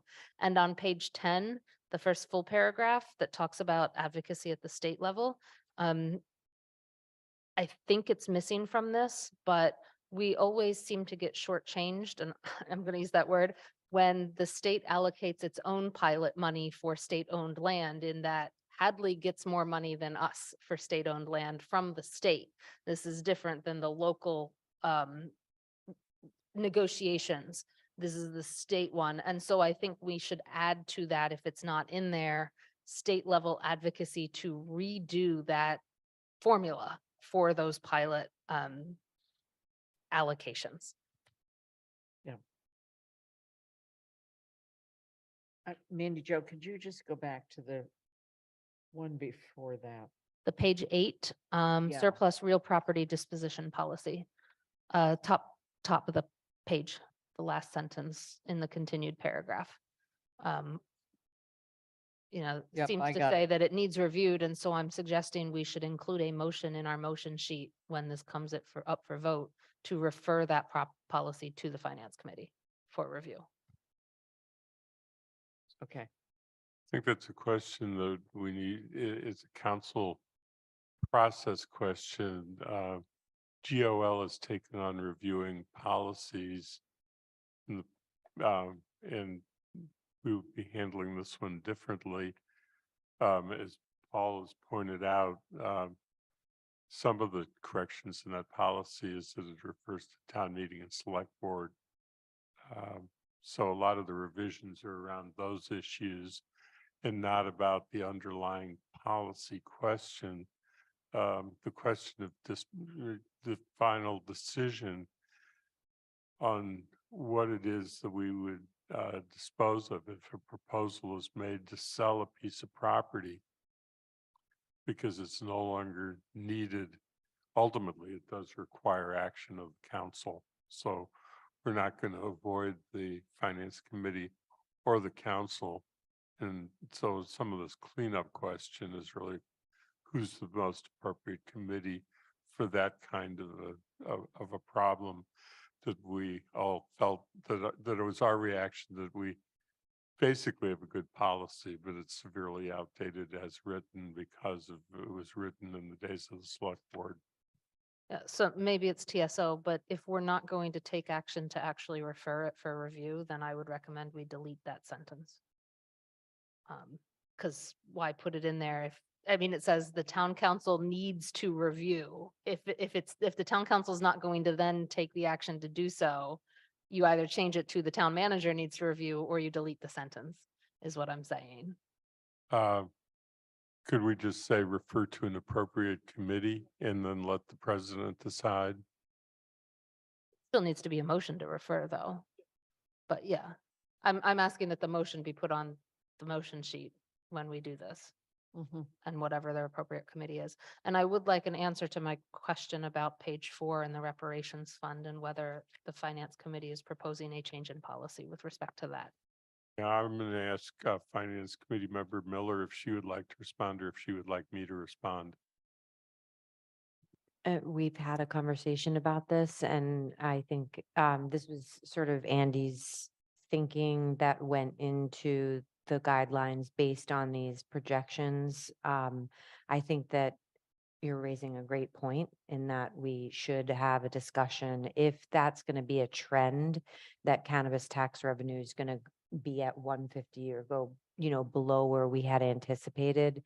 I don't know if it for this particular guideline needs to be, maybe there's some wording that indicates that we're aware of the trend and we're keeping an eye on it. And then if it occurs again, when we come around to it again, I think as a council, we will want to discuss whether modeling it off of that still is the right approach. Is that? Yeah, we'll take it back to the Finance Committee as one of the issues to discuss, and we'll talk tomorrow. I think that the reason that it's in there for the guidelines for the year in question is that during that year, that a transfer proposal would need to be made at the appropriate time according to the resolution. And we need to decide whether we should be providing guidance to the manager about how to approach that under the circumstances of this year. But I will make sure that's on the agenda for tomorrow of topics to discuss. Okay, Shalini. I was wondering if you can give the reasoning for putting that statement that Jennifer brought up.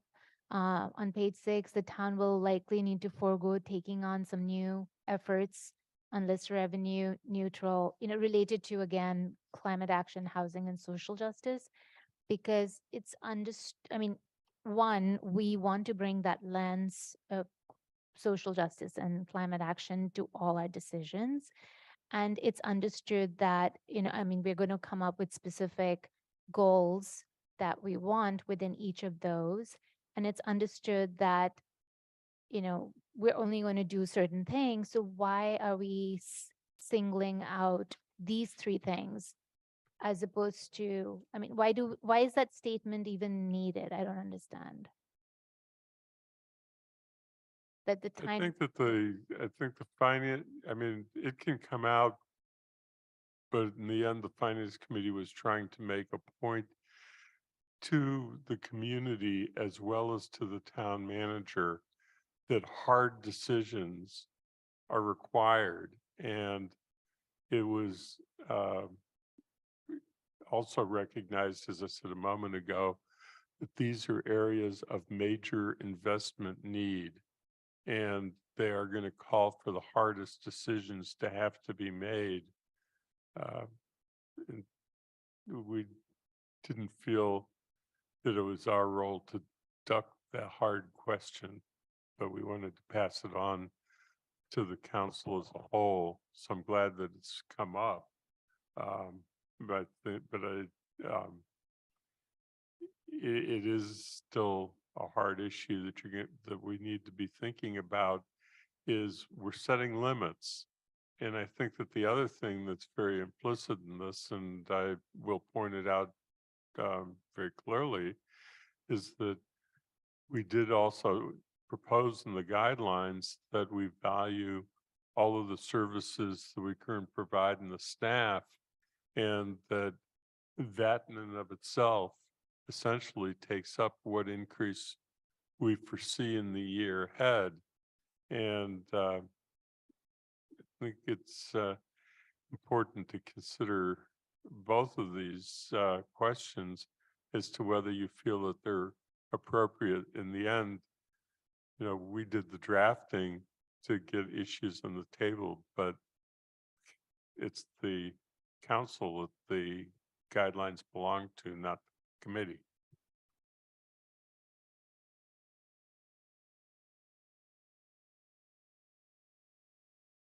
Do you want to take comments on just this one topic, Lynn? Or jump Sure. around? Because I just want to follow up. Okay, Kathy, go ahead. I actually agree that calling them out, you could take them out of the sentence, Andy, and it still works if we took major investments, because we just talked about community fields as a multi-year process. And I could add a couple other things too. So I think the sentence works without calling out a specific set. And because the goals are, even the climate action goals that have been sent to us weren't do everything in 2024. So when we talk about it tomorrow, I could see that the sentence will read fine without Right. listing three. Yeah. Any other comments on this particular one? I have. Michelle? Yeah. Jennifer, go ahead. Yeah, no, just to concur, I think that by leaving it in the sentence, it sounds like we don't prioritize them as much as other budget areas.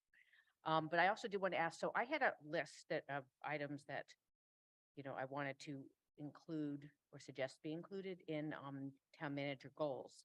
But should I also send that to the finance committee?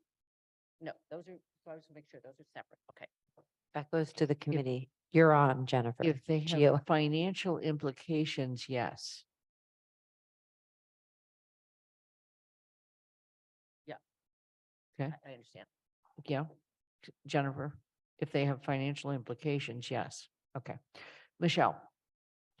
So back to page 6, I'm seeing it a little bit differently than I think other counselors. Climate action, housing, and social justice are commitments that we've made. They're already in the town manager goals. And they do require a multi-year, multi-revenue strategy. However, I think that's different from the town likely needing to forego taking on new efforts. So I'm not understanding why those are in the same paragraph. And when we're talking about fields, that's something new. That is a new effort, and it needs to be explored further about how we might proceed to take it on. But with respect to housing, social justice, and climate action, these are goals that we've already committed to, that we've already committed resources to.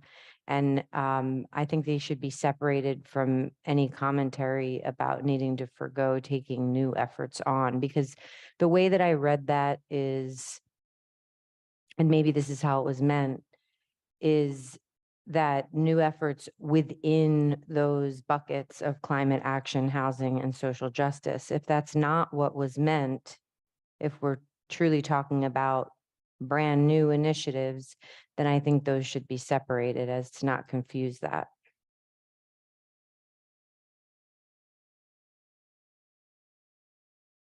Okay. Shalini? Yes. And I understand that we don't want to focus just on the paraeducators' salaries, but is that something that we could put in here, or would it be in the town manager goals regarding looking at salary levels, especially for entry level and yes, and across the board maybe. So not just paraeducators, but all town staff. There is a reference in here to a salary review. Or maybe that's in the town manager. or There's a was it reference in the town town manager goals for that. Exactly. It's also in yes. here. It's also Okay. referenced in here. Shalini? Yeah, I'm sorry, I didn't read the whole thing very carefully. So what I read was that we are not doing that, but are we doing a study or something to look at? Is that mentioned here? Where is it on? There was, sorry, you were so ready. No, it was good. There was, I believe, I'm gonna look to Kathy. There was in the capital budget last year, we had a whole big debate about, yeah, okay, I'm gonna go for it then. In JCPC last year, we approved in the capital budget funding for a salary study.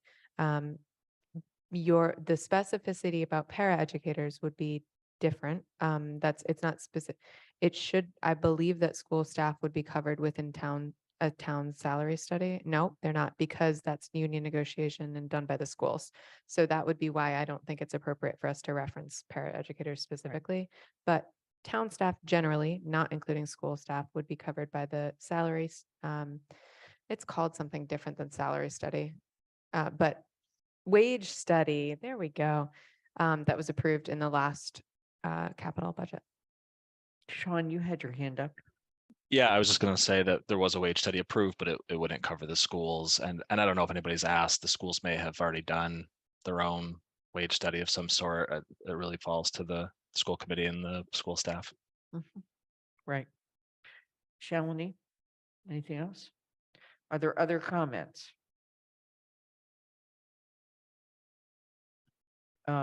Finance committee meets at 3:00 tomorrow afternoon. So if you have comments, Andy could send a Word document to people, maybe right now while we're sitting here. And then you can have any comments to us by then. We're also meeting again next week as well. But this will not come back to the council again until the 19th. Pam Rooney? Yeah, could that Word document just be put in the packet? Yeah, or we'll just email it to, Or send it to everyone? yeah, Okay. that's what we generally do. Athena might be able to do that for us because she has the Word document.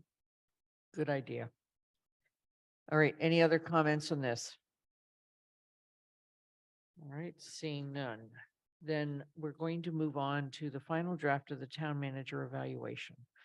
And this was on my list, and I first of all discovered way back in early November a skewed set of ratings, and so I had to correct that. That was in the packet back in November. I also therefore had to do a recalculation, and those changes were in, but they were in this packet as well. And then I did offer all counselors the opportunity to send me suggested observations, changes, recommendations, et cetera. And I took all of that and I recrafted the memo. So what you have before you is my proposed final draft of the town manager evaluation. And Kathy, maybe I'll put in a motion to adopt the 2023 town manager performance evaluation as presented. Second. I was gonna, Kathy? well, I would second it too. And I just want to make a really quick comment that I thought you did a terrific job. I know I sent in sort of, some were just line edits and some were some substantive and did a few others, but I think it reads better and it captures. I went back and read all 13 of our comments and to me, it captured the big things that were flagged. And since all of our individual comments are also there, thank you for that effort, Lynn. You're welcome. It's one of those bizarre things where nobody can give me input on it until it's a public document. So, and I totally welcome good, thorough reads of it. Anna? I echo what Kathy was saying. I mean, I think I handed you 28 pages from myself, so I know that this was a beast. And I think something that I appreciate the summary that you did, and I think something that might be beneficial for us in the future is as we consider what questions we're asking. Not every area not every area in the summary included things that we had noted as room for improvement or room for growth. And I think it might be beneficial for us to really think through this again, not as they're not critiques and they're not personal. They're things that we believe are areas for change. And that really also sets us up going into the goal setting process. So I think as we think about the format that this takes, open-ended questions are lovely, and a little bit of guidance in terms of how did you see the town manager meet these? And then what remains left or what remains as an area of growth might be beneficial, and also then lead to more consistency in the evaluation itself. So general comment, not about this summary. And one of the debates has always been, are the areas for growth what really gets reflected then in the goals for the coming year?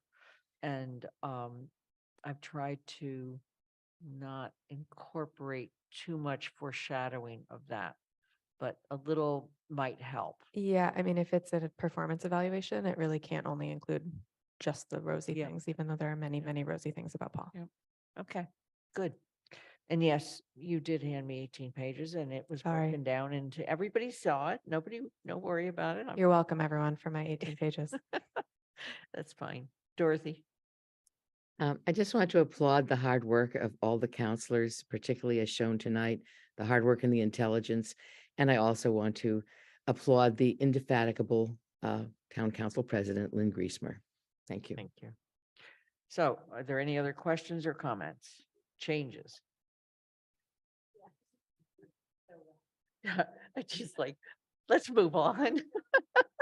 I'm sorry, I don't do that well. Thank you very much, Dorothy. I appreciate that. And Kathy and Anna and all of you. Okay, we're up to, I think, Kathy Shane. To do what? This is the vote Oh, to adopt it. who was? And then I get to send it to Paul and say, thanks for your great work, Yes, the vote is that we approve this It's memo. to Yes. adopt the 2023 town manager Yes. performance evaluation as presented. Yes. Okay, Andy Steinberg, Aye. Jennifer Taub, Yes. Leisha Walker, Yes. Shalini Bowman, Yes. Pat DeAngelis, Aye. Anna Devlin Gothier, Aye. Lynn Griesmer's an aye, Mandy Johanicky, Aye. Anika Lopes, Aye. Michelle Miller, Aye. Pam Rooney. I'm sorry, Aye. Dorothy Got Pam. Dorothy. Dorothy Pam. Yeah. and Pam Rooney. Aye. It's unanimous. All right, we are. Good. That's okay. No, well, okay, committee reports, CRC, Mandy Jo. None. Okay, elementary school building, Kathy. just quickly, we're meeting this Friday, and this will be when we are looking over the specs that we're sending to the cost estimators to do the new estimates. So it won't be a fun meeting to watch. The only other thing I wanted to report is that I did do a presentation for Jennifer and Dorothy's district, and we have some terrific. So I would love to do them at all the district meetings, and I would also like to do them soon, but then again, once we've had some community forums, so when we get further along. Right. But it works well because the designers have given us motion pictures that bring the school to life. What are you up to It's on gorgeous. Sunday? I think I think it would be good if we make a commitment as a council that we have a set of district meetings in a time period and with some standard things, the school being one of them. And so maybe in, February, March would be the time period that we want to do that. We want to really garner the excitement about the school. The other suggestion, and I think we could figure out, the moving pictures allow me just to chat as I'm showing something, but I could do a script so people could take it out to the community. It wouldn't be dependent on any person. So we could do it in the district meetings, but then we could take it to a larger apartment complex, to a broader group. I also want to mention that you've been to the District 2 meeting too, right, Pat? She's been to the District 2 meeting with the presentation. Okay, Andy, Finance Committee. It's a meeting tomorrow, at 3 o'clock. The original purpose was to go over the comments tonight on the guidelines, but we have a couple of major issues that are also on the agenda. So I'll just mention what they are. One is the sewer regulations the TSO worked through. There was one piece that had to go back to the Finance Committee, and we're meeting with Guilford and Amy Ursecki tomorrow to talk about it, and that is the financial consequences of the proposal to have the enterprise fund take responsibility for repairs to sewer lines as they go from the property line to the sewer main, which was the same issue that we discussed with water. When we discussed water, Amy in Guilford came up with very specific information about what it is that it would cost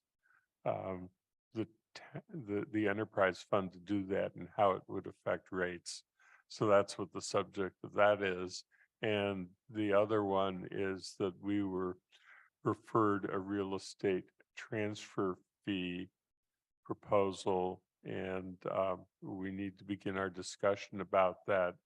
And I've notified the two co-sponsors, and one of the things that is on my mind, and we will discuss it tomorrow with co-sponsors who I think will be able to be present for that portion, is that it was really initially, I think step one would be that the council requests special legislation. And so having talked with Mindy on another subject about legislation, this is the time where we would have to make that motion so that they could at least, even if we don't agree on exact language, she needs to get a placeholder filed. And so there is at least a little bit of time urgency with that. So anyway, that's tomorrow's meeting. Okay. We can't wait. Hey, listen, they used to be at 8:30 in the morning on Tuesdays. Oh, I'm so Thank much God younger. they're not then. Michelle, GOL. Nothing. Jones Library, Anika. So I will need to refer to Paul if that is okay, because I was not able to attend the last. Paul. No, not much. There was a meeting, but there were no real actions taken. Those are the kind of reports we like. Thank you. The liaison and TSO, Anika, Nothing there. We're postponed until the Okay. 15th, next week. any liaison reports? Can I just make a quick announcement? Yeah. 2 seconds. AHRA decided today that they're having their next listening session on January 11th. It will be all virtual from 6:30 to 8:30, and it will also include some education, like an educational component before opening up for listening. Great. Let's make sure we notice that on agenda so we start letting people know. All right. I have there's- sorry, I'm so sorry. It was referenced several times today, the goals that ECAC had prioritized. I had sent them to the chair, vice chair, and special person of GOL. I don't know what you are.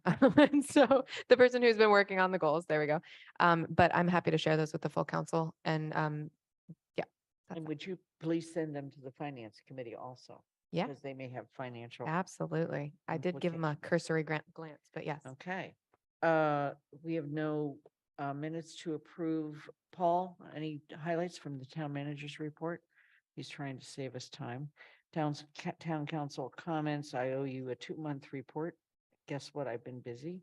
But I also just want to mention to you that actually several meetings have been canceled and postponed. So for example, we didn't meet with Mindy and Joe this last month. We also didn't have the Amherst media meeting this last month. So it's not like there was exciting stuff to tell you anyway. On the future agenda items, just note that next week, 2 weeks from now, I'm not putting this on the 12th. Don't worry about it. We do have an annual discussion about the role of the town council president and the vice president as a preliminary to the election of the president and vice president on January 9th, 2023. Are there any other council comments at this point? Because we are going to go into executive session. No? Yes, no, maybe. Yes. It's a Yeah. future agenda item. I just want to correct that residential rental bylaw will not be ready for January. It'll be February 6th at the earliest, and I suspect it will be the first March meeting in all likelihood. Okay. February 6th or March 6th. Dorothy. Just want to remind my fellow town councilors to make their specific plans for the MMA conference in January. And to go check the website, look at the workshops, and there's one on PFAS, by the way, which is of great interest. So I hope to see you all there. I'm hoping very much that we can stay in person and we can have a great conference. That's it. Would be nice, wouldn't it? We haven't for the last, 2 years, I guess. Jennifer. Yeah, just a question, I guess, following up on what Alicia had asked earlier, which is if we, doesn't have to be at the next meeting or two, but could get some guidelines on what, so we have some like objective definition of what constitutes new information. Yep.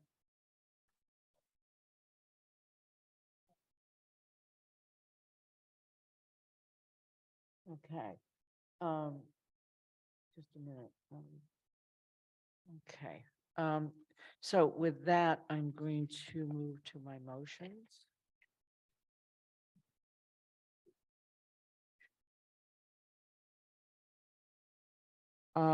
So I'm moving to convene an executive session for the following purpose. In accordance to Mass General Law, Chapter 30A, Paragraph 21A2, to conduct a strategy session in preparation for negotiations with non-union personnel, specifically Town Manager Paul Bachman, and in accordance with Mass General Law, Chapter 30A, Paragraph 21A2, to conduct contract negotiations with non-union personnel, Town Manager Paul Bachman. So don't go way too far, Paul, but we'll see you in a moment. We are getting. I'll second, but are we removing 2 from this executive session? There were 4 on the list. We're not going to be dealing with the A6 or purchase, or exchange, value of lease, 2 and- parcels of real property, are we? And A7 executive session minutes. Are we going to approve minutes? Okay. In accordance with Mass General Law, Chapter 30A, S21A7, to approve the executive session minutes of May 16th, 2022. Is there a second? Sorry, one more thing before that happens. Yeah. We will not reconvene in open session, needs to be added. to Thank that. you. So for all of you that are waiting breathlessly in the audience, we won't be back. I'm sorry if we're getting a little slapstick. It's, it's just, okay. And so I'll second it now that I've changed. All it right. all. Now that we've gotten it all straightened out. Kathy Shane, Yes. Andy Steinberg, Yes. Jennifer Taub, Yes. Alicia Walker, Yes. Shalini Bowman, Yes. Pat DeAngelis, Aye. Anna Devlin Gothier, Aye. Lynn Griesmerson, I, Mandy Johanicky, Aye. Anika Lopes, Aye. Michelle Miller, Aye. Dorothy Pam. Yeah. Pam Rooney, Aye. and it's unanimous. Okay. We're going to get a new connection. So you'll log off of this one and go to the new one.